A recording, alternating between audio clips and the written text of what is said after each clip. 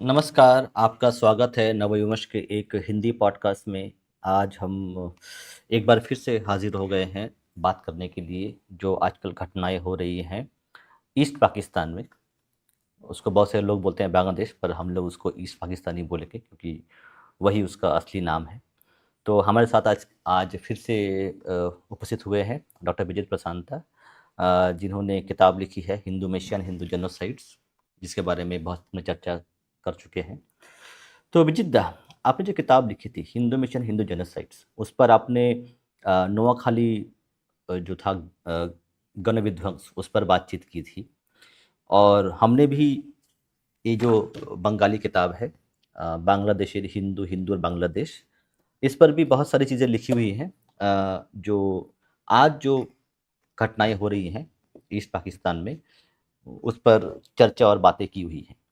तो हमसे देखा है आज क्या क्या हो रहा है। प्रोटेस्ट हो रहे हैं, दिल्ली में प्रोटेस्ट हुए हैं, कलकत्ते में प्रोटेस्ट हुआ है बांग्लादेश एम्बेसी के सामने में, और बहुत सारी चीज़ें वहाँ पर भी हुई हैं। तो ओवर टू यू, अब आपका क्या कहना है जो अभी तक घटनाएं हो रही है।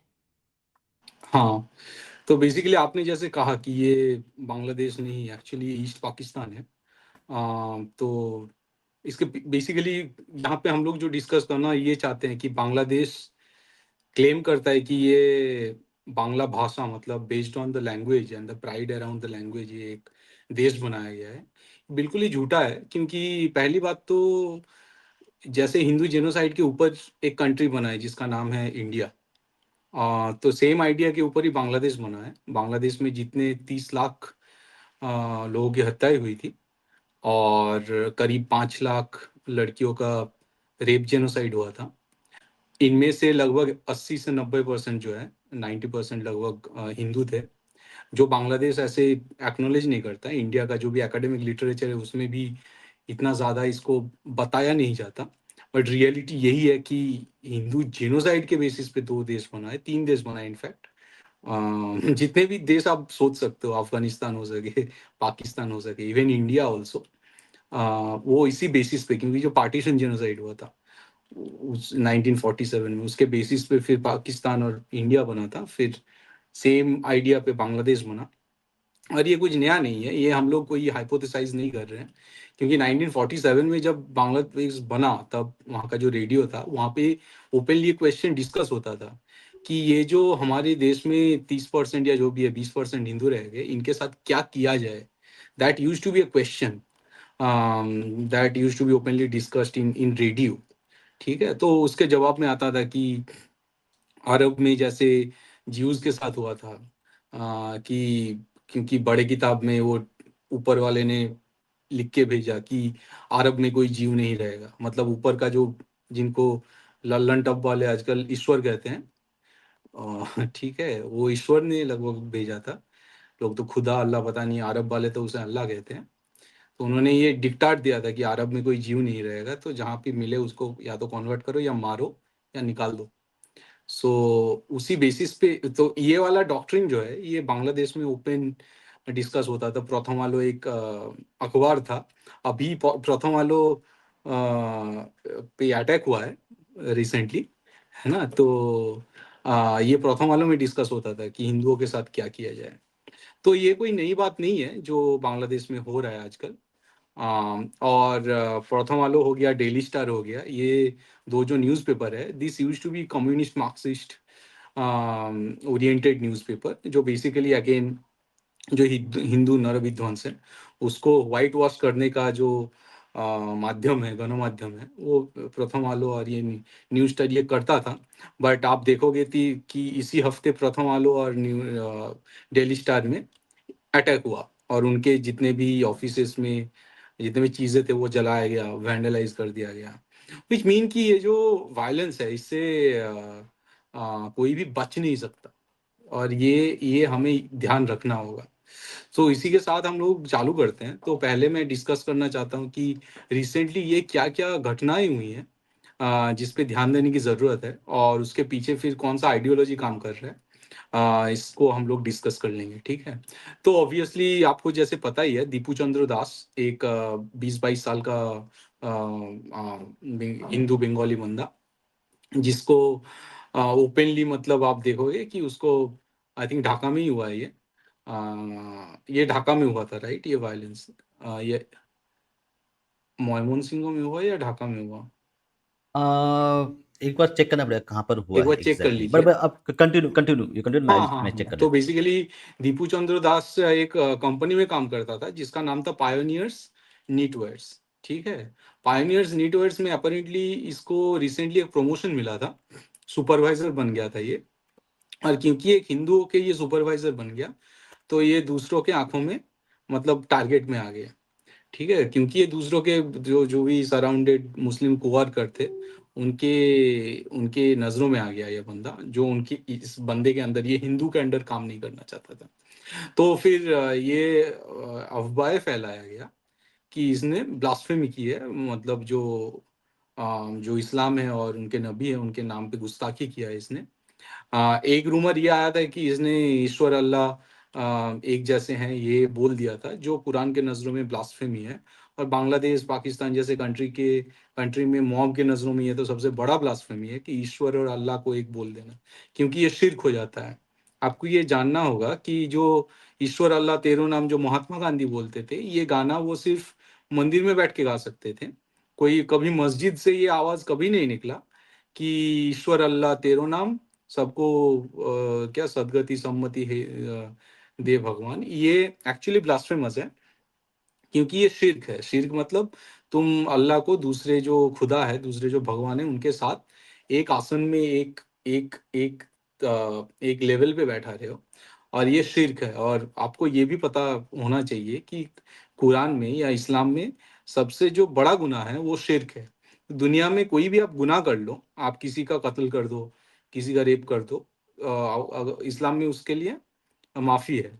लेकिन शिर्क जो गुनाह है उसके लिए इस्लाम में कोई माफी नहीं है। ठीक है। तो अपेरेंटली ये हमें सुनाई में आया कि दीपू चंद्र दास जो है, ये इसने ये शिर्क कर दिया, और ये तो मुशरिक है ही क्योंकि मूर्ति पूजा करता है। तो ये मॉब के नजरों में आ गया, तो पुलिस इसे लेके गया था, जेल में रखा था, तो वहां से फिर पुलिस ने इसको मॉब के हवाले कर दिया। और फिर क्या हुआ, फिर ऑब्वियसली बांग्लादेश का जो इस्लामिस्ट जिहादी मॉब था, वो इसको पहले पीटा, मारा, लिंचिंग किया। तो शायद मर भी गया था या जान नहीं निकला था, तो शायद जिंदा भी था दीपू चंद्र दास, जिसको आग लगा के चौराहे पे जला दिया गया। ठीक है। तो ऑब्वियसली जो पाइनियर्स नीटवेयर्स जो कंपनी है, वो तो बोल ही रहे हैं कि एक्चुअली इनके पास कोई सबूत नहीं है कि इसने ब्लास्फेमी किया था।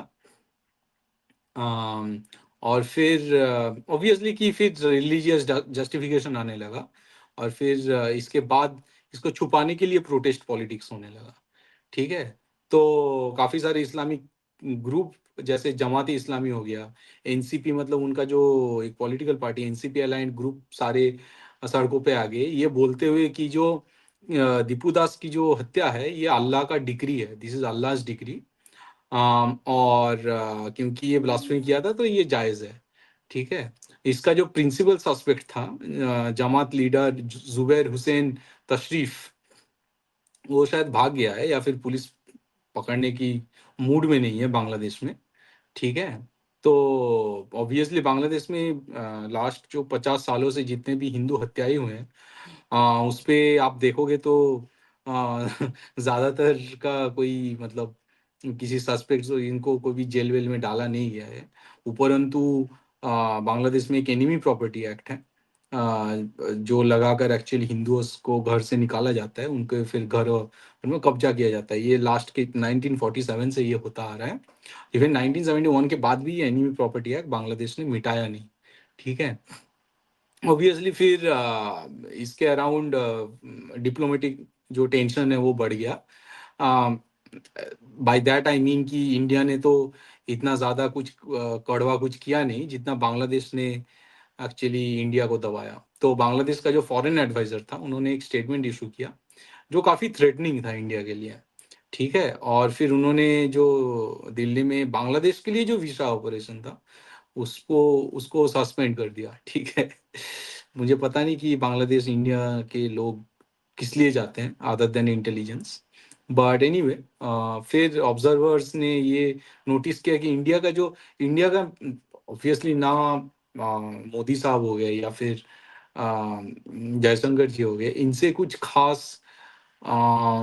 स्टेटमेंट ऑब्वियसली ट्विटर ट्विटर में आया है, बट उसके अलावा कुछ आया नहीं। इनफैक्ट जिस दिन ये लिंचिंग हुआ उस दिन आई थिंक मोदी जी को ये मिडिल ईस्टर्न कंट्री से कुछ बड़ा अवार्ड अवार्ड मिल रहा था। ठीक है, तो हाँ, आई फिक्स तो it, I fixed it, continue. हम्म, अभी सही है ना? Continue continue. ठीक है, तो यही सब चल रहा है। फिर इंडिया में भी जो आप देखोगे कि जो पॉलिटिकल रिस्पॉन्स है, खास करके बीजेपी के तरफ से, वो इतना भी मतलब कोई कुछ पैशनेट था नहीं। खास चर्चा नहीं हुआ इस बात पे। अगर न्यूज़पेपर में थोड़ा बहुत चर्चा हुआ फिर भी नेताओं से कुछ बड़ा कोई भाषण वाषण कुछ आया नहीं। इनफैक्ट आप देखोगे कि प्रियंका गांधी और असादुद्दीन ओवैसी दो लीडर थे जिन्होंने इस पे बात शुरू किया। जो मेन स्ट्रीम पॉलिटिकल लीडर है, बड़े पॉलिटिकल लीडर है, उनमें से इन दोनों ने बात चालू किया। और they spoke publicly about this violence against Hindus in Bangladesh. उससे कॉन्ट्रास्ट में आप देखोगे नरेंद्र मोदी या फिर बीजेपी लीडरशिप से खास कुछ आया नहीं। मोहन भागवत जो आरएसएस है, वो खुद को जैसे बोलते हैं कि they represent what ever Hindutva and all these things, at least लोग उन पर इल्जाम लगाते हैं कि ये हिंदुत्व पॉलिटिक्स करते हैं। उनके तरफ से बयान असदुद्दीन ओवैसी और प्रियंका गांधी के बाद आया। ठीक है, सो ऑब्वियसली यहाँ पे बीजेपी भी कुछ शायद आई डोंट नो, मतलब पॉलिटिकल कैलकुलेशन कुछ कर रहा है और समथिंग। तो ये क्वेश्चन आ जाता है कि मतलब हो क्या रहा है एक्चुअली, राइट? इंडिया में इंडिया के हिंदू मरता है, कोई कुछ नहीं बोलता। बांग्लादेश में हिंदू मर रहा है, पाकिस्तान में हिंदू मर रहा है, कोई नहीं बोलता। टू द एक्सटेंट कि अब असदुद्दीन ओवैसी भी चुप नहीं रह सकता ना। असदुद्दीन ओवैसी ये कर रहा है, उसके पीछे उसका एक पॉलिटिकल कैलकुलेशन है, विच इज दिस जय भीम जय मीम जुमला, राइट? क्योंकि अपना जो दीपू दास था, वो शायद लोअर कास्ट कम्युनिटी से था। सो ये करके फिर OAC will project in future कि we are taking care of the lower caste community. जो ये जो upper caste babu political parties हैं, जो कांग्रेस हो गया या बीजेपी, ये लोग कुछ लोअर कास्ट हिंदू के लिए कुछ कर नहीं रहे हैं। ओनली जो मुस्लिम लीग की लीडर है, मतलब जो भी AIMIM या फिर जिहादी लीडर है, यही लोग कर रहे हैं लोअर कास्ट हिंदुओं के लिए। क्योंकि लोअर कास्ट हिंदुओं को जो अपर कास्ट हिंदू है वो हिंदू नहीं मानते। ये जुमला बाद में पेश किया जाएगा, जैसे जिन्ना ने अपने जोगेन मंडल को परसुइट किया था, उसी तरह से इसको भी खेला जाएगा। तो वो असदुद्दीन ओवैसी ये कर रहा है, इसको तो ये समझ में आ रहा है। Now BJP is staying silent क्योंकि शायद इसका एक वोट बैंक पॉलिटिक्स है, और इस वोट बैंक पॉलिटिक्स का नाम शायद ये जो नैरेटिव है, शायद ये एक्चुअली मुझे लगता है कि ये बंगाल फोबिया फैलाना चाहते हैं।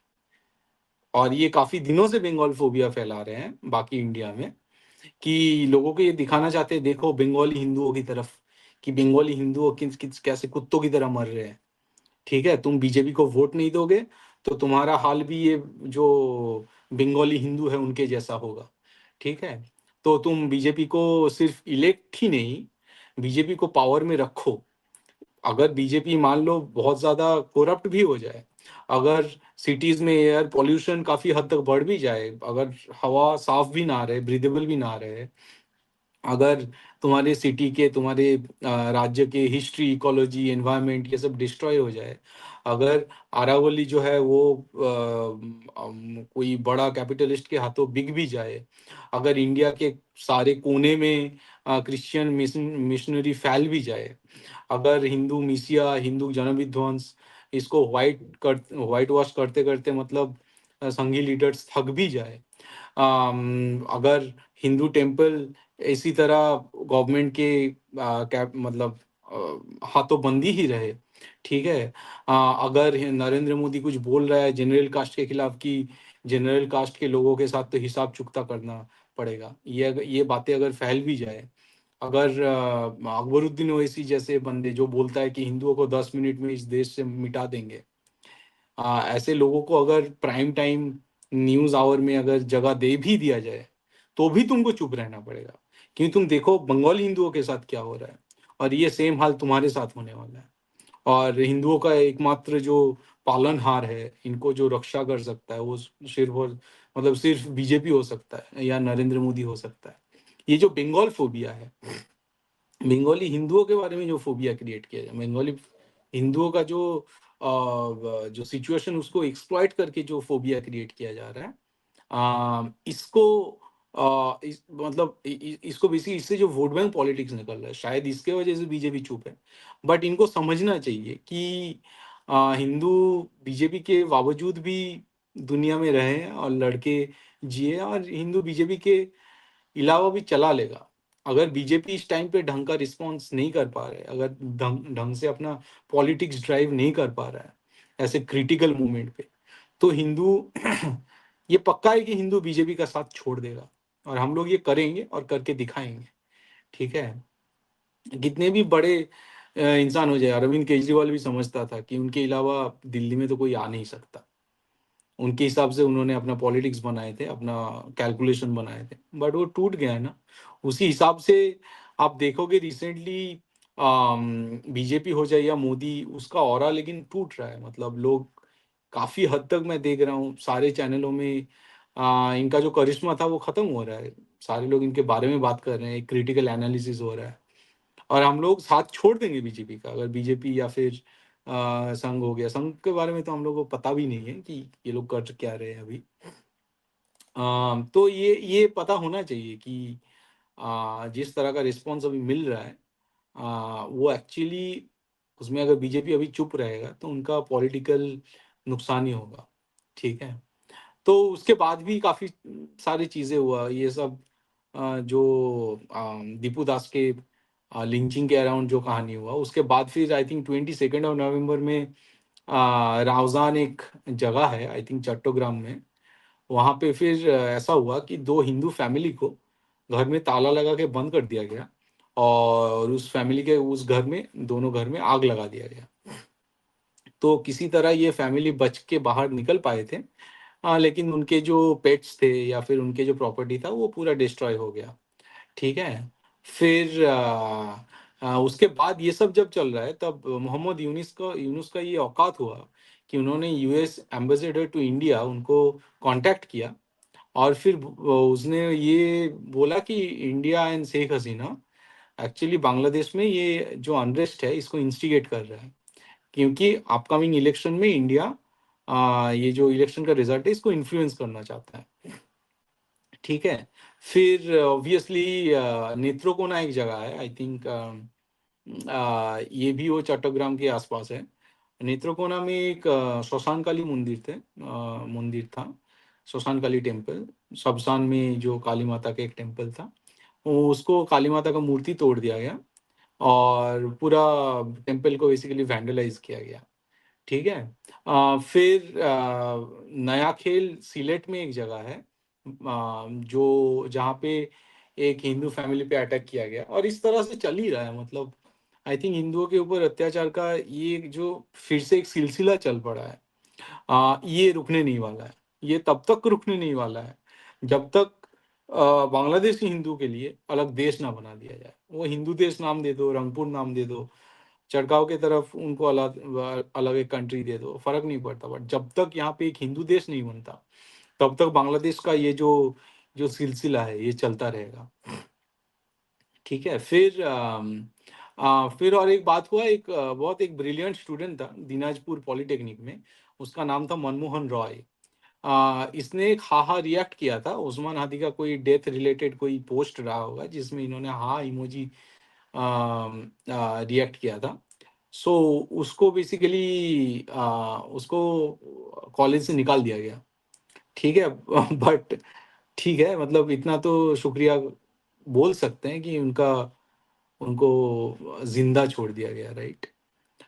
फिर ऑब्वियसली आप इस पे देखोगे, जब यूनाइटेड नेशंस का जो रिस्पॉन्स आ रहा है, यूनाइटेड नेशंस एक्चुअली ये स्टेटमेंट इशू कर रहा है कि ये हमें एक ट्रांसपेरेंट मतलब इन्वेस्टिगेशन चाहिए कि ये जो उस्मान हादी है इसका मौत कैसे हुआ है।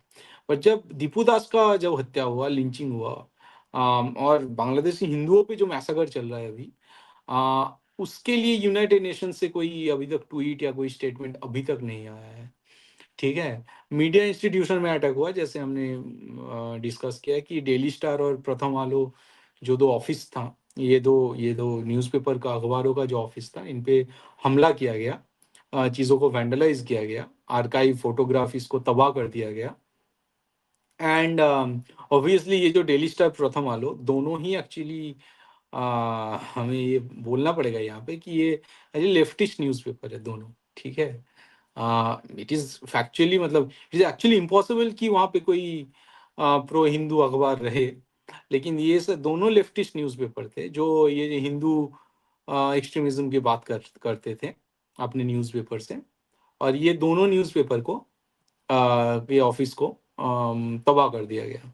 सो दिस एक्चुअली रिमाइंड्स कि जब ये रेवोल्यूशन हुआ था, नवंबर रेवोल्यूशन रशिया में, 1917, 5 नवंबर, तो लेनिन उसके बाद पावर में आया। तो बेसिकली लेनिन के लिए मैक्सिम गोर्की लिखता था बहुत कुछ। ठीक है। मैक्सिम गोर्की का एक न्यूज़पेपर था, Novaya Zhizn, I think new window, इसका इसका अर्थ न्यू विंडो है, या न्यू दुनिया, न्यू वर्ल्ड, ऐसा कुछ होगा। सो मैक्सिम गोर्की का ये अखबार था, यहाँ से वो बहुत ज़्यादा प्रेज करता था अपने लेनिन का।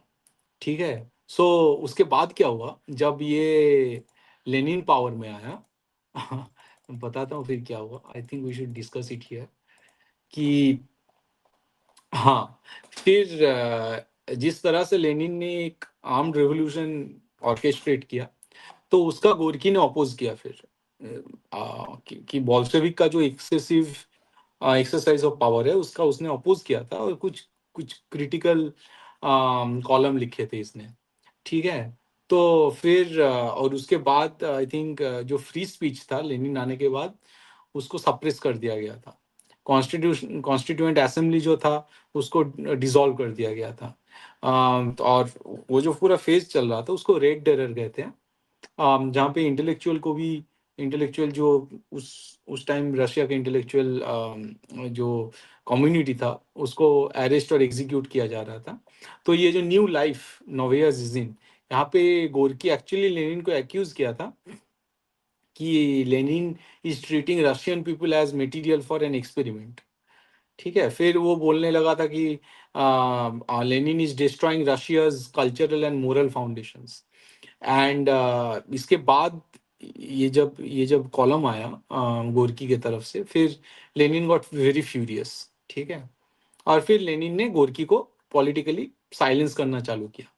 तो ये जो न्यू लाइफ वाला जो अखबार था, इसको 1918 में बंद कर दिया गया, गोरकी को मार्जिनलाइज कर दिया गया, फिर सर्वेलेंस में डाला गया उसको।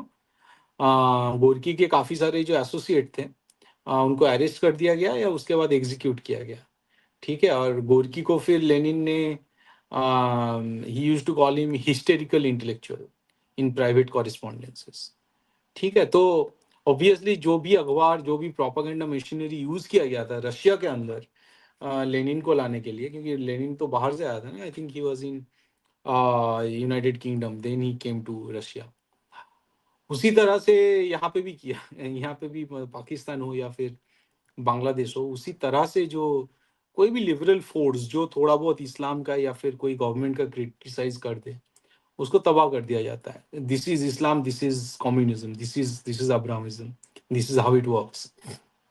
इसीलिए आप देखोगे कि इतना ज़्यादा, जितना भी लिबरल मीडिया हो जाए यूनाइटेड स्टेट्स में, they are not never going to criticise Christianism.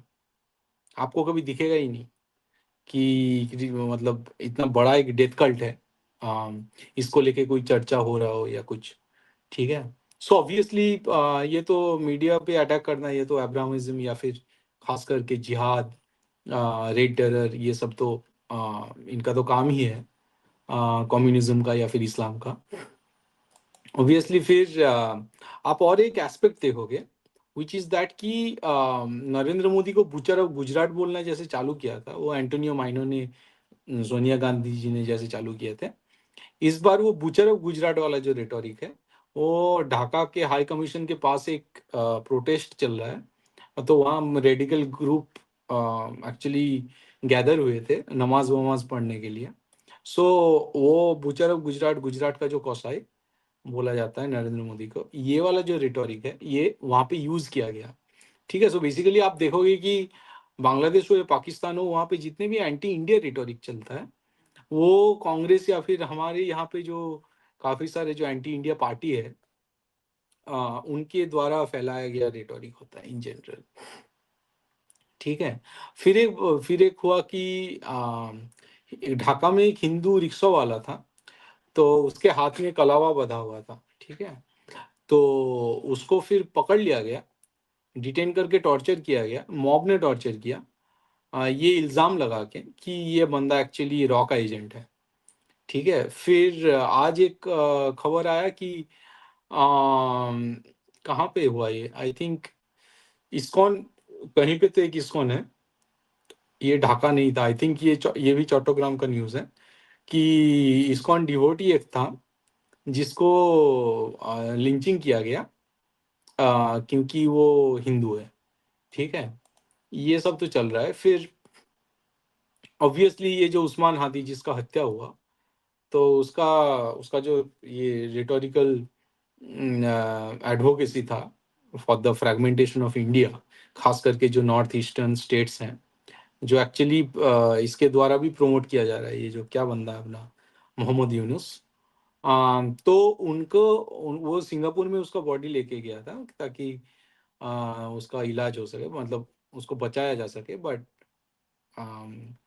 He was announce dead in Singapore. तो उसके लास्ट को फिर जब लाया गया बांग्लादेश में, तो उसको काजी नजरुल इस्लाम का जो ग्रेव है उसके बगल में उसको दफनाया गया।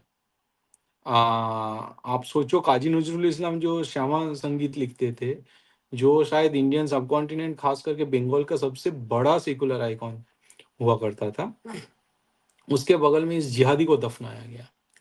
ठीक है। फिर हादी के मौत के बाद एक फॉर्मर आर्मी मेजर है जिसका नाम अब्दुल्ला आजमी है। अब्दुल्ला आजमी ने फिर ये बोलना चालू कर दिया कि हमें इंडिया का जो सेवन सिस्टर है उसे तोड़ना होगा। तो obviously Bangladeshi army, ex army personnel से भी ये बातें आजकल निकल रहा है। ठीक है। क्रॉस बॉर्डर कल्चरल आयरनी, मतलब अबू हिना रोनी एक बंदा है जो एक कॉमेडियन था शायद, वो मिराक्किल में आया था। बंगाली में एक कॉमेडी शो चलता है, एक बंदा है मीर अफसर अली। वो अपना पूरा नाम नहीं बताता क्योंकि वो छुपाने की कोशिश करता है कि वो मुस्लिम है, तो वो खुद को सिर्फ मीर बोलता है। एनीवे अपेरेंटली वो एक कॉमेडियन है जिसका मीराक्किल नाम का एक कॉमेडी शो चलता है बंगाल में। उसमें एक पार्टिसिपेंट था अबू हिना रोनी, जिसको बांग्लादेश से लाया गया था। उसने इंडिया के खिलाफ ये स्ट्रीट प्रोटेस्ट ज्वाइन किया, और वो भी ये सब मतलब जिस प्रोटेस्ट में ज्वाइन किया वहाँ पे भी ये सब चर्चा चल रहा था कि इंडिया का नॉर्थ ईस्टर्न जो स्टेट्स हैं उसको काटना होगा इंडिया से। और यही जो आयरनी है, अम, ये हमें तब दिखता है जब शाहरुख खान कोलकाता नाइट राइडर्स का मालिक जो है वो मुस्तफिजुर रहमान को आईपीएल में वो लेता है, राइट। मतलब इन spite of everything that is going on with Bangladesh and Bangladesh's audacity to play against India, to play evil against India, यहाँ पे एक एसआर के बैठा हुआ है जो मुस्तफिजुर रहमान को नाइट राइडर्स के लिए खरीद रहा है। ठीक है। सो ये जो और एक बात बता देते हैं यहाँ पे, जो मोहम्मद यूनिस है इसका एक लॉन्ग फेमिलियल हिस्ट्री है बाय द वे। तो इसका जो बाप था उसका नाम शायद दुदू मियाँ दुला मियाँ था, और ये बंदा एक्चुअली मुस्लिम लीग का पॉलिटिक्स करता था जो यूनुस का बाप था। और ब्रिटिश पीरियड में जितने एंटी हिंदू वायलेंस हुआ है ढाका कोलकाता यहाँ पे, इन्होंने हिस्सा लिया था। ठीक है। सो ऑब्वियसली एक जिहादी का बेटा, एक एंटी हिंदू लोगों का बेटा तो एंटी हिंदू ही होना चाहिए। अम, अच्छा, फिर इंडियन डिप्लोमेट के रेसिडेंस पे अटैक किया गया ढाका में। तो एक रिपोर्ट रिसेंटली आया है कि इंडियन डिप्लोमेट के रेजिडेंस में अटैक हुआ है, और ये एक्चुअली एक पाकिस्तानी नेशनल ने किया है जो बांग्लादेश में पढ़ने गया है अपेरेंटली। सो प्रोबेबली आईएसआई का बंदा होगा। और ये लेकिन बांग्लादेश का जो मेन स्ट्रीम मीडिया है, ये वाला न्यूज़ ये लोग ये कवर नहीं कर रहे, ठीक है। तो ऑब्वियसली आईएसआई का बंदा होगा ये। अच्छा, फिर एक आया कि चट्टग्राम में अच्छा नवंबर 2024 में, आपको याद रहेगा, याद आएगा कि नहीं, एक इस्कॉन पे हमला हुआ था, ठीक है। वहाँ इस्कॉन पे, और वहाँ पे हिंदुओं पे हमला हुआ था, और जहाँ पे उस जगह का नाम है हाजारी गोली, ठीक है। हाजारी गोली एक जगह है, चट्टग्राम में ही है।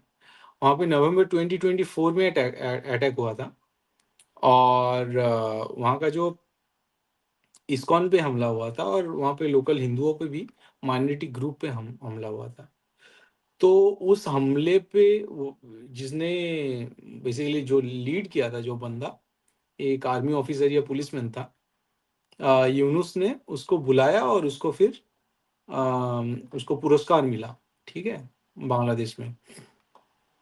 और ये सब जब चल रहा है, तो बांग्लादेश ने इंडिया में जूट एक्सपोर्ट बंद कर दिया, और अदानी का कुछ अदानी क्योंकि वहाँ पावर सप्लाई करता है, तो ऑब्वियसली कोई पेमेंट ड्यू था, तो वो पेमेंट इन्होंने दिया नहीं। तो अदानी शायद ये हॉल्ट कर दिया था पावर सप्लाई, बट अभी उसने पावर सप्लाई लेकिन रिज्यूम कर दिया।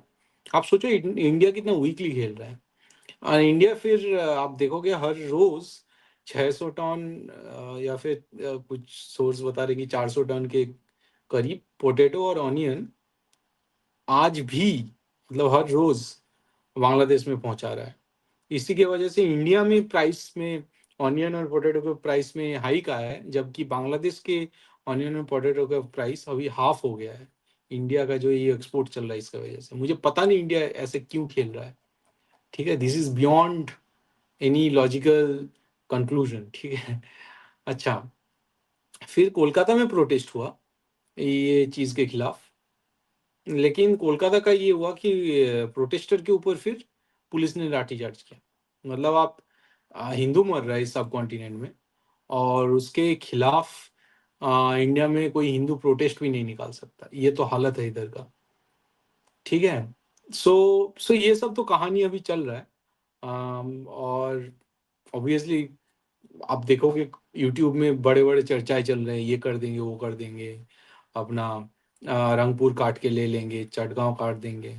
लेकिन ये सब सारी चर्चाएं हैं, जो रियल डेवलपमेंट आर्मी की तरफ से हुआ है। आई थिंक त्रिपुरा गए थे हमारा जो अ, सेना प्रधान जो है वो गए थे शायद, त्रिपुरा गए थे, क्योंकि 1971 में जब ढाका पहुंचे थे, आप देखोगे कि इस तरफ तो मेघना है, मतलब जो गंगा है एक हिसाब से, गंगा के उस पार क्योंकि ढाका है, तो ऑब्वियसली ढाका अगर आपको पहुंचना है सो नॉर्थ ईस्ट से ही पहुंचना होगा। And this is one of the reason क्योंकि वो नॉर्थ ईस्ट को काटना चाहते हैं, क्योंकि उनके दिमाग में शायद ये फोबिया है कि इंडिया अगर बांग्लादेश को अटैक करेगा तो नॉर्थ ईस्ट से ही अप्रोच करना पड़ेगा ढाका पहुंचने के लिए। क्योंकि आई थिंक त्रिपुरा से ढाका पहुंचना, it is less than 100 kilometre, it is around 50-60 kilometre. Tripura का जो एक थंब निकला हुआ है वहां से ढाका पहुंचना बहुत इजी रहता है। सो रियल डेवलपमेंट ये हो रहा है। बाकी ना मतलब प्राइम मिनिस्टर के तरफ से हो जाए या फिर ना ही सेना के तरफ से कुछ। अच्छा, और एक न्यूज आया रिसेंटली कि एक बीएसएफ जवान को पे इन्होंने गोली चला के उनको मार दिया है। सो बांग्लादेशियों ने, बांग्लादेश का जो आर्मी है, बीएसएफ के गोली चलाया है। सो ऑब्वियसली बांग्लादेश इसको एस्केलेट करना चाह रहा है, मे बी प्राइमरीली बिकॉज इन पे यूएसए और पाकिस्तान और China, they are also playing a role. और मतलब बांग्लादेश कितना भी डिस्ट्रॉय हो जाए इनको फर्क नहीं पड़ता, अपना जो यूनुस है, क्योंकि यूनुस तो बेसिकली आप देखोगे तो ये तो स्टूज है बेसिकली यूएस का शायद, और अंदर से ये जिहादी तो है ही। इसको कोई फर्क नहीं पड़ता कि क्या चल रहा है। आम, जब तक इसे पैसा मिलता जाएगा तो ये सही रहेगा। इसका एक करप्शन का भी चार्ज आया था शायद, इसका जो ग्रामीण बैंक था उसके अराउंड। लेकिन ये जब प्राइम मिनिस्टर बना, वो सारे जो एलिगेशंस या फिर जो भी केस था उसको इन्होंने हटा दिया, ठीक है। सो ये सब तो चल ही रहा है। लेकिन 1971 में जैसे मुझे लगता है कि इंडिया का कुछ हद तक एडवांटेज था यहाँ पे, लेकिन इंडिया का एडवांटेज इतना है नहीं। इवन आप अगर देखोगे कि पहली बात तो अगर नैरेटिव के मामले में भी हो, राइट, तो आ, अचानक से जैसे बांग्लादेश के लोग प्रो पाकिस्तान हो गए, which is a huge failure for Indian diplomacy and Indian intelligence network as well. But आगे देखेंगे कि क्या क्या होता क्या है actually. Vijitda, so we have one more guest who has come. So I am going to right, add him and then continue the discussion. Sure. So welcome, Shastri. So let me actually like give my take on the point that you have raised. You have raised very valid points. Okay. So your last point was that the so-called Islamization of Bangladesh is partly, maybe not fully, but partly the blame goes to India. Okay, because they let this happen. Okay, right. so there are two three qualifications on this. Okay, so we need to remember that 1971 when Bangladesh was created, from East Pakistan it became Bangladesh, but inherently it was a kind of Congress government, okay, a kind of secular government, and we know now, we know a lot of things that even Indira Gandhi did not want Indian army to go to Dhaka, from the right, military historians that we now know. So that, like, there was no intention of India, that's government at that time 71, to actually Indianize or change the social fabric, okay, the thinking pattern, the perspective of that population which became Bangladesh. Okay, so right. in that context, yeah, it's a historical blame which is there, but there is a political angle to it as well. Okay, so yes, and there's one more thing. One more thing is that when 2014, when Modi government came into power, okay, when Sheikh Hasina was ruling, so at that time, I think the society was already Islamicized. Okay, because this radicalization happened in late 80s onwards. Till 80s, correct? The Bangladeshi women were singing songs, Rabindra Sangeet, Shadi. They're wearing, correct? So in late 80s or 90s, when the Middle East money came in, money came from Middle Eastern countries, the real like Islamization happened, and that happened also because a lot of funding came for madrasas from outside the country, especially right. Middle East. So in that context, the government of Sheikh Hasina was also responsible, and there was a lot of other factors like America and other countries were funding this. Yes, right. the Indian establishment, the security establishment, the intelligence, and the political, they could have actually done much more. Okay, but they had limited scope in terms of the way things were working on. So that is one part to it. Okay, and the other part is regarding. I want to actually. We can see, okay, BJP is playing a kind of a devil's advocate kind of thing, correct? They are not speaking for Hindus, okay, that is accepted. But I, as a Hindu, want to ask all the secular, so-called secular parties, correct, those who say secularism is their motto, including DMK, including Congress, including Samajwadi Party, including other parties, Janata Dal, correct, they all say that we are secular. Why we are, why they are silent on this? No, Why they are DMK not is silent silent. on That's what this? I'm saying. कि the whole DMK, argument no, around, no so part. the, आप देखो जो जो party बात किया है और वो इस मुद्दे को उठाया है वो कांग्रेस है। They are not silent, but they are playing their own political game, just like Hmm, BJP is playing their own political game. यहाँ पे मेन इशू क्या है? हिंदू जनविध्वंस, हिंदू मिसिया hmm, hmm, hmm, in Bangladesh. Until unless you say as it is, right? फिर फर्क नहीं पड़ता। अगर अगर बीजेपी ये बोल भी रहा है या फिर बीजेपी का कोई ट्विटर अकाउंट या हैंडल आप देखोगे, आप अमित मालवीय का hmm, ट्वीट देख लो, ट्वीट से क्या झलकता है? वो बांग्लादेश का जो इशू है और वेस्ट बंगाल का जो इशू है उसको एक तराजे पे रख के ट्वीट कर रहा है। इसका कोई मतलब नहीं बनता ना। जो बंगाल का ओके। वेस्ट बंगाल का इशू है उसको अलग रखो, बांग्लादेश, जब हम्म, तुम बांग्लादेशी हिंदू के बारे में ट्वीट कर रहे हो उसके बारे में ट्वीट करो। The moment you are equating these two, तब एक बांग्लादेश का जो रेडिकल बंदा है उसके दिमाग में क्या चल रहा है, अरे आ, दिल्ली तो बोल रहा है कि बंगाल और बांग्लादेश का इशू सिमिलर है, तो इसका मतलब है उसका उसका उसका माइंड भी तो एक्सपेंड हो रहा है कि अच्छा फिर तो हम लोग वेस्ट बंगाल को कैप्चर कर सकते हैं। तुम जब इस तरह का इक्विवेलेंट सेटअप कर रहे हो, तुम फिर बोल रहे हो कि वेस्ट बंगाल बांग्लादेश है, तुम फिर you are fuelling the spirit of this radical jihadis. तो मैं हमेशा इसलिए बोल रहा हूँ कि बीजेपी क्या कर रहा है, BJP is framing this equivalence कि जो बंगाली वेस्ट बंगाल है और बांग्लादेश का इशू सेम है, सेम नहीं है। वेस्ट बंगाल अभी भी it's a functioning state, it is not as bad as Bangladesh, it is better than a lot of BJP ruled state for that matter. ठीक है, बार बार यही जो प्रोजेक्ट किया जा रहा है कि अरे वेस्ट बंगाल में क्या हो रहा है, वेस्ट बंगाल में क्या हो रहा है, ये अगर अगर कोई बाहर का कोई कंट्री है उसके बारे में अगर कोई इशू है, treat it as it is. ठीक है, मुझे इसमें दिक्कत है कि तुम हर चीज को तुम जैसे बीजेपी और कांग्रेस के पॉलिटिक्स के डुअलिज्म में ला रहे हो। खुद के इंडिया का जो पॉलिटिकल फ्रेमवर्क है इंटरनल पॉलिटिक्स का, बांग्लादेश को उसमें घुसाने की जरूरत नहीं है ना। ठीक है, तो यहाँ पे मेरा कंप्लेंट है। और आप देखोगे जैसे रेडिकलाइजेशन तो शुरू से ही था, क्योंकि Bangladesh is the original Pakistan. जो जो इकलौता जो मुस्लिम लीग का गवर्नमेंट था वो बंगाल में था, और वो इकलौता मुस्लिम लीग का गवर्नमेंट आया था योगेंद्रनाथ मंडल का जो तपस्विली पार्टी था उनका हाथ पकड़ के, उनका सपोर्ट लेके। और वो इतना गहरा मतलब इट वेंट इन, मतलब into so much in the spirit of this whole Bengal कि रिमोट विलेज में भी ये फैल गया था। अपर कास्ट लोअर कास्ट का जो जो जो इनके बीच जो खाए हैं वो वाइडन हुआ था।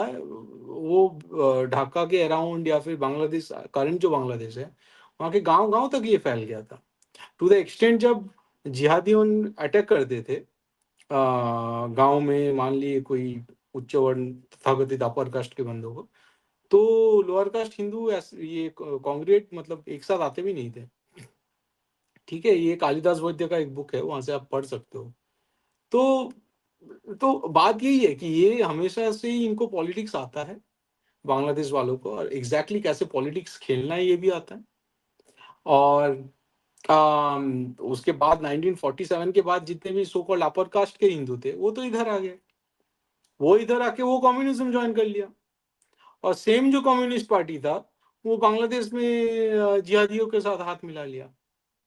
और इसका एक रिजल्ट आप देखोगे, ये जो कांगला पुक्खो गौरतो चैटर्जी जैसे लोग हैं, गौरतो चैटर्जी का मैं बार बार बोलता हूँ उसका ट्विटर अकाउंट देखो।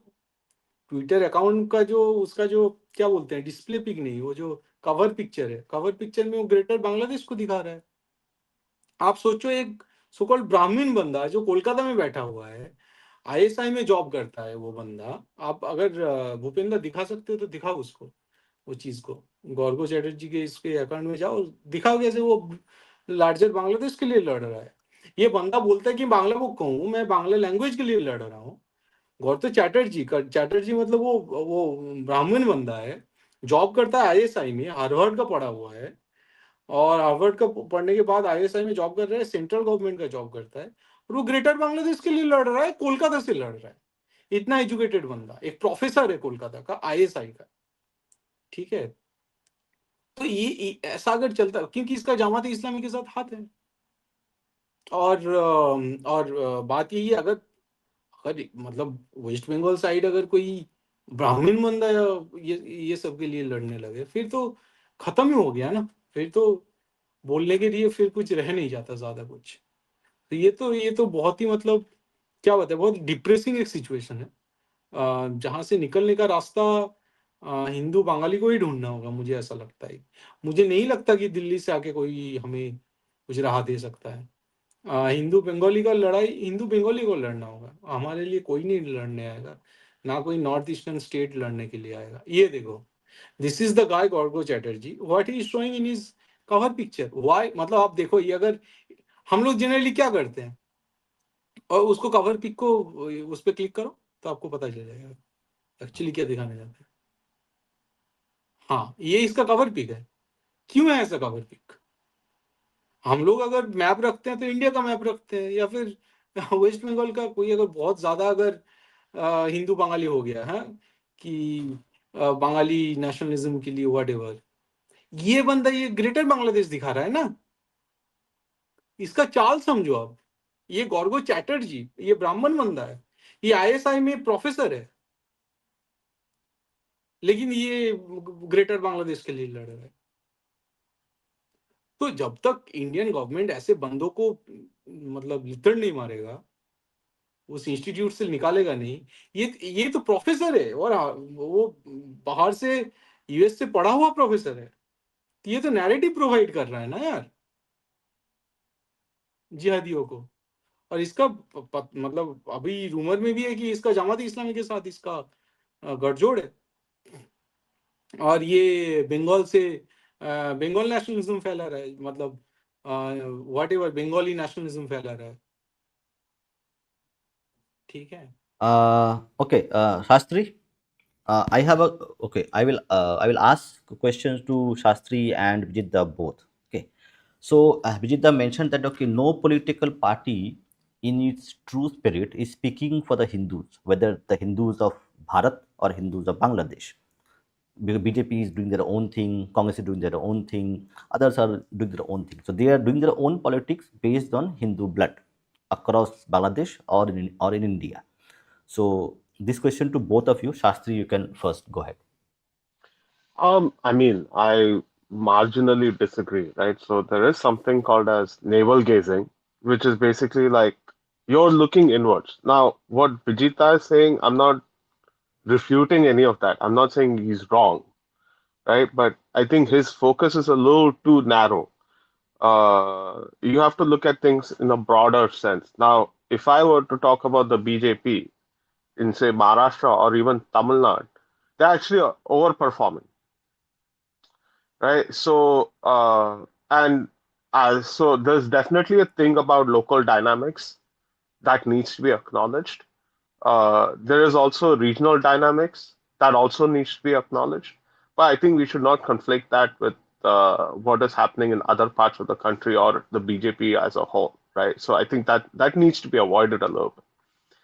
Now, the second thing is with regards to Bangladesh, right?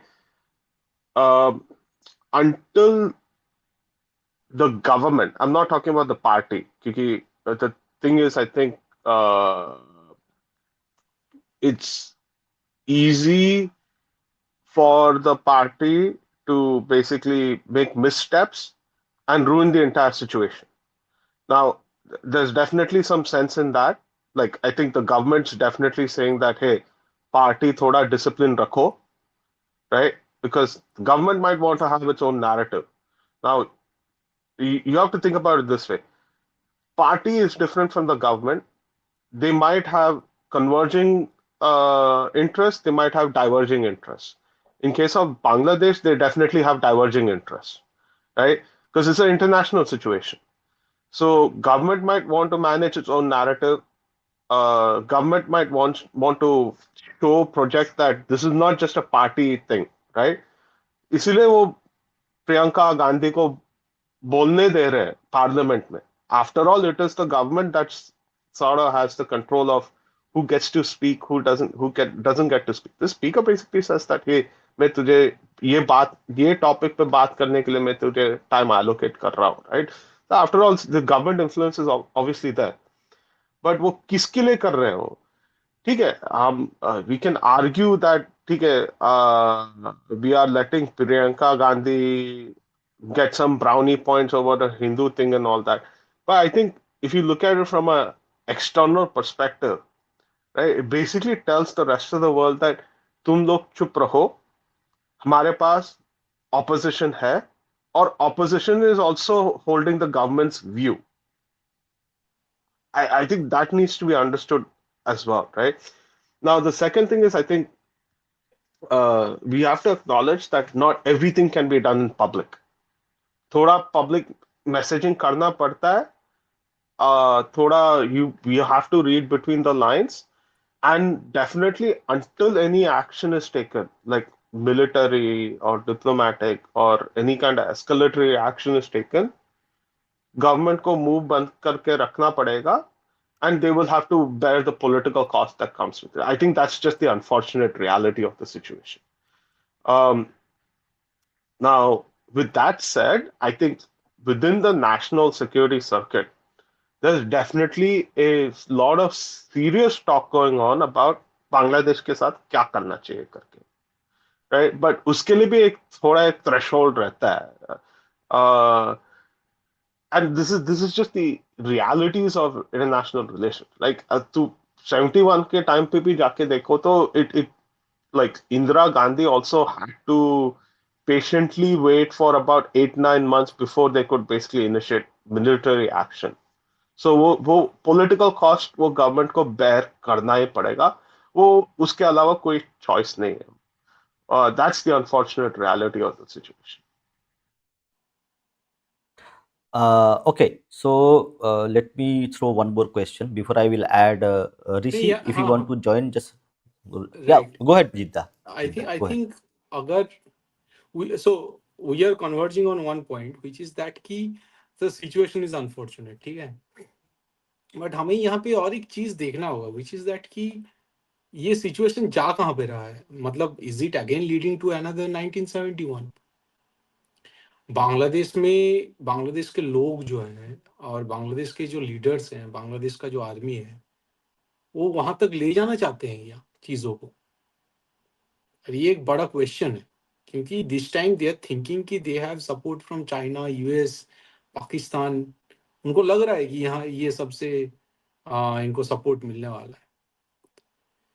ये करना No, चाहते हैं कि नहीं, ये एक बड़ा क्वेश्चन Jidda, है. no, नहीं, मुझे लगता because है कि ये लोग करना चाहते हैं, मुझे लगता yeah, है. yeah, okay, okay, you okay. Let मुझे me give a इसलिए counter लगता है argument. क्योंकि हाँ, मुझे इसलिए लगता है because they think they have a narrative which is the greater Bangladesh, and this time they are going to achieve it. और Okay, so let उन्हें me. उन्हें लगता है कि ये जगह उन्हें चाहिए, ये जो सेवन Hmm, सिस्टर्स हो गया, फॉर स्ट्रैटेजिक ऑटोनोमी, hmm, इन्हें ये सब जगह चाहिए, hmm, क्योंकि hmm, वो चाइना के साथ फिर लिंक कर सके डायरेक्टली. hmm, जो बार्मा के साइड जो चल रहा है, जो चटगांव साइड उनका जो अनरेस्ट hmm, चल रहा है, उसको थोड़ा उस पर काबू पा सके. वाटर जो है उस पर कंट्रोल पा सके. hmm, काफी टाइम ये मतलब देयर मेन टारगेट ही सेवन सिस्टर्स. काफी टाइम बोला जाता है बंगाल, बिहार, उड़ीसा भी ये लोग छीन लेंगे, बट ये सब तो ये बहुत ज्यादा एक्स्ट्रापोलेटेड नैरेटिव है, जैसे हम लोग तिब्बत के बारे में बात करते हैं. ठीक है. लेकिन मुझे लगता है कि दे आर रियली थिंकिंग कि ये लोगों को सेवन सिस्टर्स मिल सकता है. And there is really something going on between China and Bangladesh, जहाँ पे चाइना बोल रहा है ठीक है, अरुणाचल हम लोग रख देंगे, और तुम लोग ये आसाम और ये सारा जो है ये तुम अपने पास रख लो. I do think they believe कि this time they can pull it off. hmm. Okay, so let me give you a counter argument on this on one by one. First of all, correct, it's called strategic posturing. Correct. When you see a very aggressive statement from diplomats or political leadership, correct, those very aggressive statements are should not be taken literally because they are called strategic posturing, where you are playing an aggressive game and you want to see how the other part actually person responds or the other country responds to it. And second thing is that everybody knows, including Bangladesh army knows, that they cannot fight or win a conventional war with India. Even China is supporting it, even US is supporting it. So militarily, it is not possible. Yeah, the only thing can happen is kind of like a guerrilla urban warfare, at the worst kind of thing. Okay. So military knows it pretty well that it cannot win a war against India because it is surrounded by three sides by land border, and Bay of Bengal is owned by India, so they cannot escape it. Okay, so Bangladesh army is not as dumb as we are idiots as they are to actually think they can do it because they are losers. If today there is a war with India, the army is going to lose its face. They're going to lose all their perks and benefits that they get because De facto army controls a lot of things in Bangladesh. So logically, it doesn't make any sense. Yeah, if there are some jihadi elements within the army, but they also do not want their perks to go away. So now, why these statements are coming? They are coming because over the years, correct, the kind of radicalization which has taken place, correct. So, correct, I say zombie, correct, the zombification of Bangladesh. So, I would call it a little zombification of Bangladesh, which has happened. Now, when you have a very critical mass of zombies being enabled by uh, forces which are outside Bangladesh to actually contain India in many ways, correct? So, and they are being just used. They have been used multiple times. So, in actuality, it is not possible, but yes, it is a kind of a see, the jihadis want a destabilized Bangladesh because they can only survive in an unstable Bangladesh. Right. Structurally, socially, and politically. The jihadis, see, Sheikh Hasina ran a government which was a stable government. Okay, there are lots of issues are there, but it was a stable government. It was progressing well in terms of social indices. It was progressing well in terms of economic output. It was showing correct. So at that time, people will not go and join a protest because they have a job to do. They can go and get a job in the factory. So the jihadis want this instability to persist because they can only survive in this kind of situations. So all the elements which are saying all these provocative statements, they are a kind of a like wordplay which is happening, and it's at a posturing at a level where they want a confrontation because they can only survive. Shastri. Um, I think uh, what I would say is also um, we should. So when it comes to Bangladesh, right? I think there's a certain attraction to pessimism when you say that it's a failure of government of India policy, right? When on the other hand, actually it's a failure of secularism. If you think about it, right? Bangladesh under Mujib was supposed to be a secular republic. That that has fundamentally failed, right? And we should start coming out with a narrative saying that in a majority Islamist society, there is no place for secularism, right? There is no place for secularism.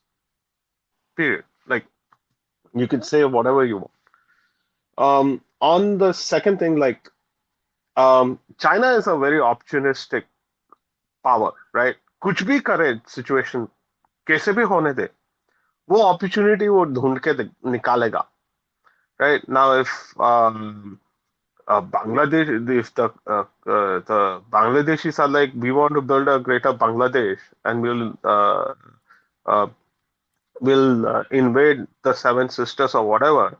China is obviously going to be like, okay, तुझे करना है कर, करके दिखा, right? Uh, this has always been Chinese strategy. That's not going to change fundamentally, right? But it can work to our benefit if we nib Bangladesh where it's at. Now, that's a question of political timing, right? When will the government put uh, uh, um, um, pull the trigger? That's a question of political timing. नहीं, China बोले, मैं वही बोल रहा हूँ कि so पहली बात on secularism, right? This is you we Hindus need to know this is precisely what secularism is. Secularism is temporalism. What is temporalism? कि जब तक जो जो क्रिश्चियन या फिर इस्लामिक पावर है, जब तक वो हावी नहीं हो जाता, जब तक वो पूरा पावर स्ट्रक्चर को ग्रैब नहीं कर पाता, तब तक जो चलता है उसे सेकुलरिज्म कहा जाता है. इन द सेंस कि there are two kind of state. एक तो गॉड के लिए है व्हिच इज इटर्नल, एक ये ह्यूमन बीइंग्स के लिए व्हिच इज सेकुलर. ठीक है, तो ये क्रिश्चियन कॉन्टेक्स्ट में कि जीसस का सेकंड कमिंग से पहले दुनिया का जो जो भी देखभाल करना होता है वो एक सेकुलर स्टेट करता है. फिर जब पूरा जगह, पूरा जो दुनिया है या फिर एक स्टेट के अंदर जितने भी लोग हैं वो जब पूरे कन्वर्ट हो जाते हैं, तब जो आता है दैट इज क्रिश्चियन और इस्लामिक स्टेट। द उनके हिसाब से जो सनातन है, उनके हिसाब से जो इटर्नल स्टेट है। So this is precisely what was the intent of the secularism, and secularism in Bangladesh has delivered it, I would rather say. In similar ways, secularism in India is also going to deliver. कि जब पूरे सारे हिंदू जब convert हो जाएंगे, वो शायद वो इस्लाम में हो, शायद क्रिश्चियनिटी में हो, तब सेकुलरिज्म का जो काम है, टेम्पोरलिज्म जो है, secular state will cease to exist, and then it will be taken over by the eternal state of either Christianity or Islam. So this is what precisely secularism is, and secularism in Bangladesh has delivered. तो इसमें तो कोई दो राय नहीं होना चाहिए। दूसरी बात यह है कि चाइना अगर चाहता है कि हाँ, अगर कुछ दिन तक अनरेस्ट क्रिएट किया जा सके, इंडिया को अगर घुमा के, ऑब्वियसली इस पे तो यूएस और पाकिस्तान भी हाँ कहेगा। And this is an issue जहाँ पे जिस मामले में अरब हो जाए, पाकिस्तान हो जाए, चाइना हो जाए, यूएस हो जाए, सारे एकजुट हो जाएंगे इस मामले में कि ये क्रिएट करो। आप देखोगे ये जो जॉन डेलोविच, एक यूएस का फॉर्मर एम्बेसडर था ढाका में, शायद वो ज्यू बंदा है, ही इज ए ब्लडी ज्यू गाय। वो बोल रहा है कि वो बांग्लादेश का जो जिहादी है उनका साथ दे रहा है, उस्मान हादी का साथ दे रहा है, इंडिया को कोस रहा है। एंड मैं ट्विटर में मैं मतलब इसराइल को टैग कर रहा था कि हियर इज अ ज्यू working against the interest of India. But obviously जो जीविश किताब है वहां पे भी हमारे जैसे जो आइडल वर्शिपर है उनको गाली दिया गया है, उनको उनको ये राइट दिया गया है कि इनको झूठ बोल सकते हो, इनको बहला सकते हो, because they are not human being, they are सब ह्यूमन, दे आर एनिमल्स। जीव लोगों के हिसाब से भी हम लोग तो एनिमल है। तो इंडिया एक ऐसा पॉइंट है जिसको डिस्ट्रॉय करने के लिए ये सारे जो पावर है वो एकजुट हो सकते हैं, और ये हो रहे हैं। अगर पूरा इंडिया खत्म हो जाए तो इसराइल के लिए वो खतरा है, लेकिन अगर सेवन सिस्टर चला जाए वो इसराइल के लिए भला होगा, आपको ये समझना होगा। ठीक है, अगर सेवन सिस्टर चला जाए तो इधर से अगर चाइना कुछ हद तक कैप्चर कर लेगा, ये कुछ हद तक अगर बांग्लादेश कैप्चर कर पाया, जो सेवन सिस्टर से वो साइड है, फिर वहां पे ये लोग एक क्रिश्चियन नेशन बना सकते हैं। और अगर क्रिश्चियन नेशन बनाएंगे तो वहां पे फिर इसराइल का दबदबा होगा। इसराइल वहां पे अगर उसको एंट्री मिलेगा उस जगह पे, इंडिया के नॉर्थ ईस्ट पे, तो वहां से फिर जो इधर के जितने भी छोटे मोटे कंट्रीज है उन पे वो ध्यान रख सकेंगे। बार्मा में जो अनरेस्ट है उस पर ध्यान रख सकेंगे, लाओस, कंबोडिया, वियतनाम हो गया, यहाँ पे ध्यान रख सकेंगे। वहां से फिर चाइना के साथ भी लिंक एस्टेब्लिश करना वो आसान रह जाएगा, हो जाएगा। तो यहाँ पे क्रिश्चियन नेशन बनाना, बांग्लादेश को थोड़ा लैंड देके, ये तो यूएस और इसराइल के इंटरेस्ट में होगा। ठीक है, तो ये एक ऐसी जगह है इंडिया का नॉर्थ ईस्ट जहाँ पे इंडिया को एग्रेसिवली खेलना होगा। और मुझे जेन्युइनली नहीं लगता ये जो अगर पॉलिटिकल एंगल जिसे दिया जा रहा है कि ठीक है हमारे तो जो ऑपोजिशन पार्टी है वो भी तो इस पे बात कर रहे हैं, तो हमें तो क्यों बात नहीं करना चाहिए भाई? तुम हिंदुओं के वोट लेके आए हो, तो तुम बात नहीं करोगे तो कौन बात करेगा? अगर मोदी इस पे बात नहीं करेगा तो मोदी कावर्ड है ना, वो बुजदिल है वो। तो ये सब 56 इंच बच्चों ने ये सब बातें नहीं करना चाहिए उसे। ये सब नॉर्थ ईस्ट ऐसा इशू है जिसपे स्ट्रेट बैट से खेलना चाहिए। ये सब फालतू प्रियंका गांधी ने बोल दिया और ओवैसी ने बोल दिया तो मुझे बोलने की जरूरत नहीं, या फिर हमें दिखाना है कि हमारा ऑपोजिशन को बोले, ये मैटर ही नहीं करता। इसको बिल्कुल ही स्ट्रेट बैट से एग्रेसिवली खेलना होगा। एग्रेसिवली खेलना होगा इसका मतलब ये नहीं कि आर्मी भेज दो, बट बहुत सारे तरीके, वो आलू और प्याज पहुंचाना तो तरीका नहीं है ना मेरे हिसाब से। क्यों पहुंचा रहे हो? ब्लॉकेट करो इनको, घेरो इनको। वो सब कैलिब्रेटेड मैनर से Okay, होएगा। वो आई थिंक okay, okay.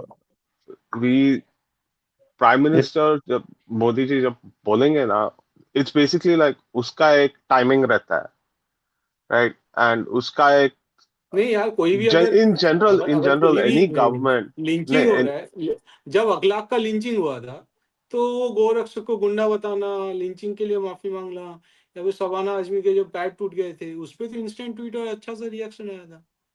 इस पे क्यों नहीं आ सकता? अगर कहीं भी लिंचिंग हो उस पे तो बात कर ही सकता है। बांग्लादेश कैसे कर रहा है?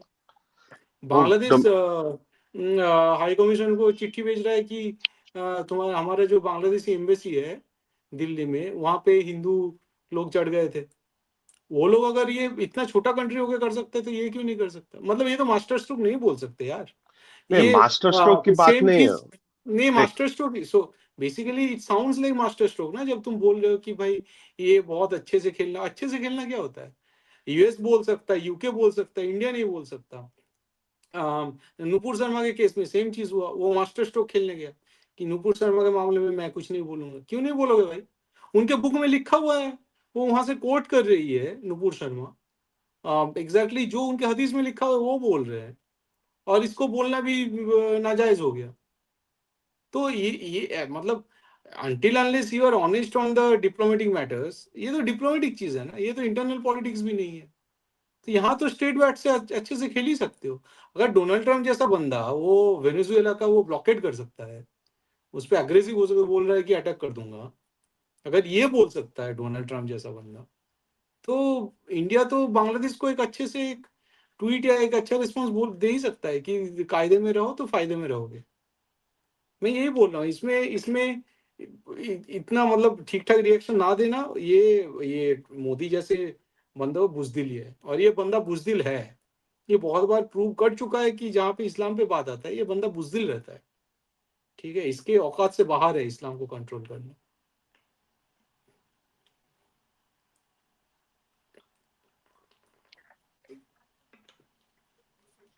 ये तो अपना ऋषि कुछ बोल रहा था शायद। हाँ हाँ। सो नमस्ते टू ऑडियंस, आप सभी को भी। सो one of the audience members who is now watching, he's from Bangladesh. uh, he told me right now to ask a question. uh, so विमर्श दा, कैसे करें वो आप बताइए। Send me the question na. Just send me the question. I will read it to the guests. Send me Fair on enough, fair enough. any other. Okay, okay, okay, yeah. Okay, Shastri, continue till the question comes. वो तो वैसे भी government तो वैसे भी north east पे बहुत front foot batting तो कर रहा है, हम देख ही नहीं रहे हैं। वो एक चीज है। दूसरा चीज क्या है कि um, कुछ चीज है ना, you can only realize what has happened after the action has taken place, right? 71 में क्या हुआ वो, हाँ, अभी हम देख के हम बोल सकते हैं कि हाँ जो हुआ सही हुआ, but that's only hindsight view से हम देख रहे हैं, right? Between before 71 there was still a 1970, right? और यू एक्चुअली 71 दिसंबर में हुआ था, राइट? सो हम लोग तो एक्शन की बात ही नहीं कर रहे हैं, हम लोग अच्छा एक स्टेटमेंट की बात कर रहे हैं। एक्शन तो बहुत बाद में आता है। नहीं, तभी भी कुछ नहीं किया था गवर्नमेंट ऑफ इंडिया ने। चुपचाप बैठ रहे थे, क्वाइट डिप्लोमेसी कर रहे थे। यही है स्टाइल गवर्नमेंट ऑफ इंडिया का। वही मैं बोल रहा हूँ, राइट? ये इनका आई थिंक मेरा खाली, let me put it this way, मेरा खाली दो कंसर्न है, राइट? एक concern is strategic communications, which means कि उन लोग ढंग से उन लोग लोगों को बता नहीं रहे कि क्यों कर रहा है, क्या कर रहे हैं, राइट? क्यों घुस अभी इंटरवीन करना है तो उसके लिए भी एक नैरेटिव चाहिए, राइट? वो वो उनको वो ढंग से नहीं करेंगे, उसका वो मुझे एक कंसर्न है। और दूसरा कंसर्न है कि एक्शन लेंगे और फिर कम्युनिकेशन लेट आएगा, राइट? सो खाली यही कंसर्न है, बट बाकी सब ये गवर्नमेंट ऑफ इंडिया का स्टाइल ही है, सही है। क्वाइट डिप्लोमेसी करो, फिर जब एक्शन आता है फिर धबाधब खटाखट कर देते। 1971 में भी ऐसे ही हुआ था। Between I think February to December चुप, गवर्नमेंट तो चुप ही बैठ रहा था, गाली बहुत खा रहा था। फिर 71 में दिसंबर में आई थिंक एक दिन बाद फिर पेपर में बाहर आया कि ओ हम जा रहे हैं बांग्लादेश के अंदर। एंड बिफोर दैट टू उन लोग मुक्ति बाहिनी को सब सपोर्ट तो कर रहे थे, but the thing is like situation अब आजकल थोड़ा अलग है, राइट? वो टाइम पे क्या था कि you at least had a Mujib, you had refugees, you could train them. अभी वो भी नहीं है. So whatever action you take, it has to be on your own. And uh, that उसके लिए क्या solution निकालने वाले वो हमें सिर्फ hindsight में ही मिलेगा. And here's the other thing, हम लोग जो भी intervention करेंगे, it'll be temporary. It'll only kick the can down for 20-30 years, right? Like ये इसका there's no like one shot solution for this. ये kick कर करके you have to break it down to a small considerable size, and then India needs to do what it needs to do. But ultimately क्या है कि I think 30 साल का solution क्यों है? अगर कोई हिंदू देश बनाना है, बनाओ हिंदू देश। नहीं सीधी वो सी बात है। आई थिंक इस टाइम तो वो हो ही जाएगा, वो मुझे तो लग ही रहा है वो हो ही जाएगा वो, right? But ultimately, I think I'm just going to simply say, put it this way, right? So from the river to the sea, Vanga Pradesh will be free. वही है एक solution. We have to internalize this region and then change it completely upside down. But Right. उसके लिए वो बहुत time लगेगा, बहुत effort लगेगा. And the unfortunate reality is we have to do it both in the east and the west. नहीं, एक साथ तो नहीं कर सकते ना, एक साथ तो दोनों को मोबिलाइज नहीं कर सकते। नहीं, I don't think so. The government can. See, the point is, Bangladesh से ज्यादा उलझन में पाकिस्तान फंसा हुआ है, तो उसे रहने दो। नहीं, मतलब पाकिस्तान के लिए आज कुछ नहीं अगर करना, पाकिस्तान के लिए कुछ नहीं इंडिया करना बांग्लादेश का कुछ जंग लग जाए, मुझे नहीं लगता पाकिस्तान ये सब कुछ कर पाएगा।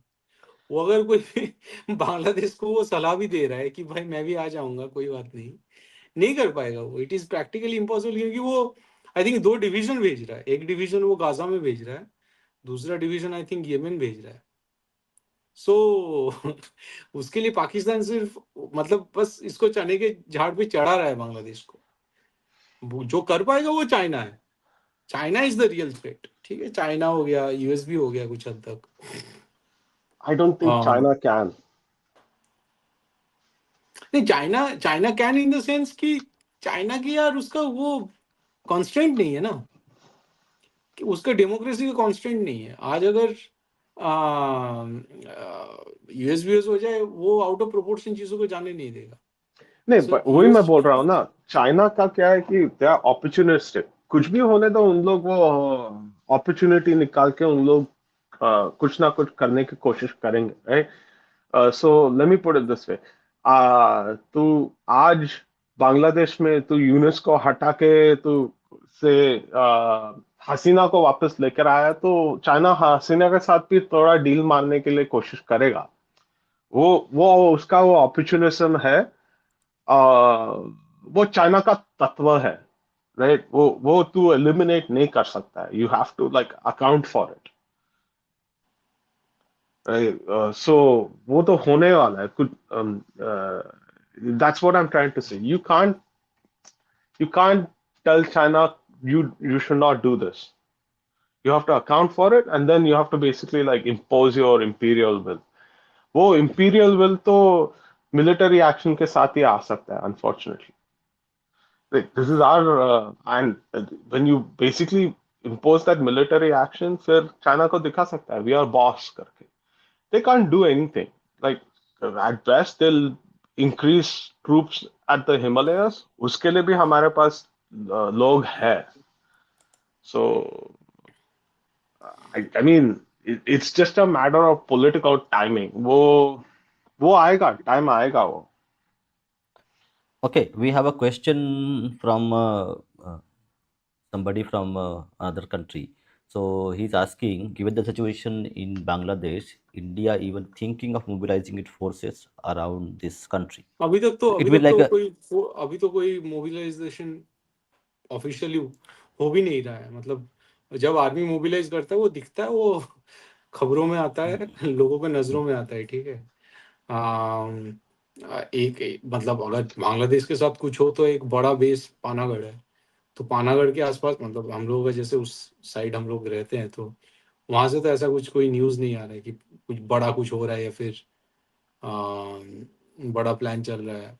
एटलीस्ट विजिबली नहीं दिख रहा है।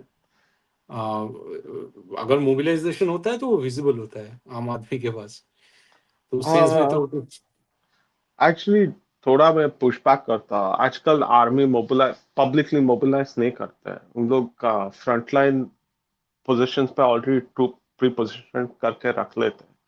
सो तुझे पहले 72 आवर्स के लिए तुझे मोबिलाइजेशन नहीं दिखेगा, राइट? सो क्या होएगा कि basically first, if military action is initiated, right, army घुस जाएगा और फिर within the next 24 hours mobilisation चालू होएगा। इट वोंट बी लाइक पहले मोबिलाइज करते फिर अटैक करेंगे, ऑलरेडी प्री पोजिशनड है। uh, दूसरा चीज क्या है कि I think they are setting their forces in order. Army chief Agartala गए थे। इंडियन आर्मी ने दो और कंटोनमेंट सिलीगुड़ी कॉरिडोर पे ओपन किया है। They opened up another base right opposite, वो कौन सा वो एयरफील्ड है, वो लाहेरी घाट। और फिर I have seen some units activated around Kolkata area. So कर तो रहे हैं एंड एक्सरसाइज भी कर रहे हैं। So I think there is something going on. Okay, so there is one more question that is come. So in Bangladesh, there is a narrative that there is a kind of a constant firefight between the BGB and the BSF on the Indian side. So we are not there, so we can't ask like answer this अभी factually एक news because में आया था कि BSF के कोई जवानों को तो गोली मारा है।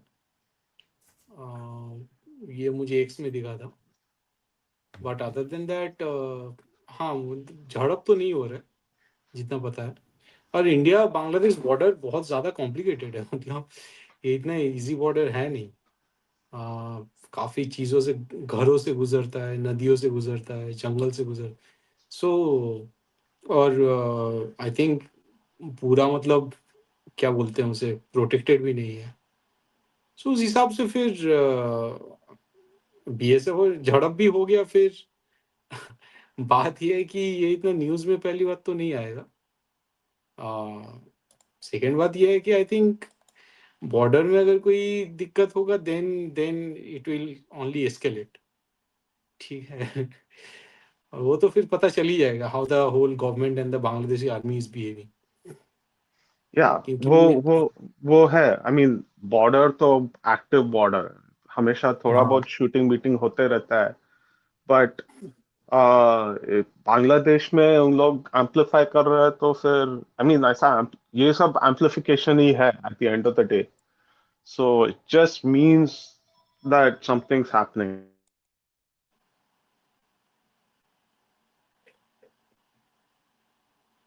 yeah, Rishi, you want to say something? कुछ और बोलना है?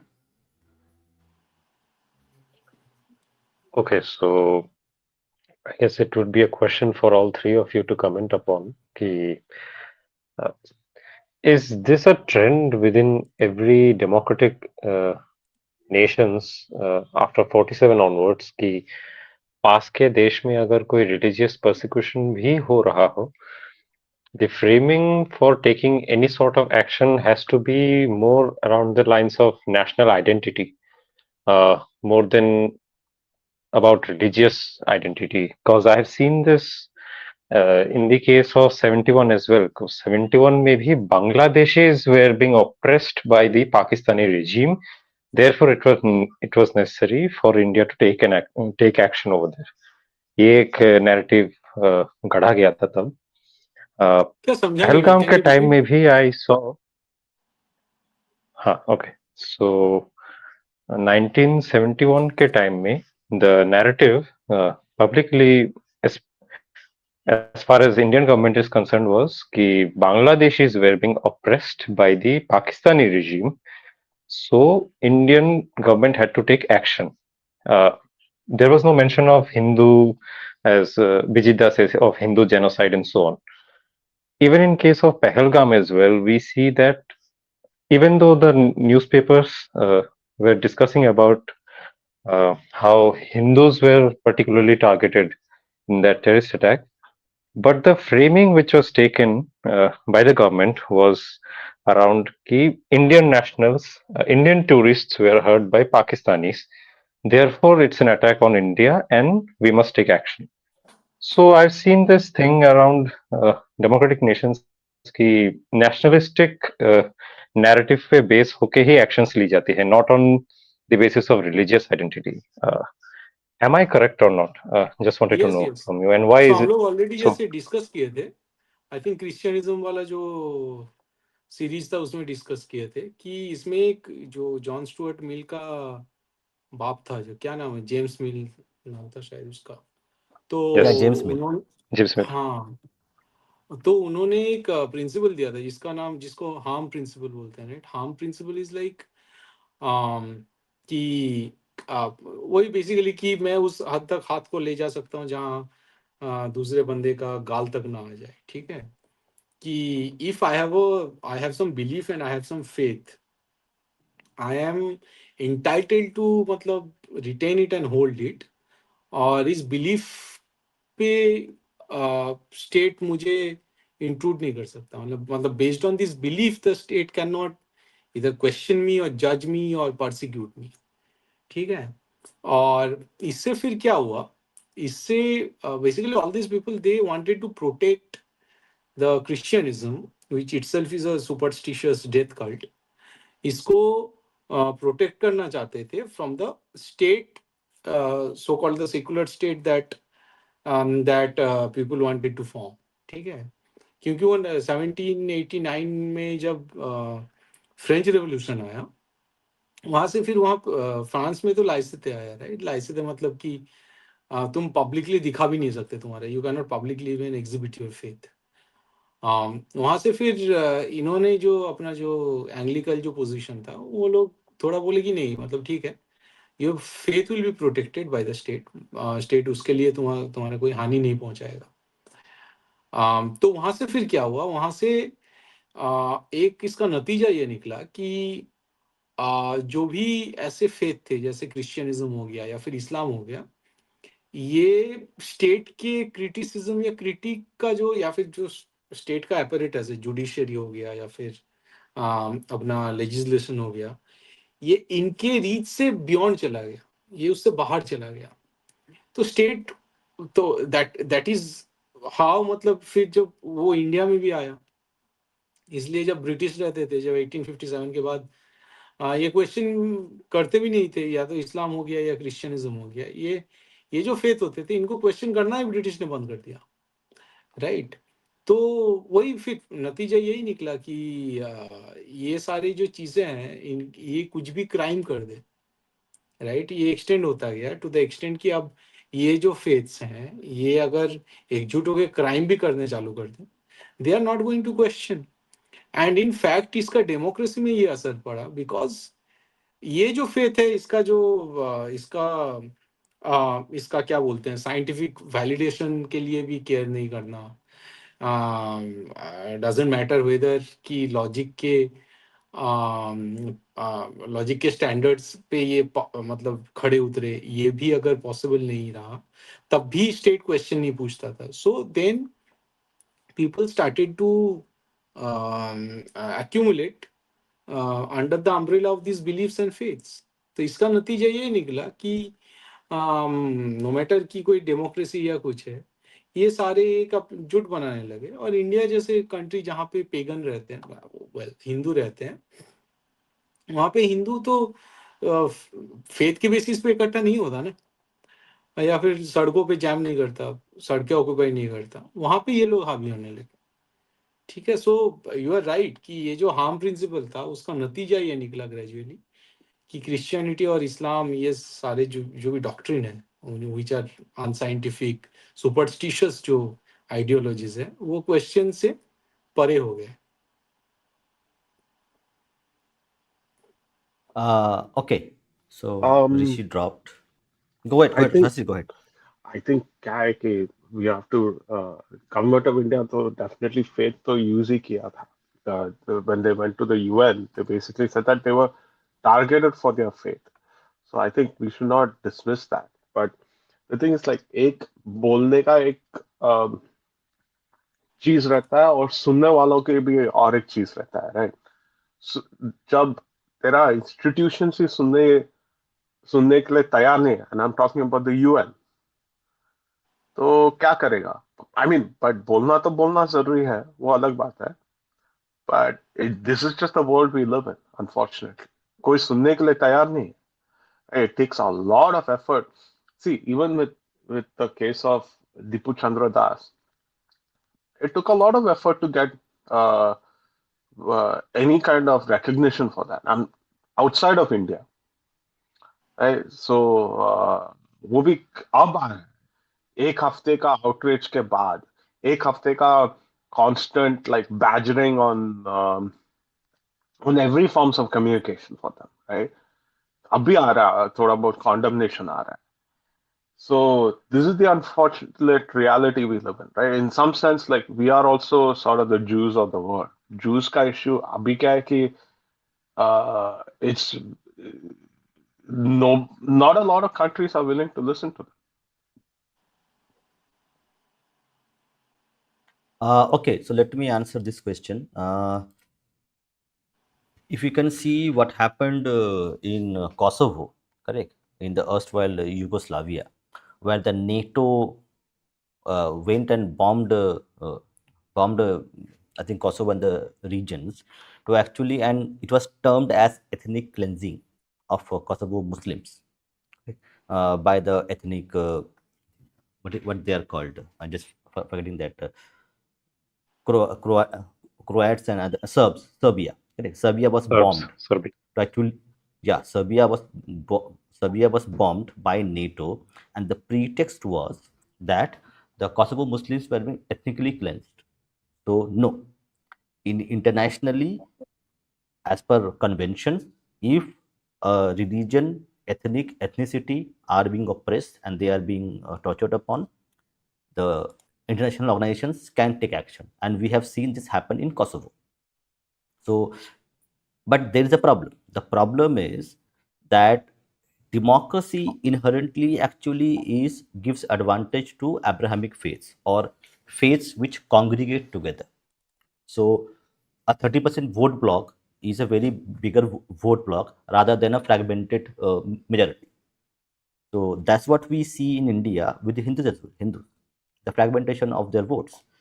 So now inherently democracy is not ideal for us because we like to differ. Like all four of us, we all talk to each other, but we differ on specific points. But when we talk about Abrahamics and congregational faith systems, they inherently don't have that idea of like disagreeing. You agree or disagree. That's it. So my question to actually two of you and even to Rishi as well is that politically we see that Hindus do not hold sway over political parties in terms of their policies, narrative, or the way they function from DMK to RJD to Congress to TMC, even to BJP. So, is this a failure of Hindu society to actually mobilize as a political force to actually get their rightful, let's say, demands, which is there? So, I'm asking a larger question that no political party is today is going to do anything just because we are demanding as Hindu, but the same thing they will do for Christians or other Abrahamic faiths. So, is there something that we have to introspect as a Hindu society to reflect upon that why we are powerless, why today who is this correct, that Congress lady, correct? So they were in that Gaza bag they were wearing, correct, in parliament. Priyanka Gandhi. Priyanka Gandhi was wearing Save Gaza, correct, and it got a lot of media coverage now, and that happened with many actually politicians. Every political party had a statement, okay, this is wrong, but we don't see this happening. Even at 5th August, it didn't happen, and right now it didn't happen. Is there something that Hindu society needs to reflect upon? Why they are unable to garner that kind of uh, political, what we say, political effectiveness to actually get that done? Shastri, Bijeet, and everybody. I'll go first, right? Hmm. I actually disagree. Hmm. Because the thing is like the biggest counterpoint for you is basically Ram Mandir. There was no greater example of pan-Indian political mobilization than that. Right? I mean, I think we might be mistaking the fact that oh, there's no pan-India reaction or pan-India uh, Hindu solidarity or whatever, um, for like lack of Hinduness or Hindu political activity. Um, I think at the end of the day, you also have to realize is that see people have priorities, right? हर एक चीज पे तो outrage नहीं कर सकता है. And you have to look at things from a local perspective as well. Right? Now, if I go to Tamil Nadu and I talk to a Tamil over there, sure, he'll give you the 2 minutes that um, Dipu Chandra Das for Dipu Chandra Das and say Om Shanti Sadgati, but he'll move on to his next issue, which is basically the Deepam at Madurai, right? That's his primary issue. So um, I think what's happening is that we've resolved a lot of pan India issues, but people's attention have gone towards more local issues. Right? So local temple issues are becoming much more, a lot more attention is given to that. Um, Building local regional institutions, a lot more attention is now being given to that. Uh, and there's also a lot of political mobilization as well, right? So the finance minister of India came to Hampi and basically said Hampi is poorly maintained. I think that's also a form of basically like a result of political mobilization. And we've all been screaming about how bad our heritage structures have been maintained. And the finance minister is acknowledging that, right?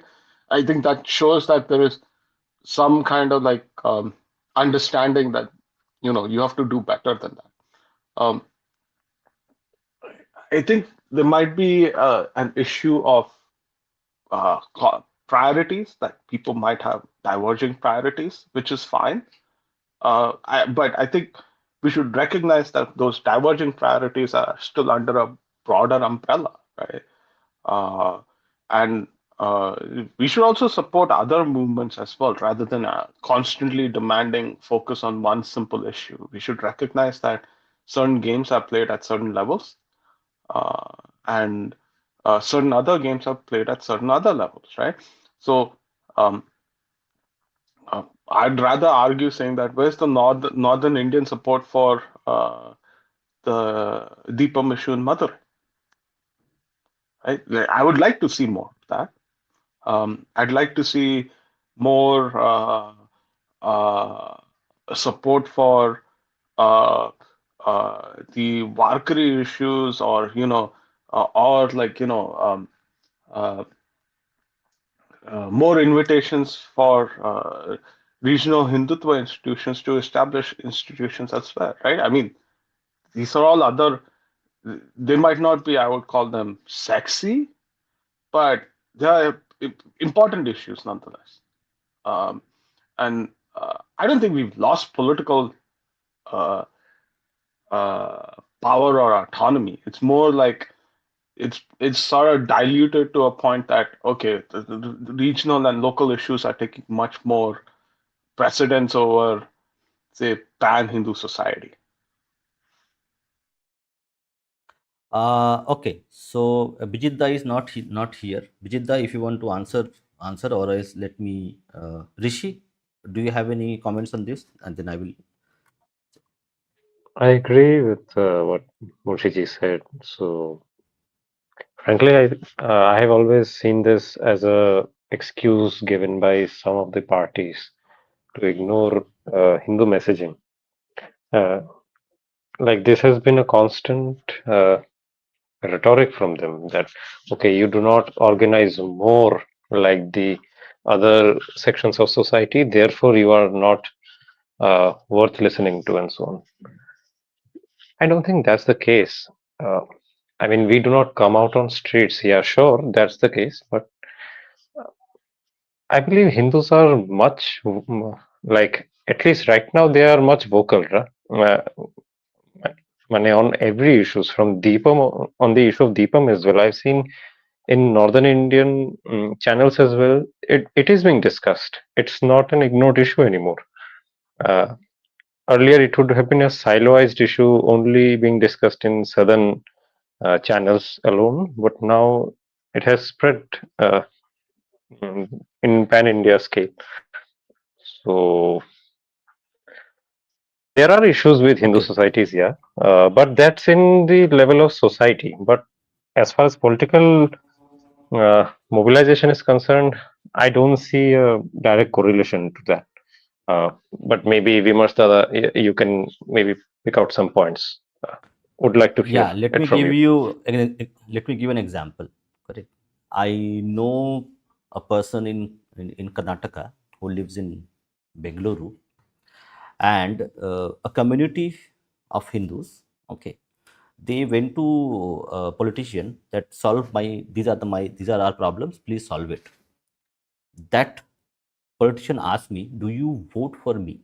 He says, "No." Well, how long you are living in this city? He said, "For 30 years." But 30 years, Hindus are so politically active. For 30 years, they did not vote in that place, and wherever they had their voter ID cards in another state, they even didn't go there to vote. So this is the political awakening, the political expediency, the political consciousness of Hindus in general. I'm talking about one community whom I spoken to. So that's where I coming from. DMK can go to Supreme Court, spend states money, go to Supreme Court to prevent the lighting of Deepam. Will any other party will take that stand for any Hindu causes? The answer is no. And we need to ask ourselves why it is no. Even BJP, the so called Hindu party. Go ahead. The fix is Maybe always Munshi can judicial. take that. Yeah, Yeah, Munshi, go ahead. I mean, um, the BJP has been burnt quite heavily, right? We have to remember a couple of things. The fix is always judicial. Um, and there's also um, the sort of like strategic philosophy of um, when your opponent is making mistakes, let them keep doing it. Hmm. And there's that perspective that I would also encourage people to take, right? Um, and that's the perspective Tamils in the Tamils in Tamil Nadu have taken as well. It's like, oh, DMK is going to the Supreme Court. Bad idea. Let them do it though, right? And uh, turns out that the entire thing is backfiring on them. The entire thing is Yes. backfiring. So And this, so it's like there's okay. that thing, Okay. and and Okay. and there's Understood. Let me just actually give you a little bit of information, then you can continue. As a political party, correct? DMK is doing politics for last 30 years. Okay. So we cannot just, and see, their logic might be flawed. I have no problem with that. Their logic may be flawed. What I am saying is that they have taken a calculation that the 30% or whatever percentage numbers are there, forget about the numbers. For the last 30 years of their political experience, they see that I can make a wrong decision, I can take a wrong step, but still it will somehow benefit me rather than taking the Hindu side. So, is there something that why they are making a wrong decision? Correct. They do have some own calculations. Okay, I have these things I can play upon. So we cannot just say that okay, DMK is are idiots into the political stance that they are taking. No, see, I Don't want think to it answer not be this fair part to them. actually. Go ahead. Basically, it goes back to the same thing. क्योंकि temples are not free. So you see, in temples used to be a medium through which the so-called upper class and lower class Hindus used to interact with each other. कि upper Okay, class we should Hindu not ने कुछ say बोला, we should not say upper and lower class. We'd say different punts can come together. different puns and class. I'm saying class. Hmm. कि different class की rich and poor Hindu, right? Hmm. ऐसा तो नहीं है कि मतलब सिर्फ पुअर हिंदू अपने सो कॉल्ड लोअर कास्ट में मिलता है, राइट? पुअर हिंदू ब्राह्मण में कम्युनिटी में काफी सारे पुअर हिंदू मिलते हैं, राइट? तो ये जो different classes of Hindus, they are not talking to each other, and then the state is interfering कि चलो तुमको ये देंगे, तुमको थोड़ा दूसरा वाला कुछ स्कीम दे देंगे करके, जो they have started to intervene, right? ये जो सोशल डायनामिक है हिंदुओं का, ये बंद हो गया है. Now to open it up, we have to free the temple. और ये सबसे ज्यादा सरकार को समझ में आता है कि जिस दिन हिंदू टेम्पल ओपन हो गया, वो सिर्फ डीएमके के लिए खतरा नहीं है, इक्वली वो बीजेपी के लिए भी खतरा है. क्योंकि अभी जो है वो पूरा जो नैरेटिव डिक्टेट हो रहा है वो टॉप डाउन हो रहा है कि मोदी जी आके कुछ बोल दिए और पूरा हिंदू समाज हो ऐसे हो गया, राइट? कि भाई, है ना, क्या मतलब, क्या मजेदार बात कर दिया. लेकिन जब टेम्पल चालू हो जाएगा तो रिसोर्सेस हो जाए या फिर वेल्थ हो जाए, या फिर ये जो सोसाइटल डायनामिक्स हो जाए, ये सारे टेम्पल से डिक्टेट होगा. तो फिर एक एक नेता का जो दबदबा है वो कम हो जाएगा, नो मैटर कोई भी पार्टी से हो. तो आई थिंक कि इसके लिए हमें टेम्पल फ्री मूवमेंट की जरूरत है, क्योंकि मुझे हाईली लगता है कि जब टेम्पल के थ्रू जब अलग अलग हिंदू कम्युनिटी आपस में बात करने लगेगी, that will eventually lead to the stabilisation of Hindu life, Hindu polity, Hindu society. और ये फिर घर वापसी, ये सब मूवमेंट का भी रास्ता खोल देगा. अभी घर वापसी किस लिए नहीं हो पाता है कि आप अगर कोई, मान लो कोई मुसलमान समझ भी गया कि यार ठीक है, इस्लाम में ये खराबी है, तुम, और मैं हिंदुस्तान का बच्चा हूं तो मुझे हिंदू बन जाना चाहिए, इन द सेंस कि मुझे इस्लाम छोड़ना चाहिए. अब घर वापसी के लिए आप मतलब इतना मुश्किल होता है. एक तो कोई सेंट्रल ऑर्गेनाइजेशन नहीं है, सर्टिफिकेट बनवाने जाते हो फिर भी 3 महीने लग जाता है. उल्टा आप देखो, कोई अगर मुसलमान बनना चाहता है वो रात तक मुसलमान बन के घर आ जाएगा. खतने के लिए शायद 1-2 दिन लगेगा, बट वो रात तक उसको सर्टिफिकेट वगैरह सब कुछ मिल जाएगा. अगर सुबह मैंने डिसाइड किया कि आज मुझे मुसलमान बनना है, मैं रात तक मुसलमान बन जाऊंगा. तो मतलब ये एक पैराडॉक्स है इंडिया में, जिसमें हम लोग जी रहे हैं. और इसके लिए तरीका मुझे जो जितना दिख रहा है वो तरीका यही है कि थोड़ा टेम्पल को फ्री करो, थोड़ा सिलेबस चेंज करो, हिंदू जो जन विध्वंस है उसको बार बार पढ़ाओ, लोगों के दिमाग में घुसाओ और उससे क्वेश्चन डालो. आज आपने देखे होंगे कि एक, I think, Jamia Millia Islamia university में एक प्रॉफ ने क्वेश्चन डाल दिया कि right about the Muslim persecution in India. Just imagine, हम लोग 10 साल से ये नैरेटिव बना रहे हैं कि बाबर ने इतने मुस्लिम मारे, अकबर ने इतने मारे, हम लोग बोलते जा रहे हैं, बीजेपी ने कुछ नहीं किया. आज जामिया मिलिया इस्लामी में क्वेश्चन आ गया. अब उसको उसके लिए बर्खास्त किया गया ऑब्वियसली, बट वो कोर्ट जाएगा तो वो जीत जाएगा ना, वो आसानी से जीत जाएगा। मतलब एक तरह से this is a freedom of speech. अगर फ्रीडम ऑफ स्पीच है तो उसको यूज करके फिर हिंदू जो जन विध्वंस है, हिंदू जो परसिक्यूशन है, उसको दिखाना नहीं तो ऑब्वियसली ये झूठा आरोप फैलेगा कि इस सब कॉन्टिनेंट में मुस्लिम परसिक्यूट हो रहे हैं। तुम जब तक ये डायरेक्टली बोलोगे नहीं, जब तक स्टेट अपैरेटस इसको इसको इसको मतलब वोकली चीजों को स्प्रेड करने के लिए आएगा नहीं, तब तो मुस्लिम टेक ओवर करेगा। तुम्हारा एकेडमिक सिस्टम तो जैसे बोला जाता है कि हमने अपना एंटरटेनमेंट इंडस्ट्री तो इस्लाम को दे दिया, अपना एजुकेशन तो मिशनरी को दे दिया, और अपना जो पॉलिटिक्स है वो कम्युनिस्ट को दे दिया। तो ये सारे चीजों को जब तक कैप्चर न करोगे, और वही कम्युनिस्ट आजकल टेम्पल चला रहा है, या फिर कोई इस्लामिस्ट मिशनरी टेम्पल चला रहा है, तो ये तो हाल है। ये जब तक सुधरेगा नहीं तब तक पॉलिटिक्स में भी स्टेबलाइजेशन आएगा नहीं।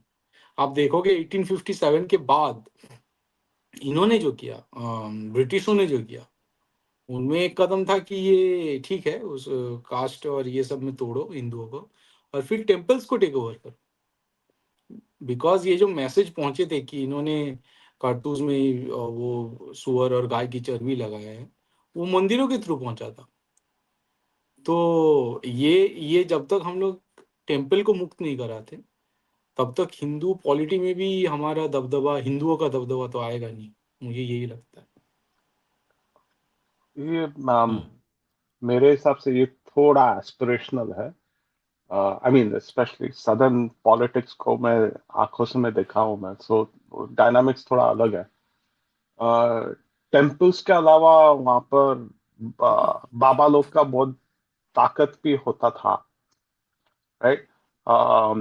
बट वो भी एक ट्रेंड है, राइट। सो जैसे पंजाब में अखाड़ा का एक पॉलिटिकल पावर रहता है, वैसे टेम्पल्स को आ जाएगा, but it won't change the political dynamics of the state that much. मैं उतना एस्पिरेशनल नहीं हूँ कि टेम्पल फ्रीडम से सिस्टम अपने आप सुधर जाएगा और फिर पॉलिटिकल एक्टिविज्म सब होएगा। I am not that optimistic about that, right. I think क्या है कि इंस्टीट्यूशन का एक पावर रहता है, and it grows and wanes, right? So उसका एक growth रहता है और उसका एक diminishment भी रहता है, and then other political forces come. The thing is, you have to, if you want to keep the Hindu society united and engaged, you have to solve problems. You have to bring solutions to the table, right? You can't see. You have to realize one thing कि आज का Hindutva is on the backs of welfare. वो एक gas cylinder दे रहा है, पानी दे रहा है, टॉयलेट बनवा रहा है, रास्ता बनवा रहा है, इससे तो हिंदुत्व आ रहा है। नहीं, उससे कैसे आ रहा है? आई मीन जैसे उसके वो बेसिक को सॉल्व करने के नहीं, बाद हिंदू ही होने वो। के, मैं वही तो बोल रहा हूँ, हिंदू होने के लिए तो गैस नहीं मिल रहा है ना। हम्म। हिंदू होने के लिए थोड़ी। आप अगर पीएम युवा योजना देखोगे, युवा रोजगार योजना, उसका 70% मुस्लिमों को मिला है। पीएम आवास योजना का 40% मुस्लिमों को मिला है। तो बट उसके वो उस मतलब this is just to prove the point कि यार ये तो इंडिया में जो गरीब लोग हैं उनको मिल रहा है, इसके बेसिस पे तो हिंदुत्व नहीं आ रहा है ना।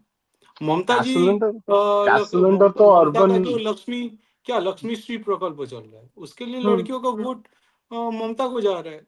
हाँ। तो ये हिंदुत्व के लिए हो रहा है क्या? नहीं हो रहा है ना। ममता को हिंदुत्व के लिए वोट दे रहे हैं क्या? नहीं, मैं मुझे बोल रहा हूँ कि वो एक हिंदुत्व फाउंड का जो मूवमेंट वो है उसका वेलफेयर से लेना देना अभी तक इंडिया में नहीं है। जब तुम बोलना चाहोगे कि ठीक है, इस इंडिया में हिंदू जेनोसाइड हुआ है, the state will acknowledge Hindu genocide, and it will basically हिंदुओं से माफी मांगेगा इसके लिए कि ठीक है, द स्टेट हैज, क्योंकि this is a continued state. Sultanate से जब जो चला आ रहा है, वहां से जो शरिया चालू हुआ था, ब्रिटिश ने ये लिख के गया है कि हम लोग शरिया को फॉलो करके अपना लॉ बना रहे हैं, क्योंकि इंडिया में शरिया चल रहा है। ठीक है, उसके बाद जो ब्रिटिश स्टेट है that continue to this secular Indian state, so which mean कि Indian state has perpetrated Hindu genocide in this subcontinent, and Hindu state will ask for whatever forgiveness and whatever amnesty, I don't know, before the Hindu की माफी मांगेंगे, ask for apology, and then based on that, after acknowledging the Hindu genocide, it will start implementing schemes to reverse the Hindu genocide, such as कि ठीक है हिंदुओं पे जुल्म हुआ है, तो जो हिंदू युवा होगा वो अगर कोई इंडस्ट्री, छोटा मोटा इंडस्ट्री, कॉटेज या फिर जो भी इंडस्ट्री खोलना चाहता है, जिसमें हिंदू कला हो, जो खत्म हो गया था, वो उसको अगर अगर लाइफ मिल रहा है नए से, तो उनको स्कीम दिया जाएगा। या फिर कोई हिंदू होने के लिए कोई अगर बेकार युवा बैठा है, उसको 1,000 रुपए दिया जाएगा। तीर्थ यात्रा के लिए स्कीम दिया जाएगा, ठीक है, Actually, क्योंकि actually, तो ये जब स्कीम देना चालू करोगे, तब मैं मानूंगा कि ठीक है, हिंदुत्व के बेसिस पे तुम वेलफेयर स्कीम दे रहे हो। actually, इसमें you तुम्हारा proved 40-50% तो मुसलमान के पास वेलफेयर स्कीम जा रहा है, जिससे तुम्हें वोट भी नहीं मिल रहा है। So you ac- can not say that Hindutva is coming because of the welfare scheme. मतलब actually you see this is a prove my point. Justification that are being invented to justify BJP. No, no, it's not. आप हिंदुत्व पे आप election जिता के दिखाओ। Without welfare BJP बोल आपको रहा है ना कि वो हिंदुत्व पे नहीं इलेक्शन जीत रहा है, नहीं दे मैं आर क्लेमिंग। आपको मैं बताता हूँ ना। आप चाहो लाडली बहना स्कीम के बिना आप जिता के दिखाओ। हिंदुत्व मूवमेंट नहीं, only exists Ladli Behna because scheme के, see now see you are you saying कि need लाडली बहना स्कीम के वजह से बीजेपी अगर आ रहा है, अगर ये है, हाँ तो वो तो ममता के कन्याश्री प्रकल्प से लिया हुआ है ना। सो तो वो हिंदुत्व का स्कीम कैसे हो गया? That is a secular scheme. No अगर नो कांग्रेस आना हिंदुत्व चाहेगा, का पॉलिटिकल कांग्रेस पावर या अखिलेश अखिलेश ने अभी बोला है कि अगर लड़कियां मुझे वोट दें, या फिर जो भी मैं अगर आया तो लड़कियों को मैं वट एवर 40 या कुछ 1,000 रुपए दूंगा। ये अखिलेश ने अनाउंस किया है ना। अब उसके लिए अगर कोई अखिलेश को ला रहा है, जैसे ममता आ गई है, तो ममता क्या बंगाल में हिंदुत्व फैला रही है क्या? नहीं है ना। नहीं वही मैं बोल रहा हूँ ना। अभी पावर में सत्ता में कौन है अभी? बीजेपी है ना। सेंटर में बीजेपी है। स्टेट में भी बहुत सारे स्टेट्स में बीजेपी है। बीजेपी है। क्या without Ladli Behna scheme would they be able to come to power? Is it A Hindu scheme? It doesn't matter. They are in power. It should, because your statement was these sort of schemes are Without actually Hindutva को बढ़ावा दे रहे हैं। कहाँ से हिंदुत्व हाँ को बढ़ावा दे रहे हैं? फिर नहीं तो क्या? नहीं तो you'd be under ममता's state, right? अभी तेरा महाकाल में कुछ तो हो रहा है गवर्नमेंट के थ्रू। They are doing some kind of renovation over there. वो हिंदुत्व गवर्नमेंट की वजह से हो रहा है, right? And the way they came to power for that is basically through welfare नहीं, स्कीम। ममता ने भी सो बनाया, विदाउट ममता ने वेलफेयर मंदिर स्कीम्स बनाया। ममता ने दीघा में जगन्नाथ धाम बनाई है। ममता भी सिलीगुड़ी में एक कुछ राम मंदिर या कोई महाकाल का मंदिर बनाने वाली है। ममता तो उस हिसाब से ममता इज डूइंग फैंटास्टिक जॉब। उसने बड़मा नैहाटी में एक बड़मा के मंदिर में काफी इन्वेस्ट की है उन्होंने, मतलब पैसा ऐसा जो भी है ये सब that's किया है। because she knows, right? I mean, she has to keep BJP in पे। उसके लिए करने के लिए कुछ तो करना ही पड़ेगा, राइट? यही तो कंपटीशन है। नो, बट इसमें हिंदुत्व का बट क्या मतलब? इस स्कीम से हिंदुत्व का बढ़ावा, सो अगर कन्याश्री अगर ममता चला रही है, उससे हिंदुओं का मतलब हिंदुत्व का वो क्या बढ़ावा हो रहा मैं है? आपसे ठीक सिर्फ है, एक ही सम चीज में बता। सिक्सटी एक ही परसेंट चीज नहीं, एक ही सिक्सटी चीज में परसेंट बता। Of the schemes 60% of the people who are availing the scheme are Hindus. इससे हिंदुत्व का क्या बढ़ावा हो रहा है? हाँ फिर वेलफेयर स्कीम के बिना आप जिता के दिखाओ। वही मैं बोल रहा हूँ ना। विदाउट वेलफेयर फिर वो सी द पॉलिटिकल है ना, फाउंडेशन हिंदुत्व ऑफ का क्या फायदा हो रहा है? नहीं वो द पॉलिटिक्स कर फाउंड रहे हैं ना उसके नो बेसिस पे। सो फॉर एग्जांपल, अगर पॉलिटिक्स के अगर बिना आप कोई कैसे सत्ता में कैसे आ सकते हो?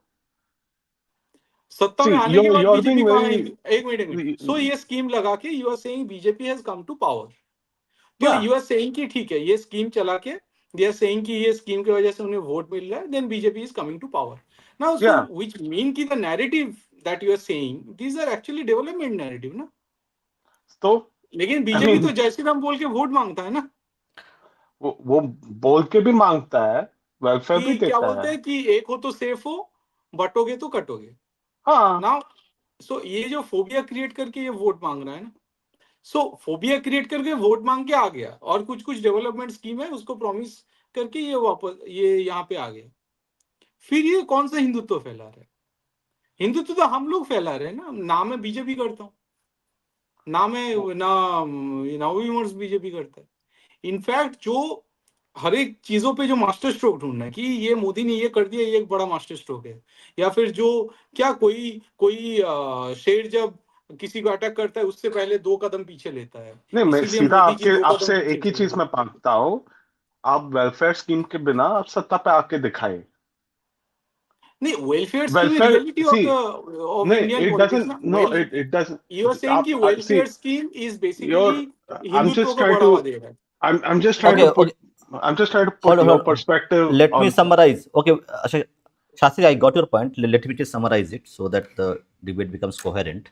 See, what Shastri is saying is that the first objective, uh, like the only way you can actually further cause of Hindutva is through political power. If example, take an example, I'll give an example.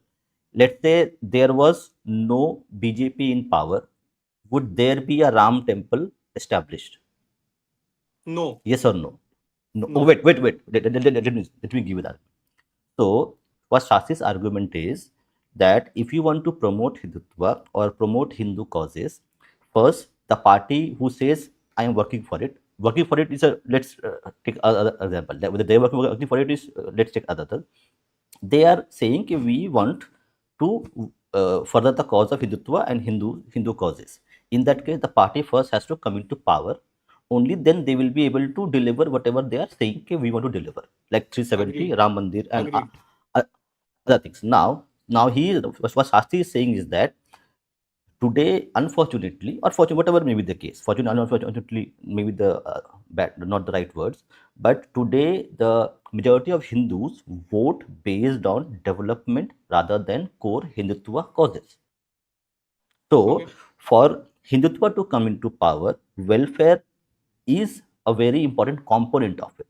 So, mhm, today BJP is in power, let's say in center for let's say 15 years. Let's say it add one to two more terms like 25 years. Okay, so BJP will not be able to come into power again in 2029 if it doesn't do politics of development, houses, water, electricity, right, bank accounts. Right.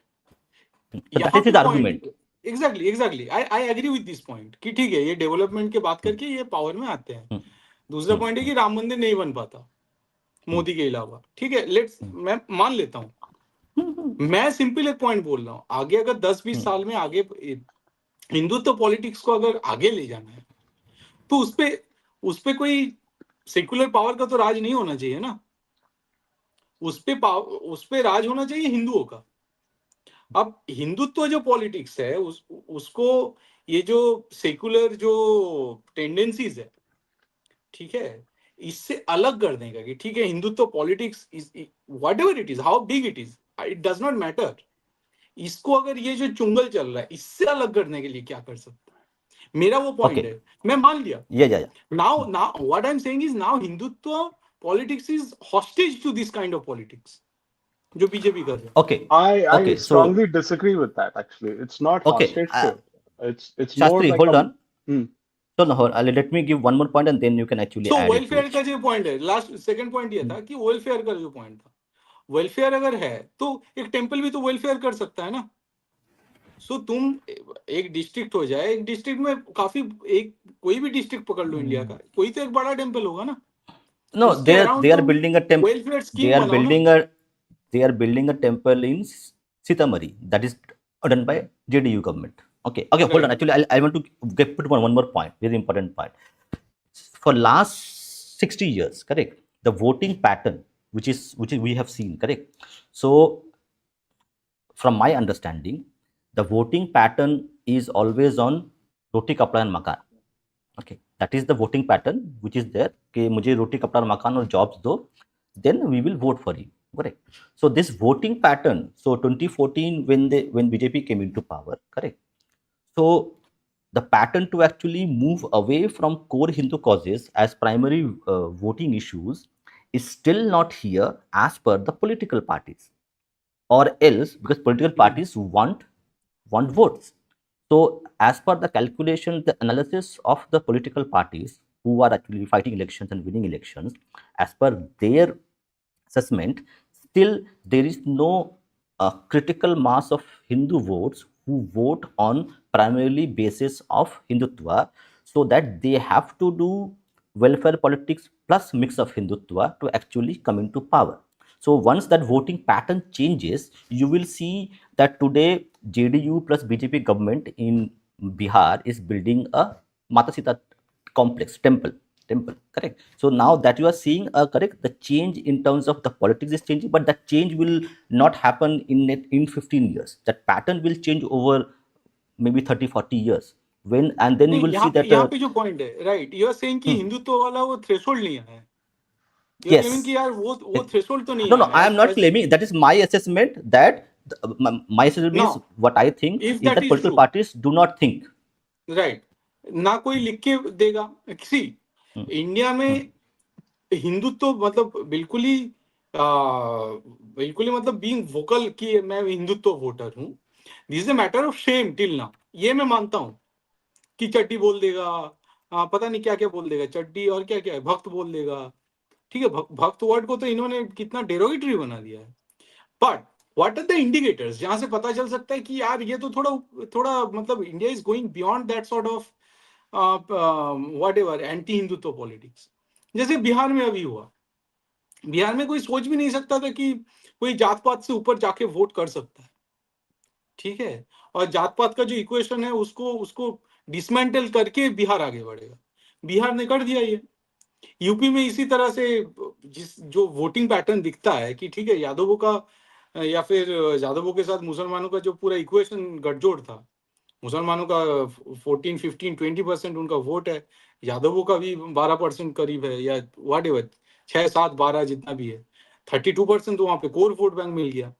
ठीक है, इससे उभर के UP में result दिखाया, ठीक है, हरियाणा में जो रिजल्ट दिखा है फॉर एग्जांपल कि इतना प्रोटेस्ट हुआ है कि मतलब व्हाट एवर फार्म वार्म ये सब फार्मर्स प्रोटेस्ट ये सब हुआ, उसके बावजूद भी वहां पे जो पैटर्न दिख रहा है ये दर्शाता है कि यार मतलब जैसे अभी केरल में दिख गया, तिरुवनंतपुरम में मेयर बन रहा है बीजेपी का, सो दे आर मतलब हिंदुत्व पॉलिटिक्स ऊपर दिख रहा है ना कि इसका रिजल्ट दिख रहा है कि ये actually these are on ground मतलब result that is actually illustrating the fact कि नहीं हिंदुत्व पॉलिटिक्स का एक थ्रेशोल्ड बना है, थ्रेशोल्ड आप किस तरह से डिसाइड करोगे, थ्रेशोल्ड इज समथिंग जो एक्चुअली एक पॉलिटिक मतलब निर्णायक एक चीज बनाता है which decide the fate of specific politics of a region, right, अगर अगर तिरुवनंतपुरम में बीजेपी आ रहा है, it has cross the threshold,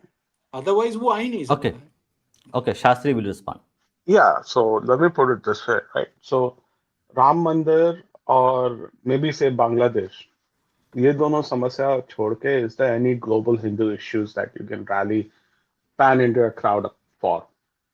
And the answer for that is going to be pretty much a no, right? But what you need to recognize is like where Hindutva politics has, let's say, crossed that threshold, and it'll all be mostly local, right? So uh, there's no, let's say, global Hindu issue whereby you can have a like pan-India Hindu support for anything or something like that.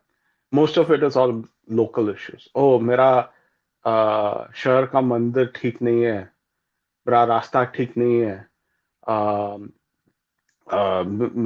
मैं यात्रा के लिए जा रहा हूँ और यात्रा का रास्ता ठीक नहीं है. And that's what most state leaders and local leaders are trying to fix. Right? So, uh, and I think we definitely need to recognize these things. Like Hindutva might not seem global, but it is definitely it's showing its visibility in local issues. And the second thing is, I think I I want to bring back bring it back to the Deepam issue, right? Now, why is Deepam becoming an issue right now? Why wasn't it an issue 20, 30, 40 years ago? One is I think there's a local alternative, right? So there's BJP is there. It's there despite losses, which to the local Tamil people is like a big source of confidence, right? ये भाग रहा नहीं है, okay मैं defeat हो गया हो करके. really clear right on. The second thing is, I think this is the first time a Dravidian party is um, fundamentally, actually, this is the first time a Dravidian party is interfering in what would be considered as an individual's right to bhakti. Right? The Dravidian parties have done a lot of nonsense. मैं बता सकता हूँ, but ये पहली बार है जहां पर है ना एक एक भक्त का, इंडिविजुअल भक्त का अ, आस्था पे हाथ लगा रहा हो, राइट? एंड कभी कभी you need moments like that for political mobilization, and we need to recognize these things, right? I mean, you can't expect uh, people to hold on to uh, religious loyalty all the time. People are very complex people. उनके पास हमेशा एक competing interest रहता है, right? Sometimes for me, temples are important, but if you ask me on a day-to-day basis, I would probably say, tell the BJP fix my road first.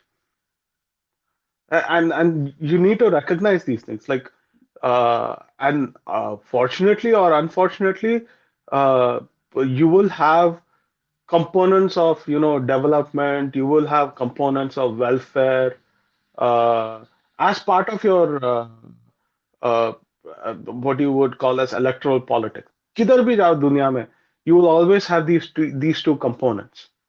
You simply cannot ignore that. Uh, Once these two things have been resolved, right? You have to resolve these two things, right? Then you can basically get people to think about, oh, what about civilization? What about culture? What about religion? What about our religious institutions?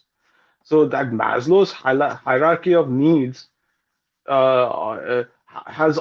should always be satisfied. You can't expect 100% pure Hindutva politics. नहीं It नहीं will. नहीं, Maslow's जो hierarchy है वो तो Islamic country में matter नहीं करता ना, बांग्लादेश में थोड़ा ही मैटर कर रहा है, पाकिस्तान में थोड़ा ही मैटर कर रहा है, अफगानिस्तान में मैटर किया था क्या? But it जब matters in India. That's what yeah, it that's what I'm matters. saying. So it At is the end not of the day, universally valid thing, na. But in India, no, there are other communities who are living inside India who for whom it doesn't matter कि road अच्छे से बना है कि नहीं. पहले road जब अच्छा नहीं बना था तब उन्हें पाकिस्तान बांग्लादेश चाहिए था, they got it. ठीक है, अभी भारत का विखंडन करना है. So road don't matter ना, road don't always matter.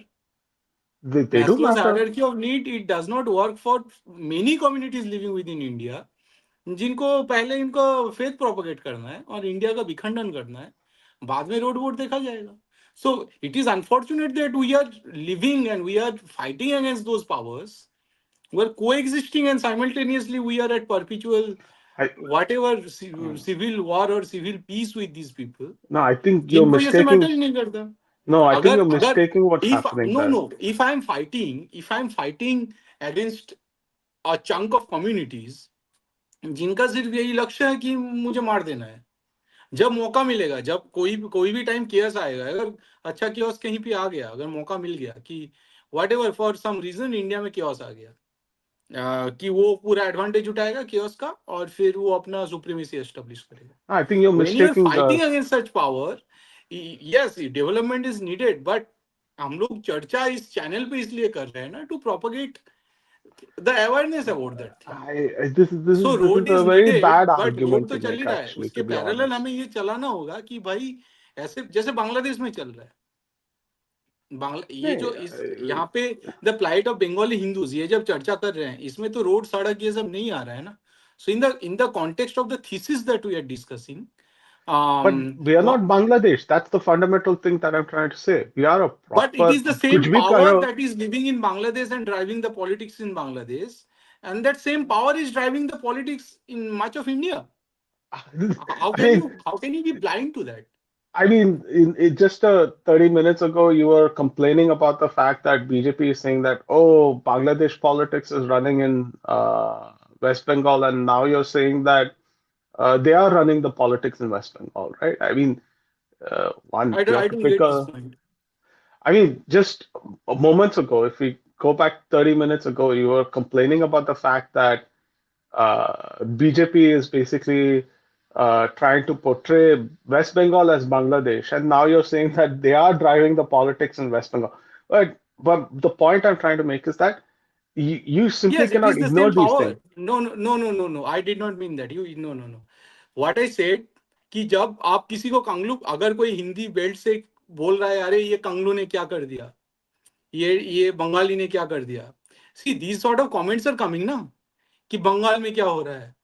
So, अगर हिंदी बेल्ट से कोई बोल रहा है कि कांगलू, सो वो पोर्ट्रे कर रहा है ना, टीएमसी वाले अपने एक्स में दिखा रहा है, देखो बंगालियों को कांगलू बोला जा रहा है. So I am, that's why I am saying कि ये जो टेंडेंसीज है कि बांग्लादेश बंगाल का एक तरीके से देखा नहीं. अमित मालवीय ने ट्वीट किया है ना, I am talking in reference to that, कि बांग्लादेश और बंगाल का पॉलिटिक्स को एक नजरिए से देखा जा रहा है और बंगाली कम्युनिटी को बदनाम किया जा रहा है, बंगाली कम्युनिटी पे एड होमिनम फेंका जा रहा है. मैं इसका विरोध करता हूं. अगर मतलब अगर मैं बंगाली होकर मैं बोल रहा हूँ कि बांग्लादेश में क्या हो रहा है, मैं बंगाली होकर अगर कांगलू बोल रहा हूँ उन्हें, तो दूसरे बंगाली को समझ में आ गया कि कौन कांगलू है और कौन वेस्ट बंगाल का बंगाली के बारे में बात कर रहा है. लेकिन कोई हिंदी बेल्ट का कोई पंजाबी आके कांगलू वांगलू ये सब चिल्ला रहा है, कोलकाता में कांगलू है ये, तो लोगों को वो पोर्ट्रे कर सकते हो ना कि see, this is what these people are saying about the Bengali people, and it is against the Bengali अस्मिता. तो इसको प्ले किया जा रहा है. मैं उसी कॉन्टेक्स्ट में बोल रहा था. Okay, Anand, welcome. Hello. Sorry, I'm a little late. I was doing other things. Hello. See, I have first. Let's break down the thing. We need to break down to parts. Okay. First, what are the goals of Hindutva? Right. Okay, give me a list of the goals of the current idea of what Hindutva people, the people who are running the Hindutva agenda, what are they looking to achieve with that Hindutva? First, you need to decide that first and see how it is differential to what we are talking about. So for me, it is simple. As I've said multiple times, at least to Bhupenda, that okay, basically the goal of Hindutva is decolonization of Indian politics and Indian society and Indian civilization. Now, for me, decolonization, de-Abramization is decolonization. My question is different. The moment, let me complete my point. What is the goal? I'm telling you the goal. My question. I'm not saying what we want is Hindutva. I'm saying what are the people who have created the philosophy of Hindutva, at least in the current space, what are the goals that they want to achieve? Like the RSS. I don't know so as per Mohan Bhagwat, this is already Hindu Rashtra. So they don't have any goal. They don't have any goal for temple control. So I cannot vouch for what they are saying. So they don't. But that's what I'm saying. So we need to say, okay, they have no interest in temple control. Anything else? Any other things that they have said that they? I know maybe. No, they are not vouching for temple control. Excuse me, Mohan Bhagwat has not said anything कि हमें temple का. So they don't want temple. They're not interested in temple. Exactly. What are the other goals? I'd like to know those because the problem is they don't want temple control. They don't want to take back Kashi Vishwanath and Mathura. मतलब बाकी तो छोड़ ही दो. I think they do. नहीं बोल दिया है भाई. मोहन भागवत ने क्लियर कर दिया है. नहीं, he said no. He said Kashi and Mathura. He said one time. I don't know when he said those two temples. He said कि हर जगह शिवलिंग ढूंढने मत जाओ. He said that's because in South India, in Mysore, they were trying to. Furthermore, he commented कि ये हमने तो ले लिया, इसके बाद और चीजों में क्यों उलझना है. मोहन भागवत ने ये कहा है. Okay, but Bhupen, no, hold on. I wanted to know, Bhupen, do you have any idea what did they lay out any particular roadmap for what specifically they're interested in what are they running the shakas for specifically? Just for social help or what is it? What specifically is the reason they run the shakas? Yeah, let me send that. I'm sending that right now, please. Go ahead. Put it on the private chat. Okay, let me just give answer to Anand's question. So Hindutva is something which is actually first of all, RSS and BJP as a social organization, BJP as a political organization, they do not subscribe officially, to any kind of ideology called Hindutva.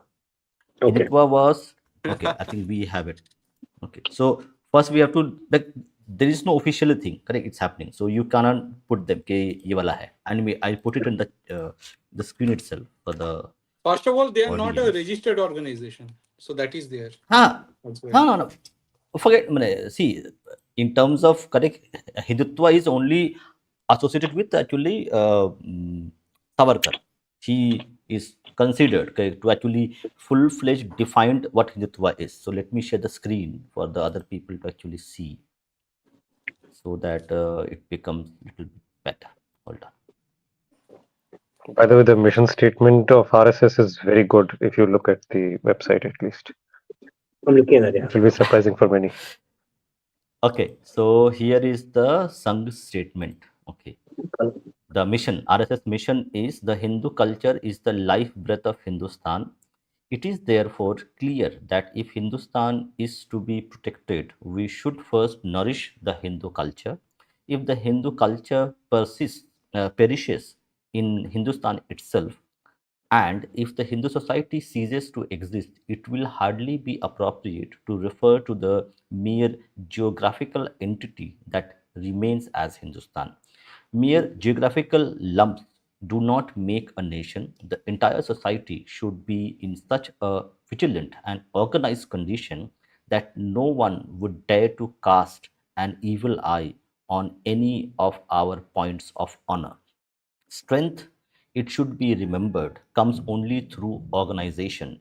It is therefore the duty of every Hindu to do his best to consolidate the Hindu society. The Sangh is just carrying out this supreme task. The present fate of the country cannot be changed unless lakhs of young men dedicate their entire lifetime for that cause, to mold the minds of our youth towards that end.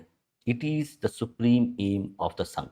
This is given by Dr. Thank you. Keshav Baliram Hedgewar, founder of RSS, who is also called Guruji.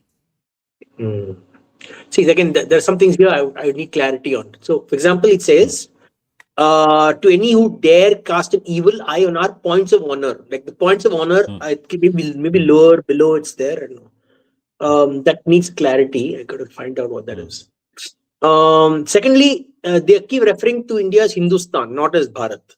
So in their framing, it is Hindustan, where Hindus live, not any other name like India, that is Bharat, which the constitution people added. That is a little different. So right, the framing of which is a little different. I think that's just an artifact of history, right? I mean, this is Guruji writing in what, 1920s, 1930s. So at that time, like, you would probably stick with Hindustan rather than Bharat. I'm just saying because someone who wrote the constitution also would have seen the same. Would live in a similar kind of zeitgeist. Why didn't they mention India, that is Hindustan, right? They put Bharat because Pakistan, Hindustan, right? They chose Bharat instead of Hindustan. So I'm just curious about that difference. Anyway, but the points of honor is what I'm curious about, because that's what he's saying, to cast an evil eye on points of honor. So what are the points of honor you need to protect?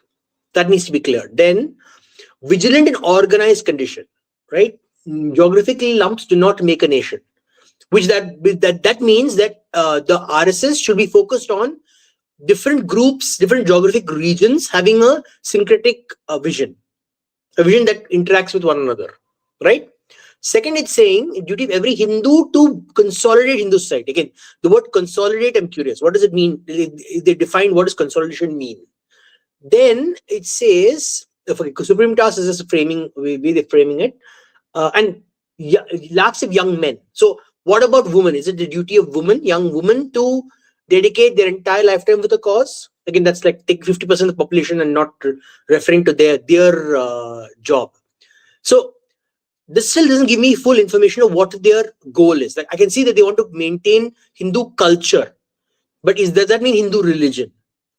Like, are there any particular punts in the Hindu religion that does not contribute to Hindu culture? So, for example, is Arya Samaj considered Hindu? Is ISKCON considered Hindu culture, right? Or is it a new age style of new age philosophy? So that's another interesting question we could ask. I have a follow-up question to that. Does the Sangh consider culture and religion as one thing? Exactly. See, that's what confused me a little bit. No? So when Mohan Bhagat went to the Hindu temple, Ram temple, I was a little confused because the way the RSS framed itself is that it's a cultural institution, not a religious institution. So I was curious about why he was at the Ram temple specifically. Is it because they contributed to the Ram Janmabhoomi movement, or was it because the Sangh sees itself as a protector of the Ram temple? I was a little curious about that specific reason because the BHP was not there. It was just the RSS. The former, the former might be the reason actually, not the latter. And on the case, you asked about points of honor, right? So down in the article, you'll get to see RSS mentions about Muslim appeasement and the constant attacks which were happening at that time. So RSS was a reaction, right, after the whole failure of Khilafat movement and Mopla and what happened in Afghanistan border. So, and also, I guess in Vijay Dashami there was an attack as well, which Hedgewarji saw himself with his own eyes and retaliated against it. So, I think these are the things which he's referring to as points of honor, like So Shobha then my Yatra question is, Nikalna Ho, yeah, got that. all of Now I get this. it. So I'm saying, is that still persistent in the RSS today, or has the vision changed since Mr. Hedgewar's time? Because again, that time, now the RSS seems to frame it more as the most Savarkar version of Hindutva, like we say, or No, the Hindu vision, not Hindutva, Hindu vision, where everyone who's born in India is considered to be a Hindu. Has the Sangh gone to that perspective now? okay, Anand, I'm to curious about that. answer to that question, hold on, to answer to that question. See, when Sangh says that everybody, see, the concept when RSS says that everybody who is born in India or the Bharatiya Bhukhand is a Hindu, this comes from the sacred geography. Okay. Although the sacred geography is larger, okay, in that context, the sacred geography, even person born in Afghanistan also Hindu because that's part of sacred geography. You had a Shakti Peeth there.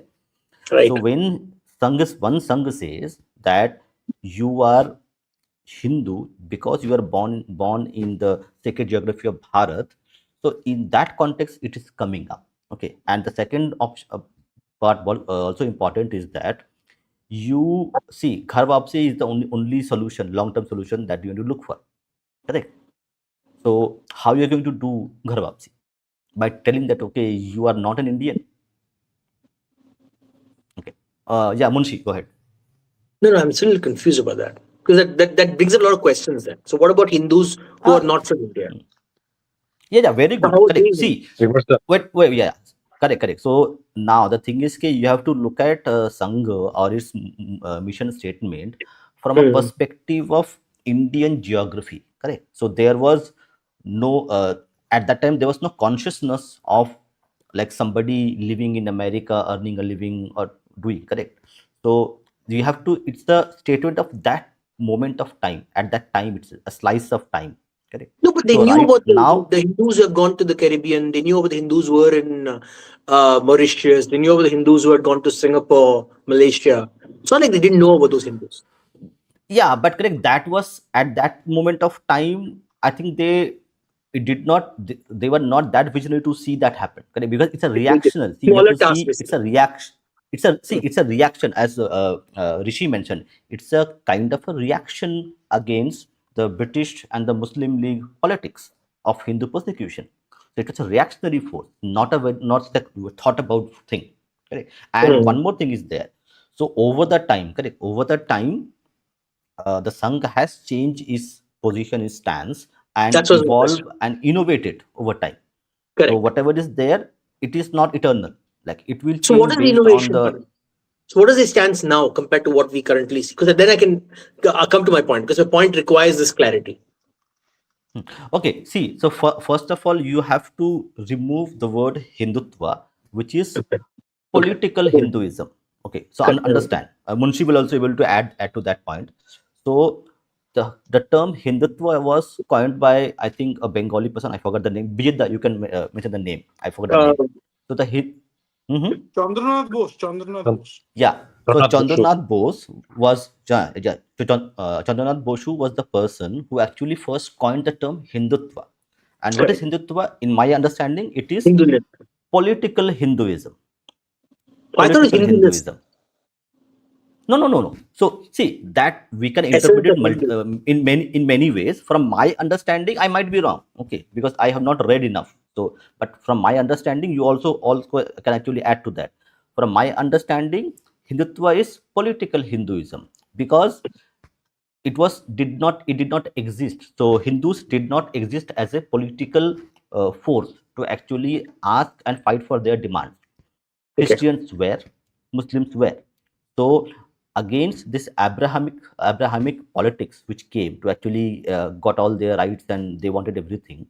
So as a reactionary force, political Hinduism was born as a concept of Hindutva. Now Okay. Chandranath Bosu created it, and Savarkar actually defined it in his books, in his writings, gave it a structure that Hmm. okay, this is what we call Hindutva, defined. Okay. Okay, so Savarkar and Chandranath Bosu are like two primary pillars on which what we call today as Hindutva sits upon, based upon.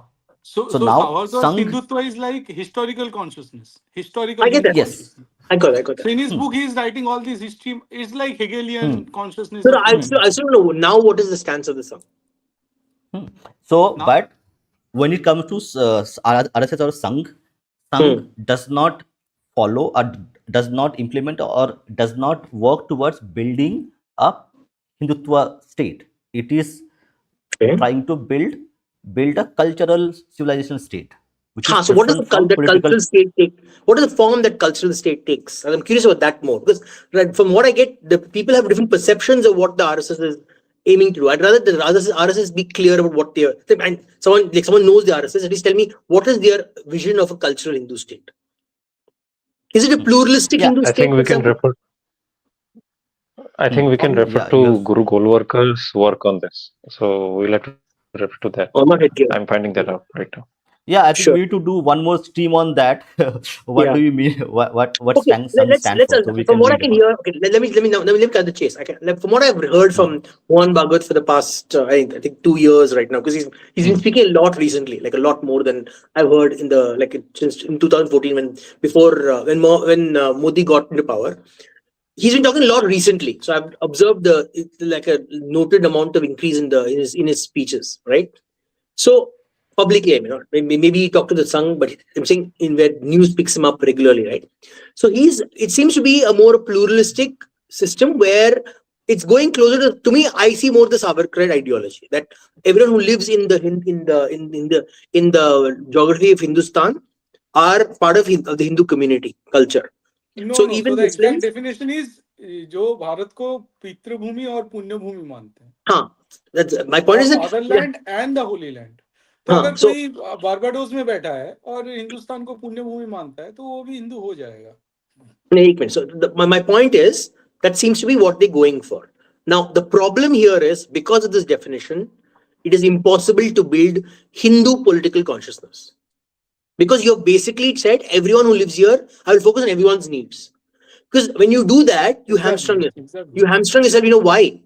Because, for example, all a Muslim or a person like, for example, a Dargah worshipper needs to say is, oh, your deeper tool is offending my religious sensitivity. And you're saying, I'm also an Indian.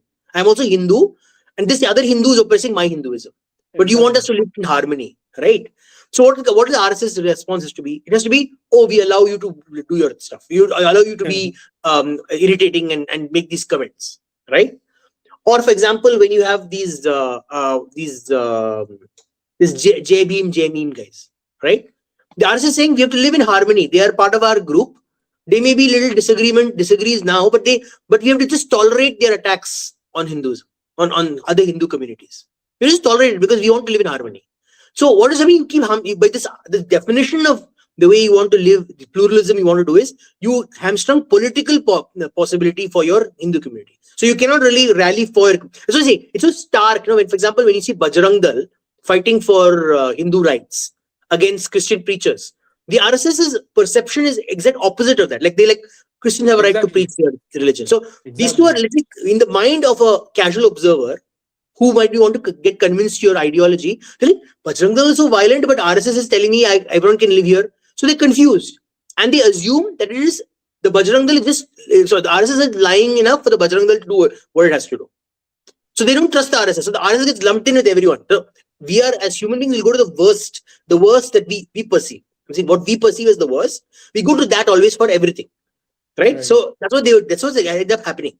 And when that happens, imagine you're a normal and you're Hindu and you're trying to build political consciousness in your locality. Now, a Hindu who doesn't enjoy the extreme, like there are different kinds of Hindus again. We're clear that there's plurality in Hinduism.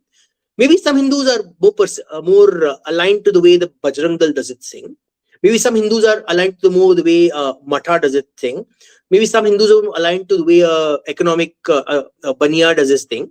Right? So maybe one group of Hindus, when you're trying to build political consciousness and consensus to push your agenda, imagine you go into your locality and you're saying, I'm from the Hindu community and I support the RSS. I support this.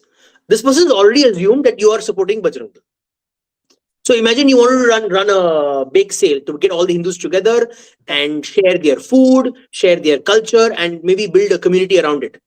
But because they are scared of they're scared maybe some Bajrang Dal person may come to their house because they didn't make the food the way the Bajrang Dal person wanted.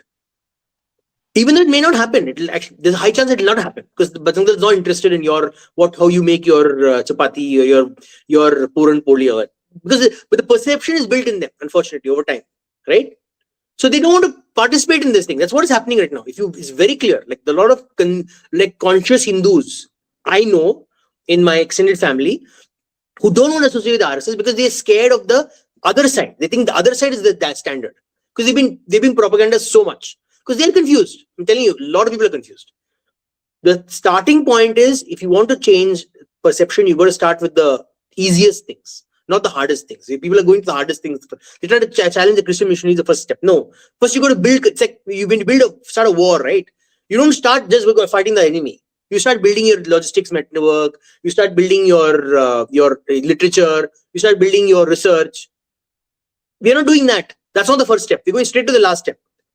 Even when challenging missionaries, right? What are they doing? They're going to the final step, confrontation. No, you first research the person, find out who the person is, what their antecedents are, where they're getting the money from, who are the local politicians backing them. All those pressure points you target first, then you go for the last step, which is confrontation. So what is happening is they're using these videos to prevent Hindus from consolidating. The fear of Hindus to consolidate is being created by using these final videos. As I'm perceiving, honestly, I'm telling you, the perception is that. So, and second thing is, again, like Bijeet is right? And I think even Munshi was very interesting. He made a very important point. What are these major points that people will gravitate together to work together, right? Other than temples, 3 temples, and other than the Ram temple. There's one big thing. The attacks, the verbal and literature attacks against Hindus worldwide. No one is doing any work on that. Like literally, no one is doing any work on that. Exactly, yeah. Exactly. Like I've not seen everything is. I feel so alone, you know. I feel so lonely. Ki bhai, there is no narrative. Yeah. Tell me the name of the last Hindu philosopher who can be academically quoted. Other than Savarkar. I'm telling you, Savarkar is book Hindutva, where he's studying the historical consciousness in a very Hegelian way. But still you can quote this guy because it is a logical framework. But other than that, when you talk about Hindu guru or let's say Osho or some other people, they are very good to describe the metaphysical bhakti and all these things. But academic philosopher, can you name me one good philosopher? All the philosophy that are being discussed in Jawaharlal Nehru University or Jadavpur University are either written by Rousseau or this Montesquieu or Gorky or Schopenhauer, Nietzsche, and all these philosophies. Alasdair MacIntyre, and they include even Amartya Sen, who knows nothing. So Amartya Sen wrote this book about Nyay Niti, in his idea of justice. There is a book, which was again a copy of this Western academic work. Okay. Now the point is that we need to write this sort of academic literature in philosophy and at least history and historical philosophy or whatever philosophical history. In order to sort of counter the attack that are being done. यहाँ पे जब casteism पे attack होता है, they have equated it with their race theory. जब Yeah. कर दिया फिर हाँ, now it is a very vertical split. Very so I always laugh when they like go cast and race, they compare it. I'm like, have you no, seen but the they differences? how they are backing it up? They are backing it up with Aryan invasion theory. कि ये जो कुछ लोगों का रंग थोड़ा गोरा है इंडिया में, कुछ लोगों का रंग थोड़ा ज्यादा काला की तरफ है, and they are different people. No, तो no, I need उनके it so pass bad. Uh, No, so my point is fundamentally that the reason I was mentioning all these things is because fundamentally, if you want to create a like the global narrative, you have to start building from your literature and research. That is not being done, and that unless you start with that, Hindus will not be able to consolidate. right. I Simple. mean, Simple. who's the next I am Naipaul? giving you one simple example जो मैं भूपेंद्र को भी बोला हूँ काफी time कि we are talking about this Bangladesh in this episode, right? Now what are मतलब कौन किससे लड़ रहा है बांग्लादेश के अंदर? What is this civil war about? What was 1971 about? 1971 war was about Iqbal versus Rabindranath Tagore. कि बंगाली लिटरेचर में एक बंदा ऐसा आया टैगोर के नाम से जो इतना मतलब उसका अचीवमेंट इतना बड़ा था कि Bangladeshi in spite of them मतलब getting engaged in Pakistan creating Pakistan whatever वो ये मान ही नहीं पाया कि हम लोग उर्दू में बात कर सकते हैं And because what in their mind Urdu was sort of inferior language और यहाँ पे एक लैंग्वेज बैठा हुआ है जो व्हाटएवर टैगोर का क्रिएट किया हुआ है टैगोर का एक बड़ा लेगेसी है so it was the fight between Iqbal and Tagore it was the fight मतलब Bangladesh annoyingly they were fighting for Upanishad against Iqbal's literature because if you read Tagore, it was the मतलब basically he got hugely inspired from Upanishad जो बोला नहीं जाता main जो academic discourses में क्योंकि फिर वो हिंदुत्व आ जाएगा ना फिर वहां पे So one last point. One more thing I've observed. People may disagree with me, but please do give me a counter if it's possible. I mean, like based on what I'm saying, I find that a lot of the ritual and Puranic attitudes, the Puranic way of like practicing Hinduism comes in the way of Hindu consolidation or not consolidation, Hindu political power. So, for example, you take for example this movie, the movie we recently came. There's a lot of controversy, right? You might be Kantara, chapter 1, right? The many people started targeting the person who's trying to build Hindu consciousness because he didn't get it perfect, or he didn't get it the way they wanted it in their perception, right? So, what does it do? It makes infighting very easy. It makes you take sides and start fighting. You're not focusing on the principles. You're not focusing on the deeper conversations about the topic, right? Nothing. You're just focusing on this. I'm in this camp. I'm in that camp. We're fighting each other, right? It is typical what even the Islamic what kind of mazhabs do with each other. They keep fighting each other, right? Which is again happening here as well. Say that's one thing. Second thing, for example, take for example, and I think Munshi mentioned very interesting. Naipaul, the beautiful tree. How many people in their family groups or in their book clubs will read Naipaul and analyze it? They will rather analyze I don't know Shakespeare, right? That's it's go-to. That's cool to analyze, but no one will analyze this stuff.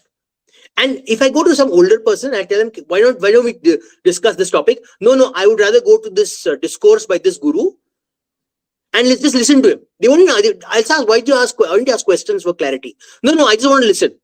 I want to just hear it. It is not about whether you are understanding. You just want to hear it and you're feeling better about yourself because you entered a discourse. I've observed that pattern again. That's another it's like very one direction. It's not like you don't understand and study your culture. You want to like just be told. I mean, पे एक told अच्छा is comment आया है वैशाली दी ने की है कि वैशाली दी का एक minute which one, Bijita? You want this to one the highlight? reason why they use this race invasion theory is because they are incapable of ideating of a civilization naturally sprouting from a land that can then be considered as the mother and inspiration. Exactly. That's what we have been talking about for a very long time. The idea of natural morality and natural convention and natural tradition this is missing in Abrahamic scripture No, because that's they why they believe wiped in. out so many of those. No, they wiped out so many natural traditions They are for that reason, because historiocentric. they're averse to it. They don't like it. Their They morality is dislike it. historiocentric, external, scriptural, intention morality. Those are motivated moralities.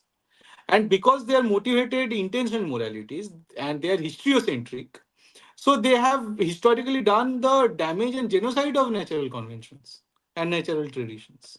Now, why those institutions are there, even the big church and big whatever mosque and everything? Because they are invested to in whitewashing the crime of their genocide of natural conventions. वो church का काम ही है कि ऐसा literature produce करो जो चीजों को व्हाइट वॉश कर सके. Can I just reply to one thing Masood Rano said? हाँ हाँ. See, this statement, as far as I saw in the RSS, they cherish every Hindu culture, no matter what you are from. I don't think so. It's possible. You can't cherish everything at the same time. It is impossible for any organization. I'm telling you, it is impossible. It is literally like balancing 1,000 cups and expecting not one to fall down.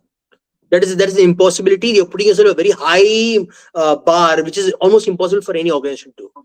I'm not criticizing the RSS for being young. I'm saying I want clarity on what it is. I'm saying the vision of the RSS is not conducive to build in Hindu political consciousness. And maybe for cultural consciousness, yes. Like, for example, maybe they will go to like the Ram Janmabhoomi, or they can do for Bengali culture. Like, they can do that. But it's impossible to bring political consciousness from the RSS specifically, not from the way they framed it, the way I see it. I could be wrong. Maybe they will achieve it, but they've not been able. For example, right, 400 par.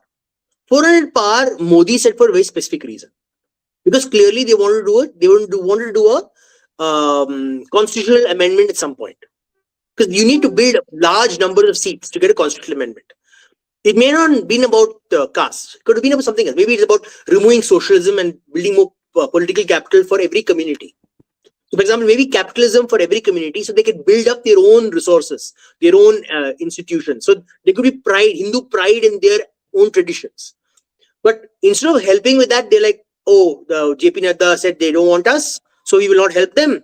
And then the entire thing is fuss. It didn't become about the larger message. It became about the temporary political fight. Right? So it's impossible to make everyone happy. I think you put a very high burden on oneself to say, oh, we can cherish every Hindu culture.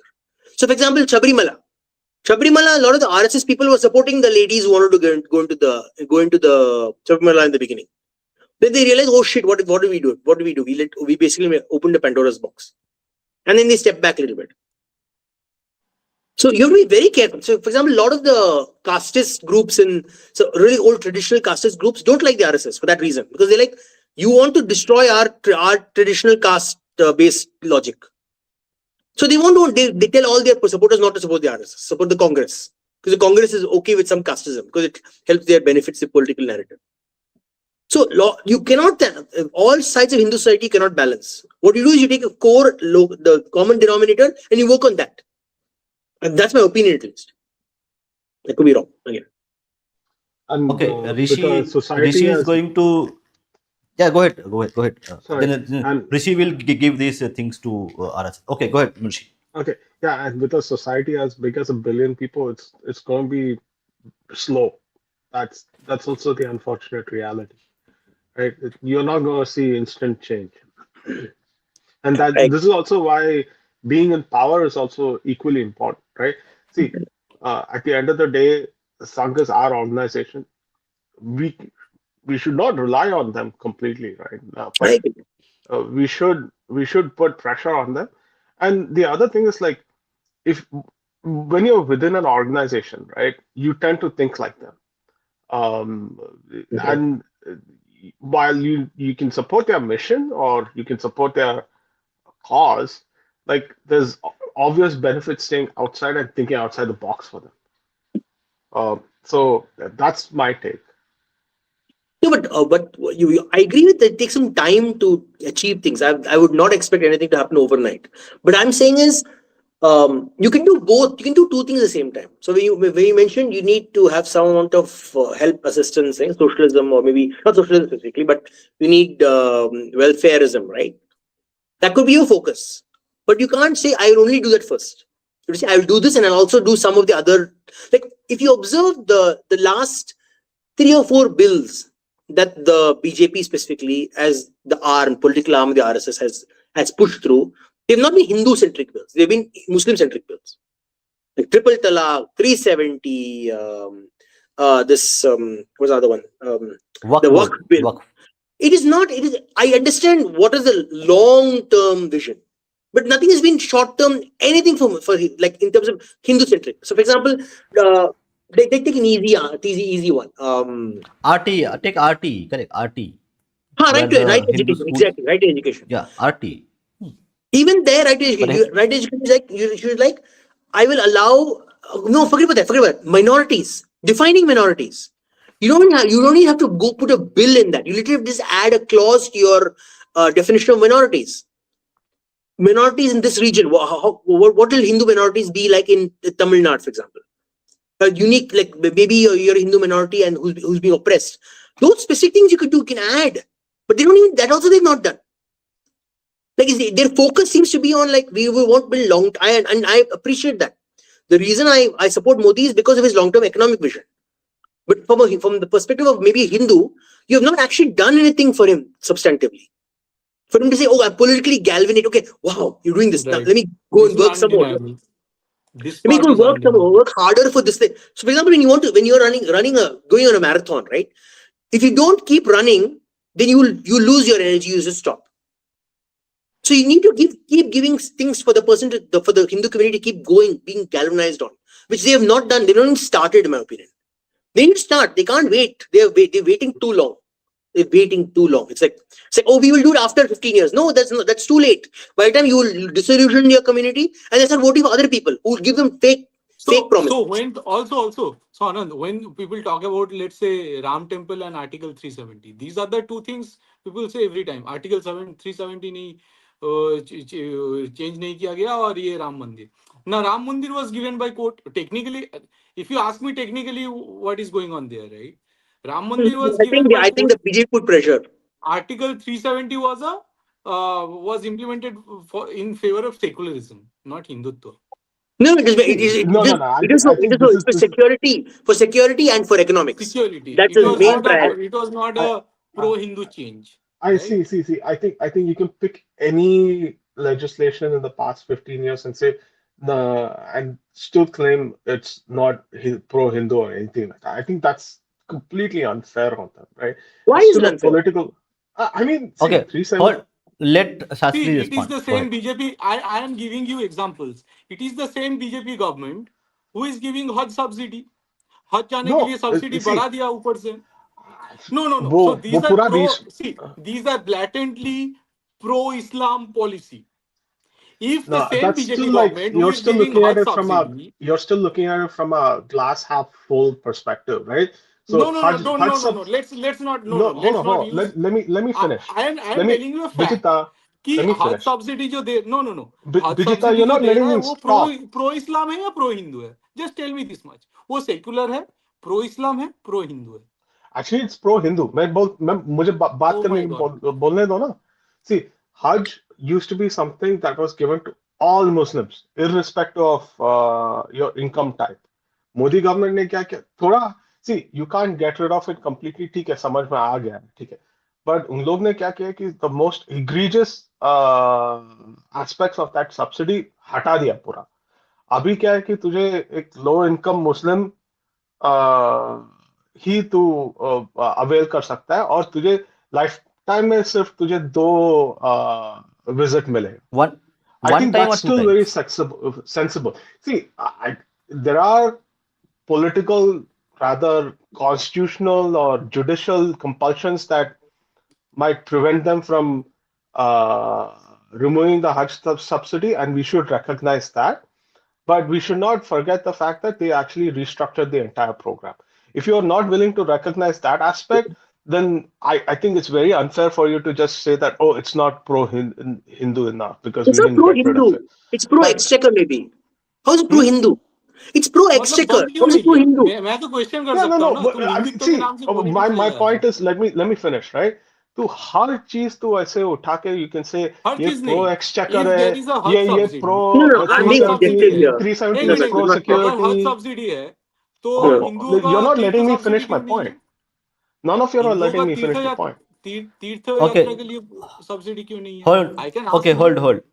Okay, yeah. Just Hasif finish his point, and then all of you can respond. Go, See, Hasif. you Go can ahead. you can pick any legislature and say none of it is pro-Hindu, right? And that's quite unfair, right?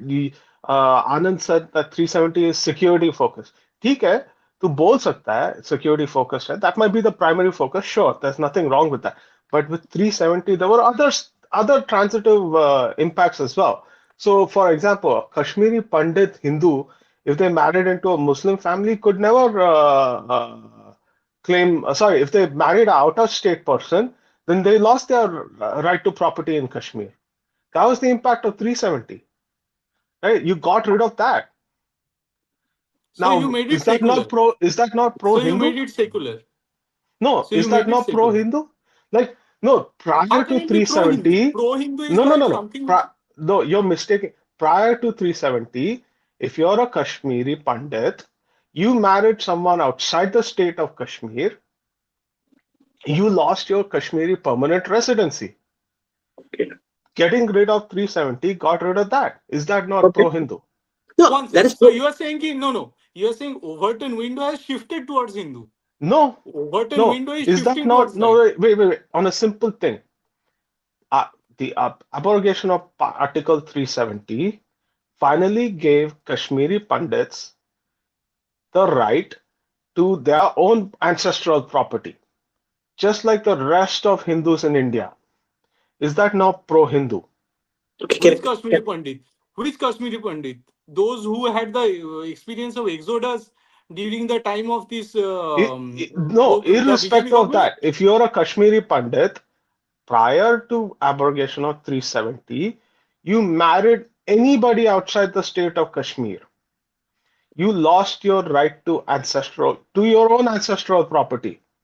You lost your own So permanent it was residency within pro-Islamic. your own state. So it was pro-Islamic in a way, right? Did the Because BJP ये enact Sharia से 370? compliant था ना. It was compliant with Sharia. Hence it was in a way pro-Islamic. Now after 370, ये Sharia compliant नहीं रहा कुछ हद तक. That is your point. Now to this, I will say कि BJP has brought the domicile law. और ये domicile law की वजह से कश्मीरी पंडित का घर लौटना तो मुश्किल हो गया है. जिनका एक्सोडस हुआ था डोमिसाइल लॉ में तुम्हें it does not go till the point of 1990. लोगों के पास कागज नहीं है. सो डोमिसाइल लॉ की वजह से हिंदू कश्मीरी पंडितों का घर जाना मुश्किल हो गया है, लौटना. ठीक है. वो नॉट किसने ओनली लेकर दैट, आया मतलब होगा? I can give you sleeve of examples that I noted down. ठीक है. मैं एक बात बताता हूँ. जैसे फॉर ये 370 हो गया. नाउ यू आर सेइंग कि ठीक है ये तो प्रो हिंदू थोड़ा सा हुआ ना. कहां से प्रो हिंदू हुआ? हिंदुओं को कश्मीर हिंदू में okay. If it is pro Hindu, Hindu should be able to buy land in Kashmir. Hindu कर सकता है क्या? नहीं कर सकता है. ठीक है. जम्मू में रोहिंग्या जाके बस गया, 10 साल उनके नाम से वोट मांग लिया, बट तुम रोहिंग्या का कुछ तो उखाड़ नहीं पाए. ऊपर से दिल्ली में ये चल रहा था, ये नया जो सीएम आई थी, ये इनके लिए बिल्डिंग बनाने लगा. ये जो जिनका अनुप्रवेश हुआ था दिल्ली में, जो रह गए बस गए थे रोहिंग्या, इनके लिए ये बिल्डिंग बनाने लगे. ठीक है. तो and then I can go on. ठीक है. If you want me to start, I can just start कि हुआ क्या है. जैसे कश्मीर या पूरे इंडिया में ये जो आई थिंक हुलू मॉल है, हुलू मॉल के एक बंदा था, लुलू मॉल. लुलू या हुलू, जो हाँ लुलू मॉल है. ठीक है. अब ये जो बंदा है, इसका एक्चुअली अरब का जो सलाफी इस्लाम है, इसके साथ इसका कनेक्शन है. ना तुम चारों सब जगह तुम ये इसको मॉल बनाने दे रहे हो, and you through the mall you are promoting Islamic culture. ये कहां से प्रो हिंदू हो गया? ठीक है. No, you're not promoting Islamic culture. You're benefiting an Islamist. You can't say promoting Islamic culture. Come on. अरे एक मॉल का भाई, एक मॉल का जो इंटीरियर होता है, it gives you the vibe ना, whether the vibe No, is no, no, Islamic no. और the vibe is oh I know it's not that bad. Come on. Mysore में है ना, I've been to. It's not that bad. Explicit भाई नहीं है. एक mall के अंदर जाते हो, if it is an Islamic mall, you can have the vibe. इसका जो आर्ट वर्क है ये डिपेंड करता है ना, ये मैटर करता है कि भाई एक आर्ट वर्क कितना इस्लामिक है कितना No, but it's हिंदू है। minor. There are bigger things, bigger problems. अगर वो माइनर है फिर तो तुम बॉलीवुड को मत बदलो ना। Here we are talking about proper कि चीजों को ओवरटर्न विंडो को थोड़ा हिंदुओं की तरफ ले जाना है, हम इसके बारे में बात कर रहे हैं ना। We are not talking No, as no, I'm talking liberal. about. My goal was not about that. What my point is, if you want Hindu political consciousness and for working together, you need to give them small wins, and they have not had small wins. Not about.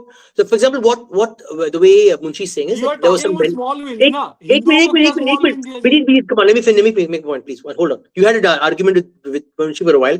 Let me make my point about something more interesting. Okay. So, for example, Munshi said that it helped with some Hindus they could keep property.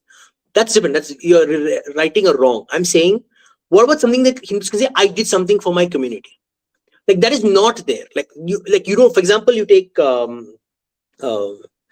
like Education Act, right? Right Education Act. Hindus should be able to set up their own institutions, schools. There's not been they could have easily brought a bill where it makes it easier for Hindus to get government funding to build their education institutions. So you say, oh, we're able to do these things. We're able to work together to make something. So it's a positive thing. So the problem is all these are negatives. The negatives are there and we fix the negative. So what it happens, it puts you as opposite with someone else and becomes a political controversial topic. Right? That was it becomes about controversy, not about positiveness. When you want to get people to work together, you have big positive ideas, like positive stories you need to have. None of these being positive stories, being only negativity to the discussion.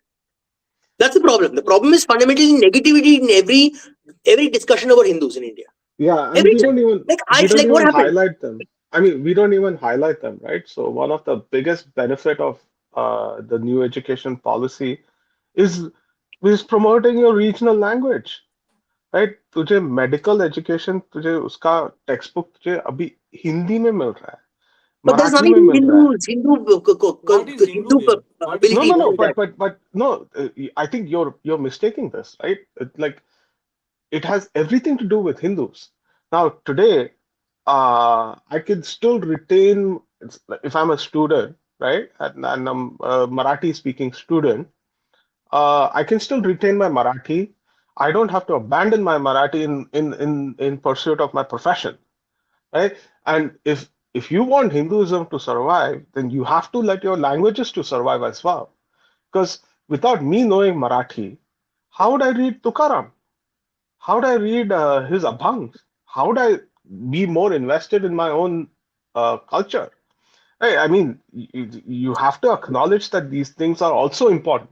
अच्छा, so to counter this, right, about the language, That in West Bengal, there was this communist government जिन्होंने English पे ये पाबंदी लगाई कि अगर state run school होगा तो वहाँ 6th स्टैंडर्ड से तुम्हें इंग्लिश सीखने का मौका मिलेगा. Before that you will be learning Bengali. Now जब बीजेपी नहीं था बंगाल में, तो बीजेपी नहीं है, इट डज नॉट मीन कि I have not gone through the Hindu literature. तो वो तो एक हिंदू उसके he or she goes through and read and skims through this kind of literature. ये ऐसा नहीं है कि बीजेपी ने बहुत ज्यादा मतलब इसमें रेवोल्यूशनाइज कर दिया चीजों को, ऐसा तो नहीं है ना. आप स्टिल अगर कॉलेज में जाओगे, फॉर एग्जांपल कॉलेज How में, are no you matter saying it's whether not you are, no revolutionary? College में if you are from Bengali medium और English medium, it does not मुझे मैटर. पहले इफ 70 यू वांट साल to में study एक science in India, if you want to study science in India, you have to study it in English. ठीक है. yeah, so how's that not revolutionary? Like now तुझे the अभी point is, local it is not languages में तुझे revolutionary science because पढ़ने को it is मिलता है. not revolutionary because BJP has not added to the knowledge creation in the local language. अगर वो कॉलेज में जाके ये बोले कि ठीक है, आज से कॉलेज में जो मान लीजिए फिजिक्स हो गया या फिर इंजीनियरिंग है, इसका जो मेन 3-4 किताब है ये लोकल लैंग्वेज में हमने, जैसे चाइना किया है, राइट, लोकल लैंग्वेज में ट्रांसलेटेड है, ये जर्नल है, ये 1 महीने के अंदर जो मान लीजिए दिसंबर का जो भी वॉल्यूम होगा वो जैन तक हम अपने लैंग्वेज में करके सारे 13-14 लैंग्वेज में करके हम IITs में या मेन जो भी इंस्टीट्यूट है वहां पे रख देंगे. Then that is a revolutionary transformation. Local language में चल ही रहा था. It's not like local language में चल नहीं रहा था. हाँ, अब नीति आयोग बना के तुम वहां लिख रहे हो, तुम्हारा एक ड्राफ्ट दिख रहा है, वहां पे लिखा हुआ है कि हम लोग लोकल लैंग्वेज में चालू कर रहे हैं।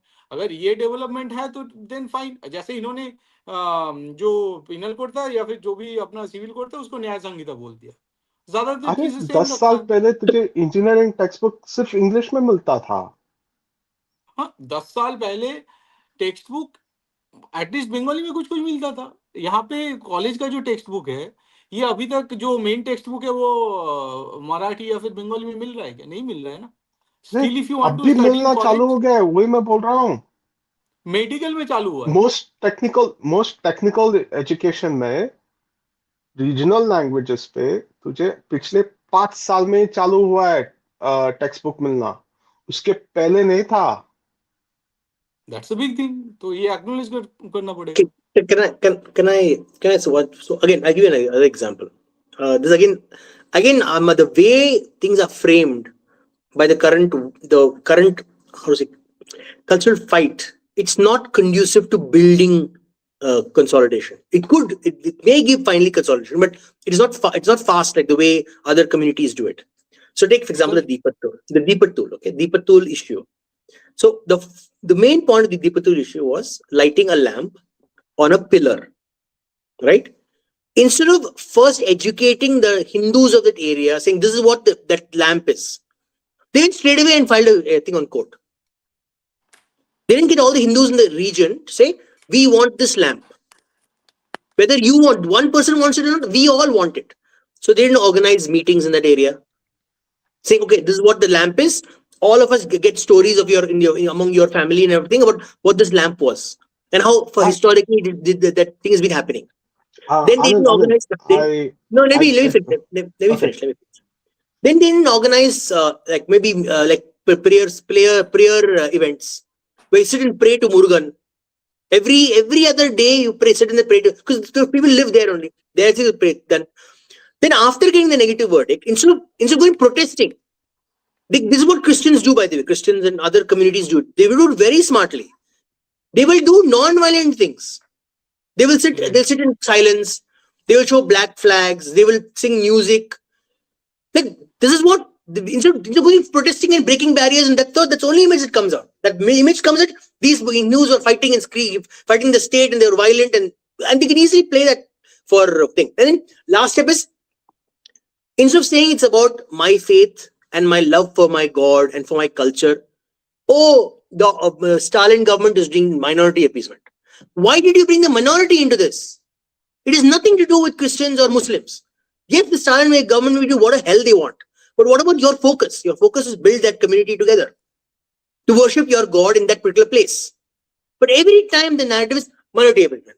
Every time I hear a discussion where it's about freeing temples, minority appeasement. It's about what do you call it? Like any other thing. Like one lady said, she said, have 5 kids. Hindus should have 5 kids. Instead of framing it as we should do our duty to our dharma and keep the number of population at 2.1, they're like, oh, Muslims have 19 kids, why can't we have 5 kids? So we immediately, because of Muslims, not about us, not about the community that wants to build its political capital. Like the discussion is like this every day. It's like, and for example, I'll see on the messaging, the groups who go around messaging, there'll be some Christian making comment about Hinduism, and instead of analyzing what that person is, oh, did your prophet did this? Like, at least थोड़ा apply करो भाई, किसके साथ आप लड़ रहे हैं, किसके साथ आप डिबेट कर रहे हैं. This copy paste. Everyone's obsessed with the Muslims in this country. I don't know, no idea why. For everything, even things are not related to you, add Muslims to that conversation. There'll be discussion about Hindu temples. On TV they'll invite all the 2-3 mullahs. I'm like, why are you inviting the mullahs to a discussion about Hindu temples? Invite 10 different people, 10 different Hindus with different perspectives. At least उनका discussion तो होगा. मुल्ला कैसे आ गया इसमें in discussion में about Hindu temples? Exactly. मतलब ये reference तो होना ही नहीं चाहिए. ये रेफरेंस नहीं. Okay. Yes. Okay. I think we need to finish the discussion. I think it's been a long discussion. So we will take not. So we'll take the last question. This is a very important and very poignant question which is asked by Vaishali, which actually summarizes the whole debate that we are having.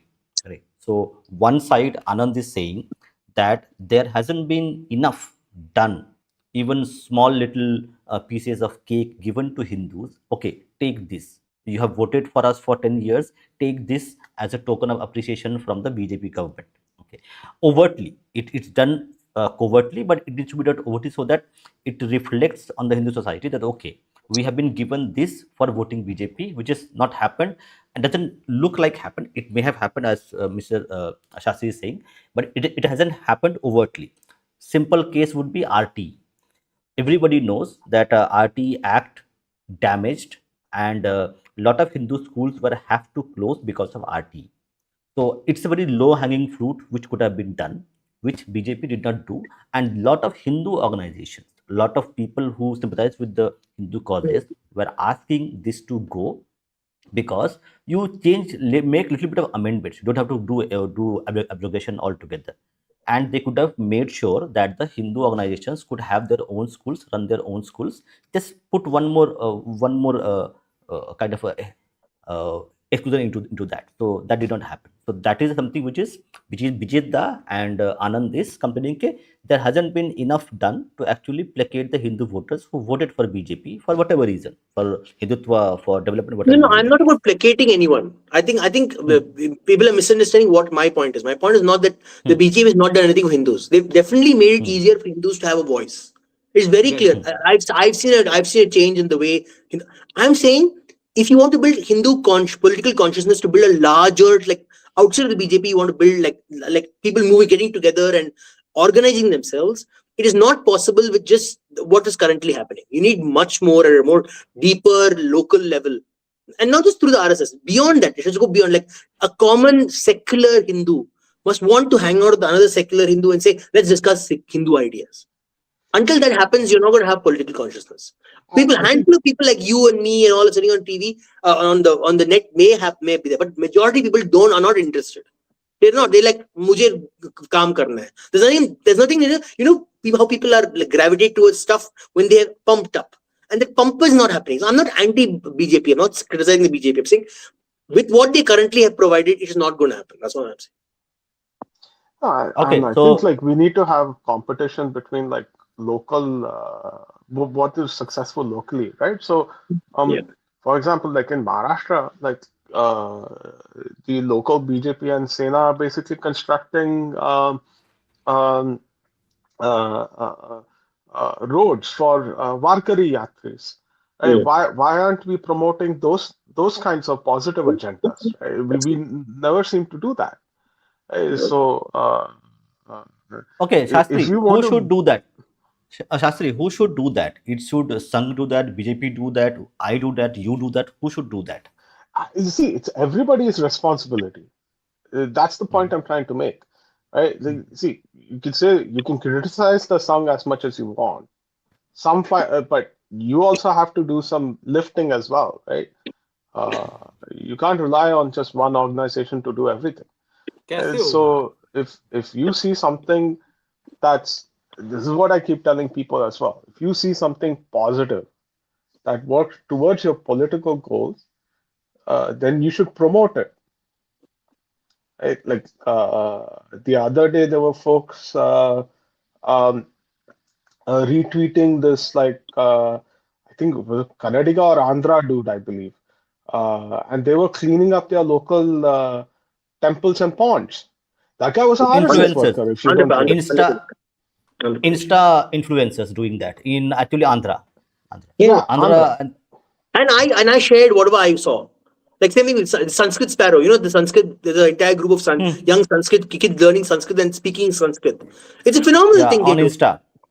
Yeah, they're doing a phenomenal job, and I share it whenever I can. When I share it with my family, I share who I can. Like I do my duty. I like whenever I can share something Hindu related or cultural related, I share it. Even though people don't respond, they're like, I don't care. But I share it. I do my duty. But the problem is, I happen upon these things. I happened upon to see it.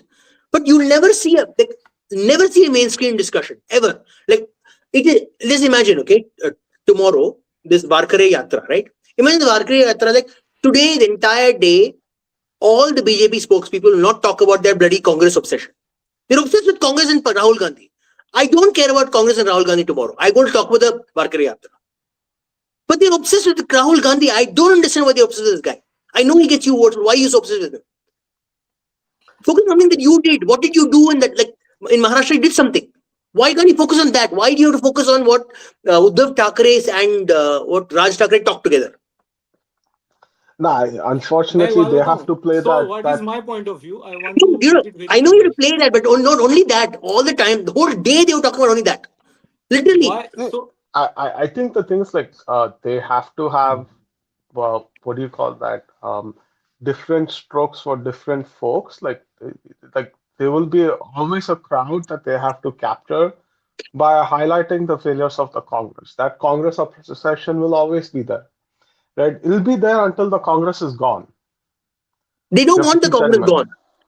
मेरा point clear है. That's the Yeah, ठीक problem. but है. the अगर Okay, अगर Rahul okay, Gandhi okay, को बुद्धू okay. बना के अगर राहुल गांधी को बुद्धू बना के पॉलिटिक्स में फायदा हो रहा है तो लो, मुझे कोई पंगा नहीं. मैं किस लिए ये बात कर रहा हूँ? Why I M raising this topic?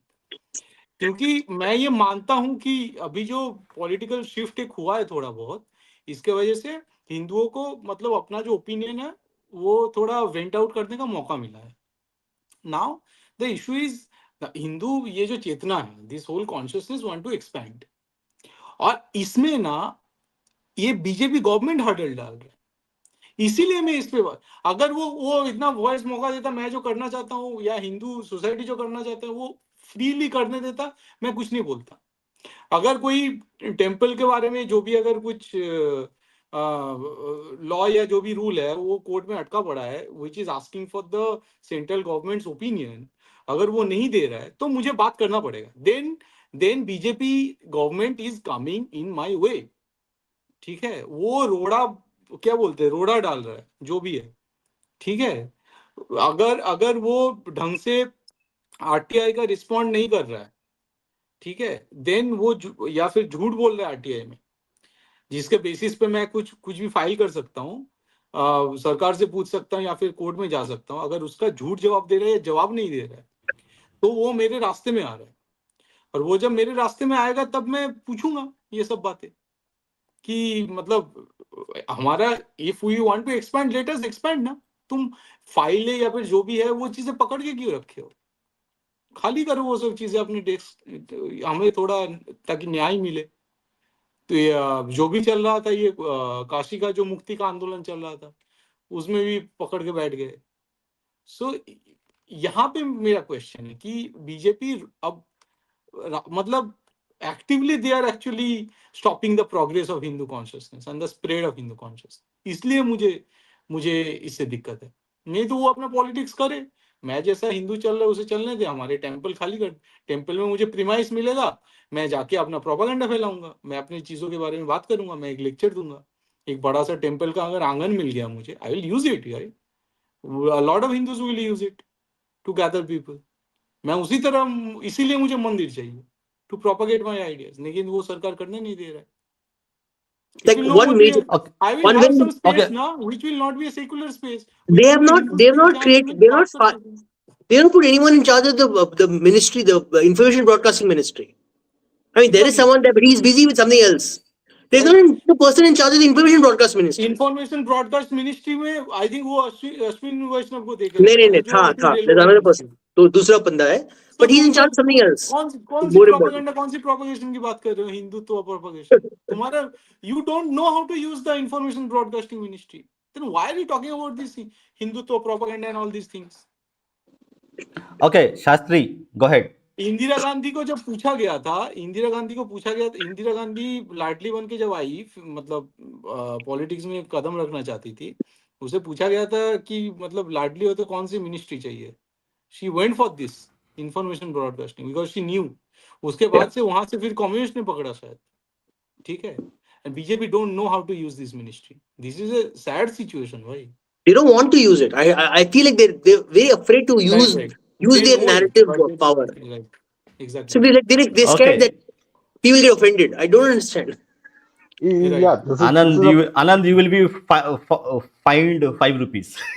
yeah. No, I mean, this is a cultural problem with the Sangh and also government of India as a whole, right? I mean, um, the entire information and broadcast ministry has been atrophied over the past 2.5 decades. like they're usually like just the propaganda wing of the PMO. That's what the Information and Broadcast Ministry has been for at least like 3 or 4 decades now. Um, so it's like nobody knows how to do information and broadcasting uh, in all of government of India. No, This I don't is agree with this that. in all of government of India. I'm not just No, I saying this don't agree is with that. I think Modi ji does a phenomenal. He's very good at information broadcasting. Like for example, Right. His Man Ki Baat is phenomenal. I'm yeah. telling you, that's one thing I love his Man Ki Baat. He's so good at it. He's like everything is well crafted to talk about Indian consciousness. Again, there's some Hindu consciousness, but mostly Indian consciousness. But it's very Right. good. It's one of the best structured narrative thing. But why is it not done for larger things? Only when they want to make a political point, then it's very effective. Like for example, when the Ram Mandir thing, the two I think two inaugurations. I think one is the first one, then the recent one that was very well done. Like they really planned out the ideology, the visuals, the messaging, everything was well planned out. But That once again it is comes from over, once it is the political like point is over, then they like nothing. They've not talked about the there's not a regular program about the they have a what the museum there. Like no, like people would not know unless they were like talk to your friend who knows there's a museum there. yeah. I mean that's the problem I'm trying to say, right? Government of India does not know how to communicate. But again, that second inauguration, the Dhwaja ceremony was Dwajarohan. Dhwajarohan is basically again it was a PMO effort, right? वो PMO है, वो PM है, PM को अच्छा दिखाना है इसलिए उन लोग अच्छा किया है. And this is a problem across government of India and also across Sangh as well, right? You have Sam to doesn't add both want. of them together. Hmm? They're like, I don't want to talk about my good points. No, you must see it on your own. Like, no one will know unless you talk about it. No one will know. Huh. I mean, some of that that has is changing. changed. No, that I has mean, changed. yeah, that is changing. But No, और थोड़ा it has changed. It has changed. I can tell you. I know. no. It's a long way to go. That's what I'm saying, right? Like the Andhra guy who went and cleaned the temples in his district. He's a Sangh guy. Hmm. He's the one recording it. He's the one posting it on Instagram. But there's no sung branding. He's just some Yeah, they guy. need. Yeah. No. That's what I mean. They need to improve on that, right? Like it can be better. But the first thing is like doing the act itself, right? You're talking Yeah. about, oh, this is the good thing I've done in my location. That's the first step. They're doing that, but they need to do more than that. But it comes back to the same topic that we had, right? Now, for this stream, you had the picture of Modi standing rather timidly in front of a Bangladeshi tiger. Why does that picture hold some resonance? Because India and government of India as a whole sucks at communication. It was evident in Operation Sindoor. Yeah. And I think we all will agree if I say that, we just suck at communicating. And if we want to solve any issue in India, uh, our comms is basically, I'm a slightly older guy. When I was young, everything was running on the basis of Ram Bharose. Now, today, I can say in 2025 that uh, uh, there are only few things that is run on Ram Bharose, and that one of those few things that is now running in Ram Bharose is like communications.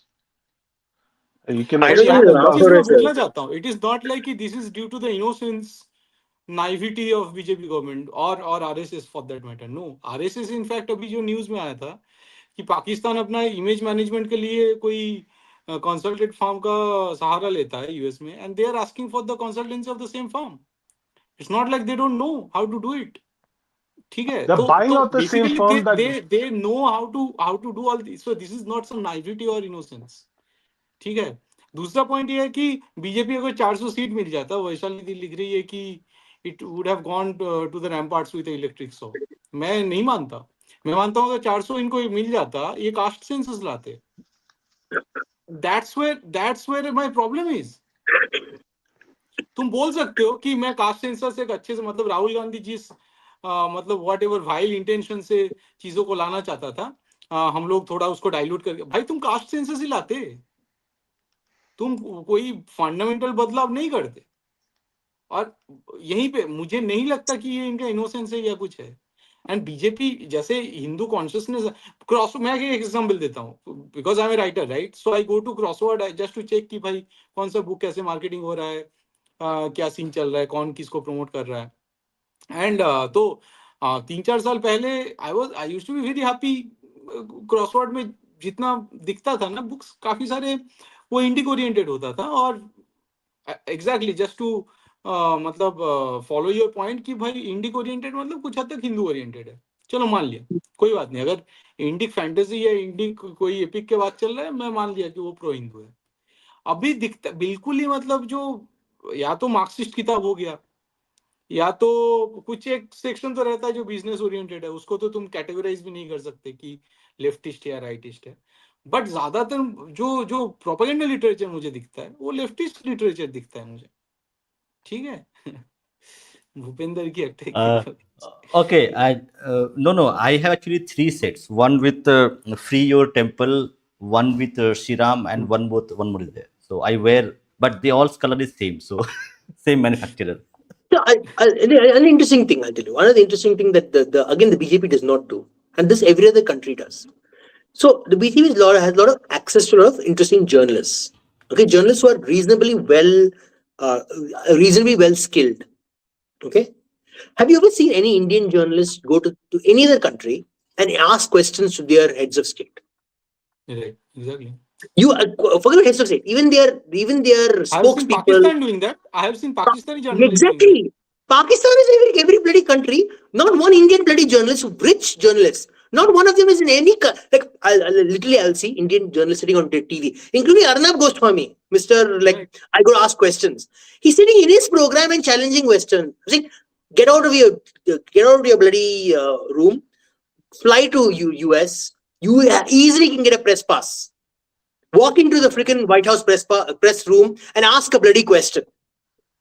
Right. But you'd rather sit in Anand, your room with all the power in your world and you just scream there. Invite some random person. Sudhir Chaudhary ko you can bring to the DD channel and buy him for what 12 crore, और उसका थोड़ा सा पैसा लगा के मतलब Indian journalism में लगा के इंडिया They की कोई haven't बात नहीं even करवा सकते। they haven't even gone to Southeast Asia. They haven't gone to Africa. They haven't gone to UK. No country they go and ask questions directly. They have one correspondent there who doesn't care, who basically doesn't care about India. He cares about just getting his paycheck. This okay. This has been told to me to check. I will discuss with this. I think CNN has this person called Sanjay Suri. He will just give you the basic rundown of what the happening. That's it.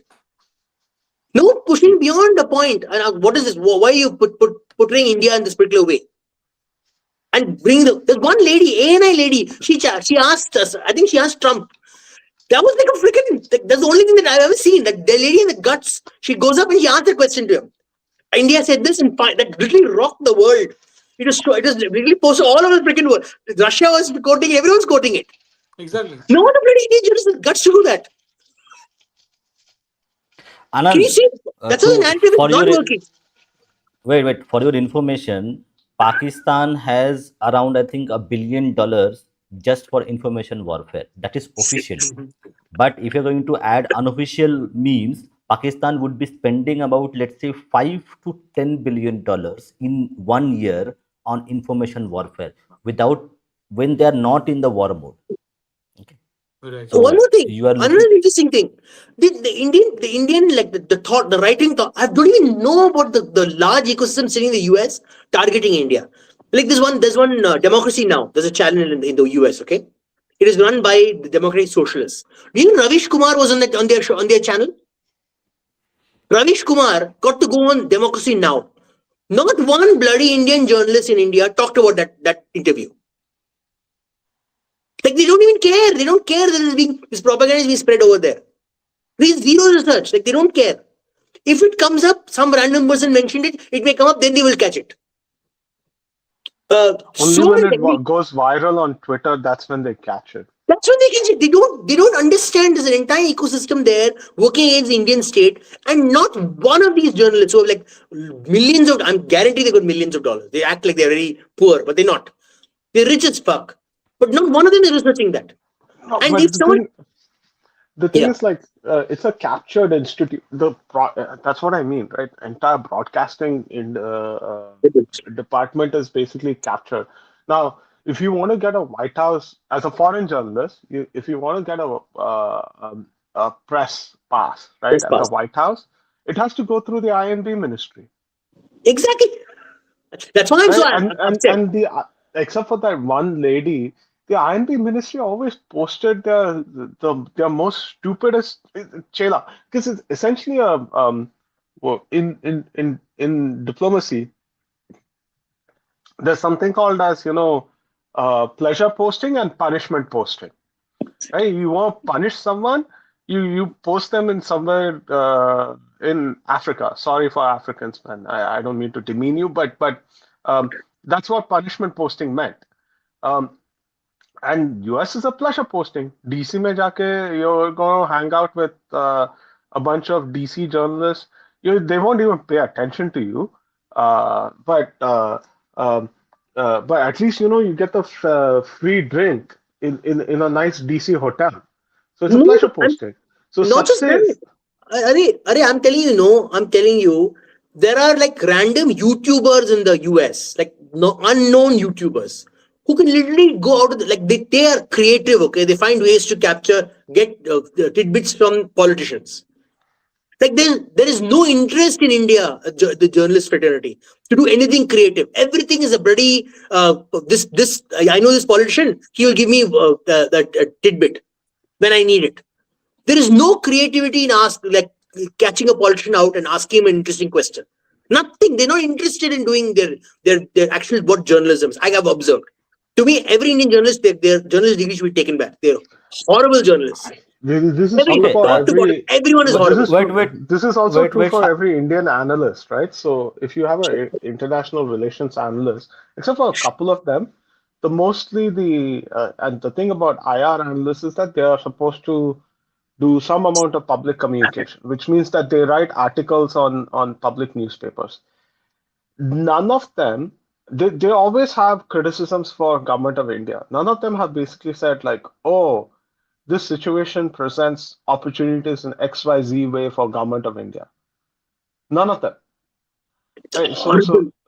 it is Okay, horrible. But Shastri, it's a artifact of just 6 decades of bad governance. You're not going to get rid of it this instantly. Shastri, can you answer this question? It's a very interesting question. Does not Russia also do not care about info war? Oh, they care. You can Oh actually yeah, give a better answer. they care. They care. Oh holy shit! Like they're really good at it.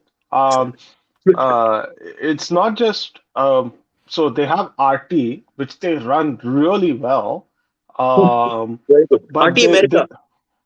RT America, but they also recruit talent, right? They don't hesitate to recruit talent. Like Tucker Carlson. So you might remember Tucker Carlson went to Russia, right, to interview Putin. That is And he used. was all in praise about Russia कि यहाँ पे चीजें कितनी कम महंगी है and all these things. That's typical. He's not a great journalist either. You took advantage of his He has a stupid. base, na. He has a conservative base in US. That's why Modi did that discussion with that scientist, no? That national scientist. yeah, But even I mean, then, again, what a great opportunity of expounding in Indian culture. He went to Mahatma Gandhi. Like I was yeah. like, could you have not talked about Savarkar? Could you not talk about the idea of Hindutva? No, Someone should have said bloody it's again because Gandhi. of They already know no, bloody Gandhi. They know yeah, Gandhi. Don't you explain Gandhi again? no, it's because of this is like government of India's stupidity, right? 6 decades of stupidity has been in this institution. It'll take Baked in. baked in, yeah. It'll be there for some time, but you have to get rid of it brick by brick. The All the reason 3 why, points, Vasudeva Kutumbakam, Buddha ka country, Gandhi. I mean, is there even reflective of India right now? no, let me come to that, right? So, if you ask any INB Babu, what should you talk about in India? The first thing he'll say is Gandhi. The fucking idiot does not think beyond Gandhi. I mean, our government, like our government spends about uh, about like $6 or $7 million just to preserve Gandhi, his letters, to procure his letters from abroad. Let me show you. I think Like some Gandhi Chela wrote some very profound cultist letters in a village in France. Government of India will go there and pay $1 million in an auction to just procure that. That's the kind of stupidity we have within government of India. Like, but coming back to my point, right? RT even recruited Rick Sanchez, a mainstream CNN journalist. yeah. Right, Rick Sanchez, he's a mainstream CNN journalist. Usko, they gave him a package he couldn't refuse, and now he's going out there doing interviews with everyone. He's basically got a free hand. Right? The guy even comes. Actually, the guy even comes to India and talks to Indian. अपना ही हिंदुत्ववादी लोग से ही बात कर रहा है वो. Are you उसका talking सब Atma? कॉपी कर He's talking लेके about वो all kinds of आरटी में. alternate things. Indian culture, all he's talking about. Yeah, I mean, I kind of find it funny because I think it's also I feel like this is a thing that I'm sensing within the current BJP government is that they've given up on certain departments. They've certainly But we given up on can't. certain. But we can't let them do that. We I have to keep tell you shouting. an interesting thing. Other gaming companies are doing better job of representing Indian culture than our bloody INB department. You know, civilization series, right? Sid Meier's civilization series. A lot of people learn history through that game. Okay, there's a lot of like what do you call strategy games. People learn history through that. Like they what are the first exposure of history comes from gaming. A lot of Westerners. Okay, it's a very powerful tool for cultural discussions. Okay, there is a civilization 6. Gandhi was a primary Indian leader. Gandhi was and literally there's a No, meme about him. it was not the case. Gandhi became primary leader after Richard Attenborough made the movie Gandhi. Before that, he No. was not. I'm saying I'll explain to you what I mean. Civilization, the game, yeah, that In the came after game, the movie. six games they have made, and all 6 games, Gandhi was a primary Indian leader. Like they had no other Indian leader except Gandhi. Gandhi was the standard, okay? And it is only about faith, irrational faith. Their entire design of the Indian story was faith, irrational faith. I'm not joking. 6 games, only that. Gandhi and faith. And they by mistake programmed the AI in such a way that he would guarantee nuke everyone. Ajay, I want to announce something Wait, here. wait. This was going on in my mind. So I'm Let me planning finish, to bro. write a book.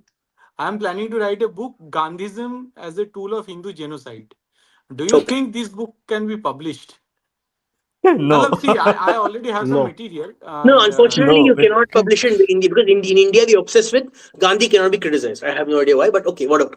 because Maybe so after this book there is this IPT thing, but after IPT will be done soon. So okay. Gandhism, because we already Kaushikda was talking about this thing, right? Ki we have to write on Gandhi and the whole his biography and everything. So we have gathered all the material and everything. But I want to go beyond the biography of Gandhi. I want to write about Gandhism and not Gandhi. You can name it something else, but not that. I mean, come on, Gandhism has historically assisted and been an accomplice in Hindu genocide. Yeah, you have to name it something else. Your name something else. I Okay. will write it. I will write it as it is. Okay, but let Gandhism me as a finish this tool of- point. There's a point why I was mentioning this. So now the last game, that this Civilization 7, it clearly started being made like the past 3-4 years.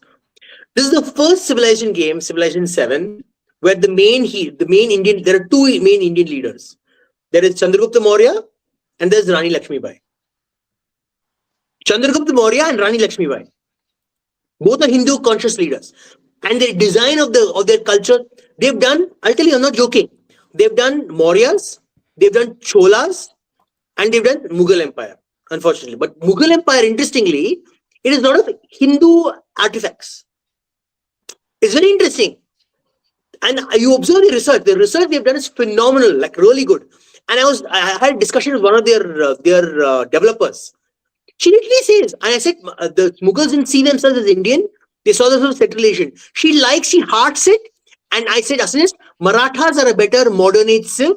And she says, Marathas would be a great addition to the game and a representation of modern India. I'm telling you, Westerners, with the right prodding, they are excellent conduits to push our cultural context. But if the Indian government doesn't do its bloody work, this is few and far between. You may find someone who's a good representative of Indian culture. Or it will get the same, like Age of Empires 4, for example. It's horrible. The Indian history there is bullshit. Like they're obsessed with the Mughals again. They're obsessed with Mughals and they're obsessed with the Delhi Sultanate. That's it. Okay, was Lord Buddha the first woke? Okay, last question. Last question. We say goodbye and we'll come again to our Oxford Union version, Indian version debate. Okay, was Buddha the first woke? We need that reaction now on that Oxford Union debate. I don't want it. I don't care. It's a fixed match. No, I don't care.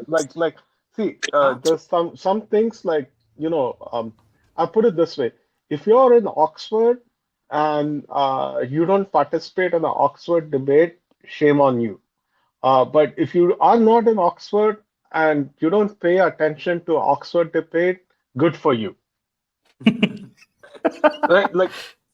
No, I don't agree with that. I don't agree with that, but okay. No. I mean, like, if it's like, no. I think one is that Indians need to learn how to debate, not amongst ourselves, but with others. Yeah. We debate a lot amongst ourselves, but it's very important to make a point, put your point forward with others, right? Rhetoric matters.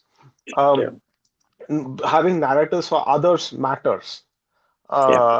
So we should always participate, right? So if you're in Oxford and there's a debate about that remotely involves India or Hindus, go participate, make your points, move on. Right? No, but it was.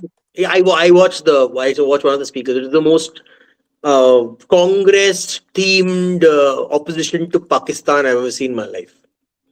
Like it's I mean, it's Oxford. Like you're not going to get anything better than that. No, I was wanting to see J.S.I. Deepak kick their ass, but unfortunately couldn't do that because they were too scared.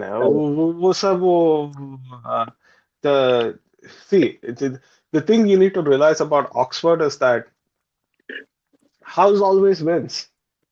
No, that's what I'm saying. It's not really true.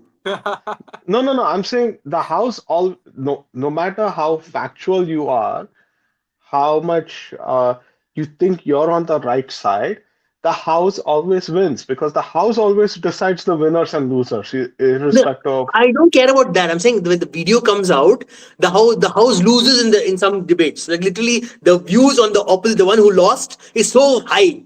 It's so freaking high. Like you see some of the debates between there's some atheists in the UK and them versus the religious people. Like the religious people may have won, but the freaking those guys like wipe the floor with the opposite side. So it's such good quality debates I've seen in Oxford Union. But I was hoping for that kind of quality. But yeah, but you're talking about Oxford students, so I'm talking Oxford students. Like you're expecting too much from them because you're expecting too much from people who are born with a silver spoon in places like Worli, Bandra, Hoskas, maybe like the nicer area around Presidency College. No, he spoke well. I just find I found it very standard. I know how to show I'm anti-Pakistan, but I don't know to ruffle any feathers. That's what it was. Like it seemed very tame.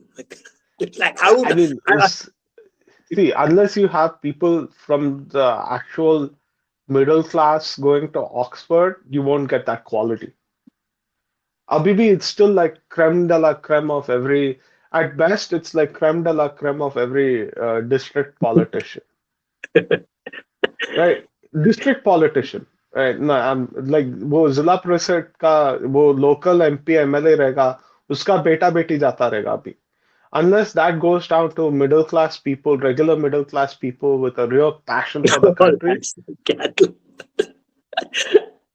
That's funny. Yeah, so I don't No, expect much. But the thing is, like, let's but talk about Buddha. Buddha, the topic on Buddha actually we skipped it. I Was know that's Buddha, your the opinion. I was have Lord no Buddha opinion. the father of all works? No, I Wokism, don't. Buddhism से निकला. No, Buddhism No, no, not. actually that is propaganda because Buddha was a very smart person. Correct. He Well, knew how to use. Buddhism was slightly anti-woman for that matter. I don't know how anti-woman is wokism. I think It pretends it Buddhism is is not. Buddhism is not woke at all. Buddhism is extremely problematic for woke people because it's very nihilistic, and woke people are not nihilistic. Wokism is Woke people about are right, yeah. actually, Buddhism is I would about duties, right? Duty no, to no, no, no, yourself no. at least. No, Buddhism has the same problem that Hinduism has, right? Interpretations require a certain kind of context. You can read about shunyata and easily mistake it for nihilism, whereas it's not at all nihilism. I think it's So nihilism. I mean, that's what I mean. Like Buddha's you ascetic learned it ideal is without it. nihilistic. I mean, come on. No, I mean that's what I mean. Like you looked at I didn't say shunyata it's nihilism. I said it's very nihilistic. I didn't say it's nihilism. again. That comes from reading it outside of its context. Right? So it has the same problem as see Tomato, if you tomato. No, we huh? know the fundamental differences between Buddhism and Wokism, but what are the similarities? I believe there are certain amount of similarities. Let's explore that part. Call to moral virtue. No, I come on. That's a good thing. I mean, No, no, actually, Vijitda, actually, the core Buddhism which was taught by Buddha, which is actually documented in Dharmapada, actually, it doesn't have any woke element. Okay, even I'll tell you example. Somebody actually asked Buddha that, like, if I don't become a monk or I don't become part of Sangha, will I be a bad person? Then the Buddha says that, no, like even if you go and donate some food to the monk, you cannot become a monk. But if you give food to the monk when he comes for his bhiksha, you are doing a good karma which will give you better results in the next. So the later version of Buddhism, it became little bit woke and it became little bit here and there. But the original Buddha, what he taught, there is no anti-Hindu, there is no wokeism in that primary text. The other parts you will find few things. Hey, disciples. So there's Add a a little masala on top. so correct. There's also a cat story. Correct. So in a Buddhist monk there was a cat, and somebody said that cat is speaking to me. So they put the cat as the primary monk of the monastery itself. Cat was the monastery's monk, and okay, and that is cat would do Wokism. Come on, that meow. is Wokism. No, that's what I'm Cat, saying. The primary cat Buddhism life which was taught. matters. Cat So life that I'm matters. saying the primary Buddhist text which was there taught by Buddha, there is no wokeism, nothing in that. The later stages it became like that, not exact way woke, but bit absurd in many ways. So okay, so shall we continue our debate tomorrow on Sangh, or we will tomorrow No, we are since, starting, correct? no. My suggestion is since tomorrow is Christmas, we should target Christmas. No, tomorrow we are Acha, trying. We will do that. you want a debate or whatever thing on Christianism? We can do No, one. Christmas. Target Christmas. I want to target it. Okay, Christmas. Yeah, there is Okay. a story, correct? The way it was transferred from April to December, correct? Everybody And knows about it. debunk Yes, Santa Claus. All kids must not believe in Santa Claus. We must make sure no one exactly. believes in Santa Claus. So let's So put that out. Huh. Tomorrow we are going to be the Bajrang Dal Actually, in. we should know that the image of Santa Claus was made after a chindi chor, basically, who used to come down intrude into a house through chimneys, used to steal and then go. So I have to go through that story, No, and we can. don't you know it's Sant Kalash?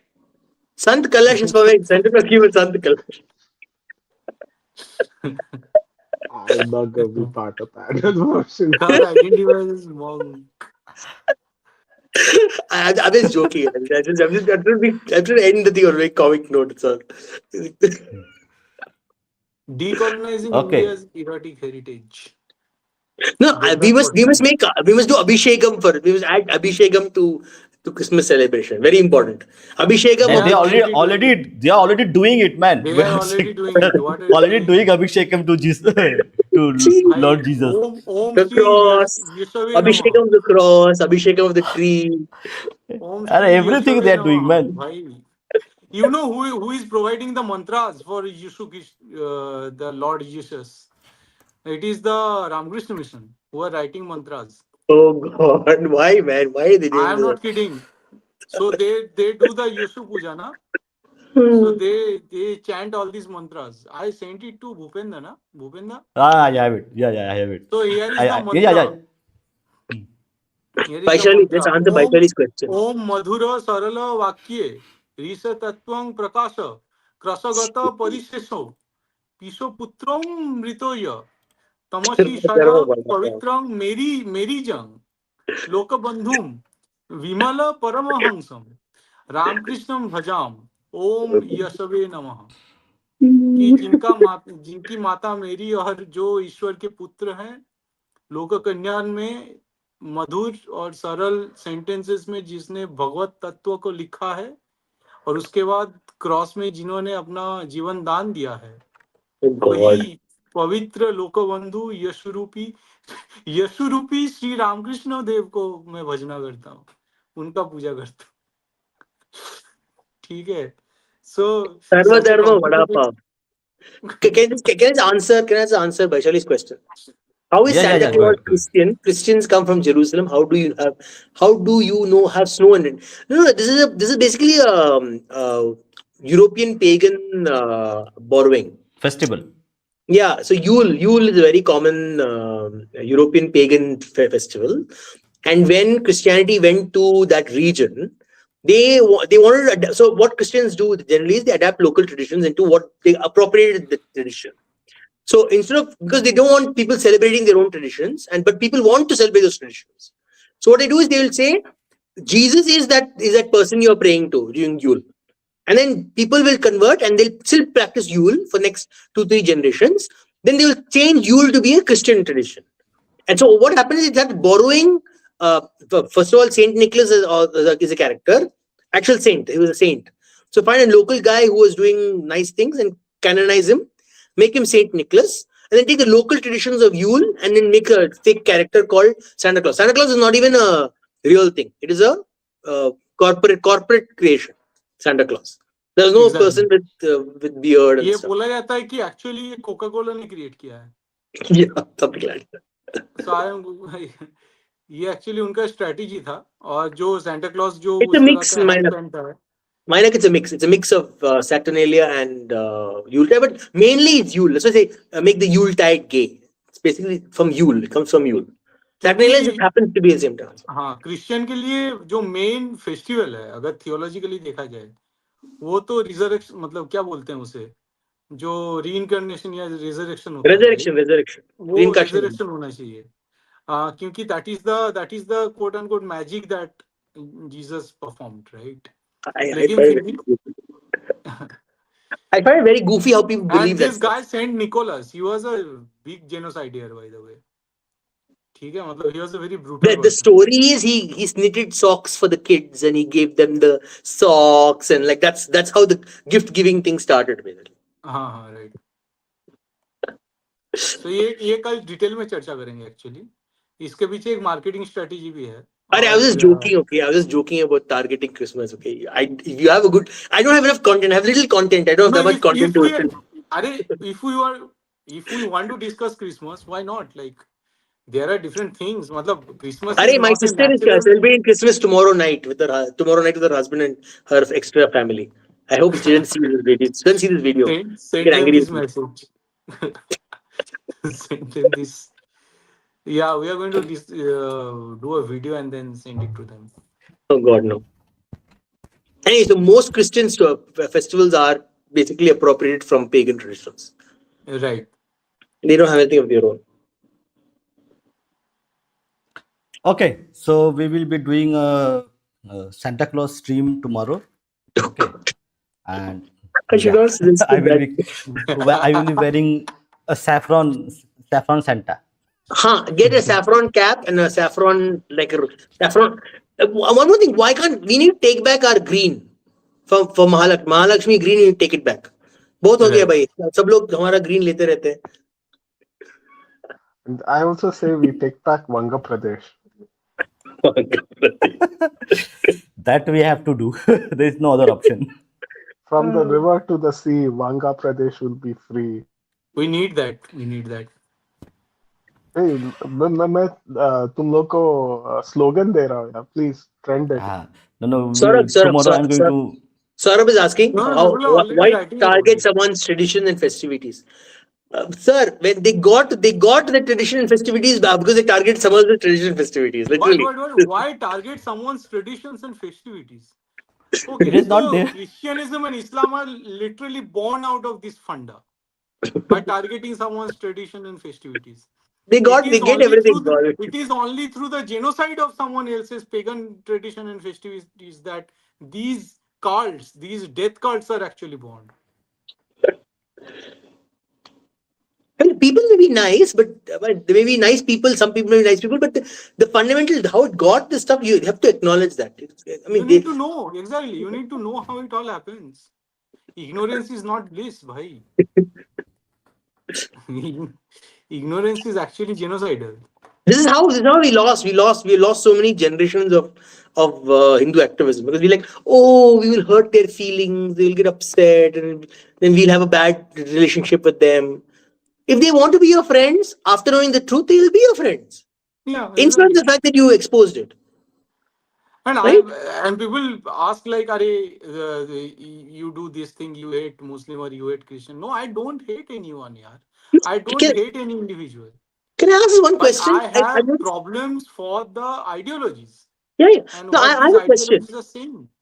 I have a question. When we expose casteist behavior, do you automatically become enemies of every person of that particular caste?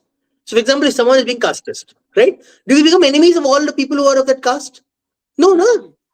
Because people understand that why we are critical of casteism, and they still are friends. That's all.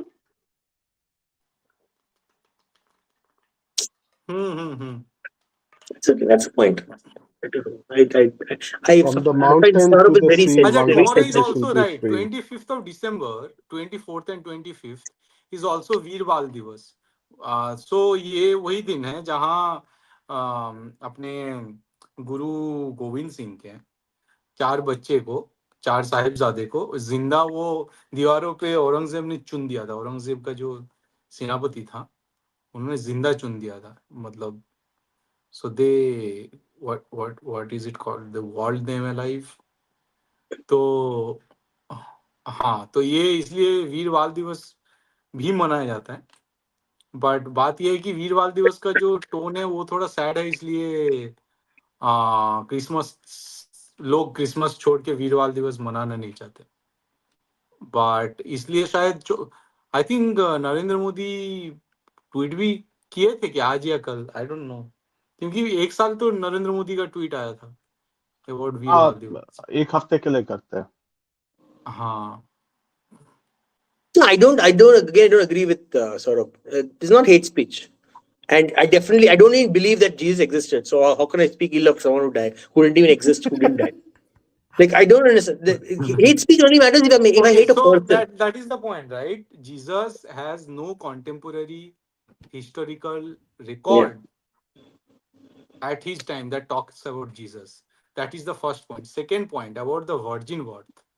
Virgin birth, ये जो word virgin है, actually जो जीविश एक scripture था उससे I think Roman में translate किया गया चीजों को, एंड देन वहां पे जीविश स्क्रिप्चर में जिसको यंग गर्ल कहा गया है, कुमारी जो है, उसका ट्रांसलेशन वर्जिन कर दिया गया, और क्योंकि वो ट्रांसलेशन वर्जिन कर दिया, उसके अराउंड ये कार्ड पूरा गढ़ा गया है कि Jesus had a virgin birth because मतलब he was not a sinner and all. ये जो कहानी है ये एक मिस ट्रांसलेशन से पैदा हुआ पूरा कहानी, और ये पूरा कल्ट वहां से पैदा हुआ है।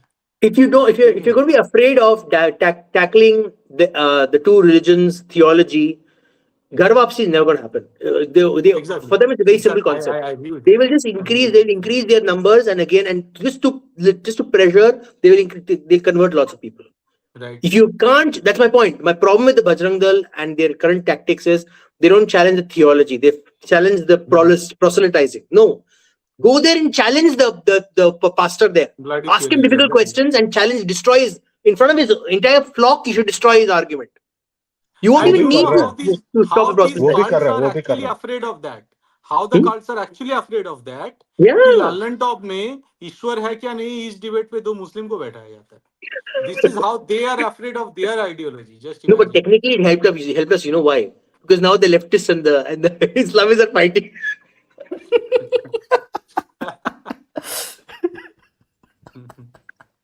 From the mountain to the sea, Vanga Pradesh will be free. It is free. It's hilarious. No, people are writing it already on X. I don't know whether it is you only. No. But I Tomorrow, saw that. Tomorrow we are going to create a poster on this. Tomorrow, Oh God. post it. Post it. No, my Someone question. should make. But my question is, should- will there be a lot of Bengal in Vanga Pradesh? That's the question. We Why need to not? get to the sea. Goa is overcrowded. Russians. Bhai, okay, so there is this Cox Bazar beach in Bangladesh. It is the dirtiest, probably the dirtiest beach in the world. Okay. I mean, we need to clean it up. Swacha, We have to clean it Swacha, up. We have to Swa- gentrify. We need Swacha Gentrification is Vanga the word. Pradesh. No, we need to inspire Modi ji to like initiate Swachh Abhiyan in Cox's Bazar. We need to tell See, Modi ji, we need to clean first this you up. guys need to take the entire Sundarbans. Seriously. How can you allow them to have the Sundarbans? Like literally, how like they literally will go, they'll kill the tiger and eat the tiger. Like you cannot allow that. You go take back the Sundarbans.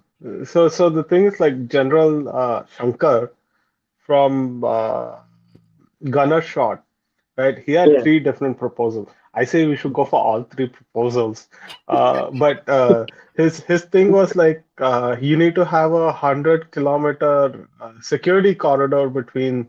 The guy went full Gaza, by the way, but then, which is rare for him. वो भी इतना सनक गया है. सोच इतना patient इंसान है वो. He's very बहुत patient. हाँ. Very patient, yeah, very chill guy. Yeah. General Shankar, very chill, very patient guy. Yeah, it's still a secularist at heart, and he's like 100-kilometer security corridor चाहिए, and coincidentally that covers the Sundarbans as well. Here's the funny part, no? I also was very secular at heart generally. Okay, I prefer secularism, but I was just thinking the other day. I was just having this like after hearing a lot of debates, I was like, we don't need Hindu Rashtra, we need Hindu Rajya, because you know what happens in Hindu Rashtra, right? Hindu Rashtra, anyone can say I'm Hindu and make up shit. Like there are a lot of these lefties go around saying I'm Hindu and then just make up anything, just say anything about Hinduism, right? But in Hindu Rajya, there are very strict rules. The Rajya will decide the strict rules of Hinduism. They will consult all the Hindu groups and create a proper structured Rajya. So you can't just make shit up. Like what's his name? The Sarvadam Vada Pav nonsense won't exist in a Hindu Rajya. But in a Hindu Rashtra, any random person can say, I was walking around my bikini and that is the women's liberation. Like that's how Hinduism was for women's liberation and walking around my bikini. Like guys walking down in their V-shaped underwear. That's what Hindu liberation is about. Like that's also not Hindu liberation. I protest against Vada Pav being equated to Sarva Dharma, so I like Vada Pav. So. Don't insult Vada Pav by associating with Sarva Dharma Bhangi Baat. No, Bhangi Baat is also good. Oh wait, a lot of people hate on poha, so Sarva Dharma poha.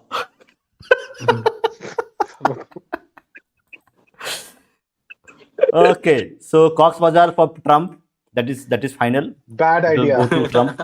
Why give it to Trump, man? Give it to Hiranandani or Adani or Here, Lord Right, Adani. यार मतलब Adani. आत्मनिर्भर Bharat, come on. We need to decolonize our mind. Correct. Arey, First, I give it to decolonize our Thailand. mind. I give it to Thailand. They'll put all their guns in that direction. Say we need to fight today, and you say other side we put Cambodia. Like this, they'll be fighting there in Bangladesh. Like what the hell is going on? Why are they fighting? Nah, I mean, I would just give it to some give it to some local developer in India. Or even better, let them do a JV with some Emirati. They'll Oh also God, no. enjoy it. Emiratis love good beach properties. Give it to Omanis. Give Oman people. Oman people are very chill. Yeah. No, but fully no. JV. Joint Joint venture. Joint venture. Okay. Yeah. Okay, चलो आज के लिए समाप्त करते हैं, कल फिर मिलते हैं. ओके, जय श्री राम, वंदे Jai Mataram. Shri Ram. Namaskar. From the Namaskar. mountain to the sea, Vanga Pradesh will be free. Yeah, With mountain Bengali. to the sea, Bangladesh will be free.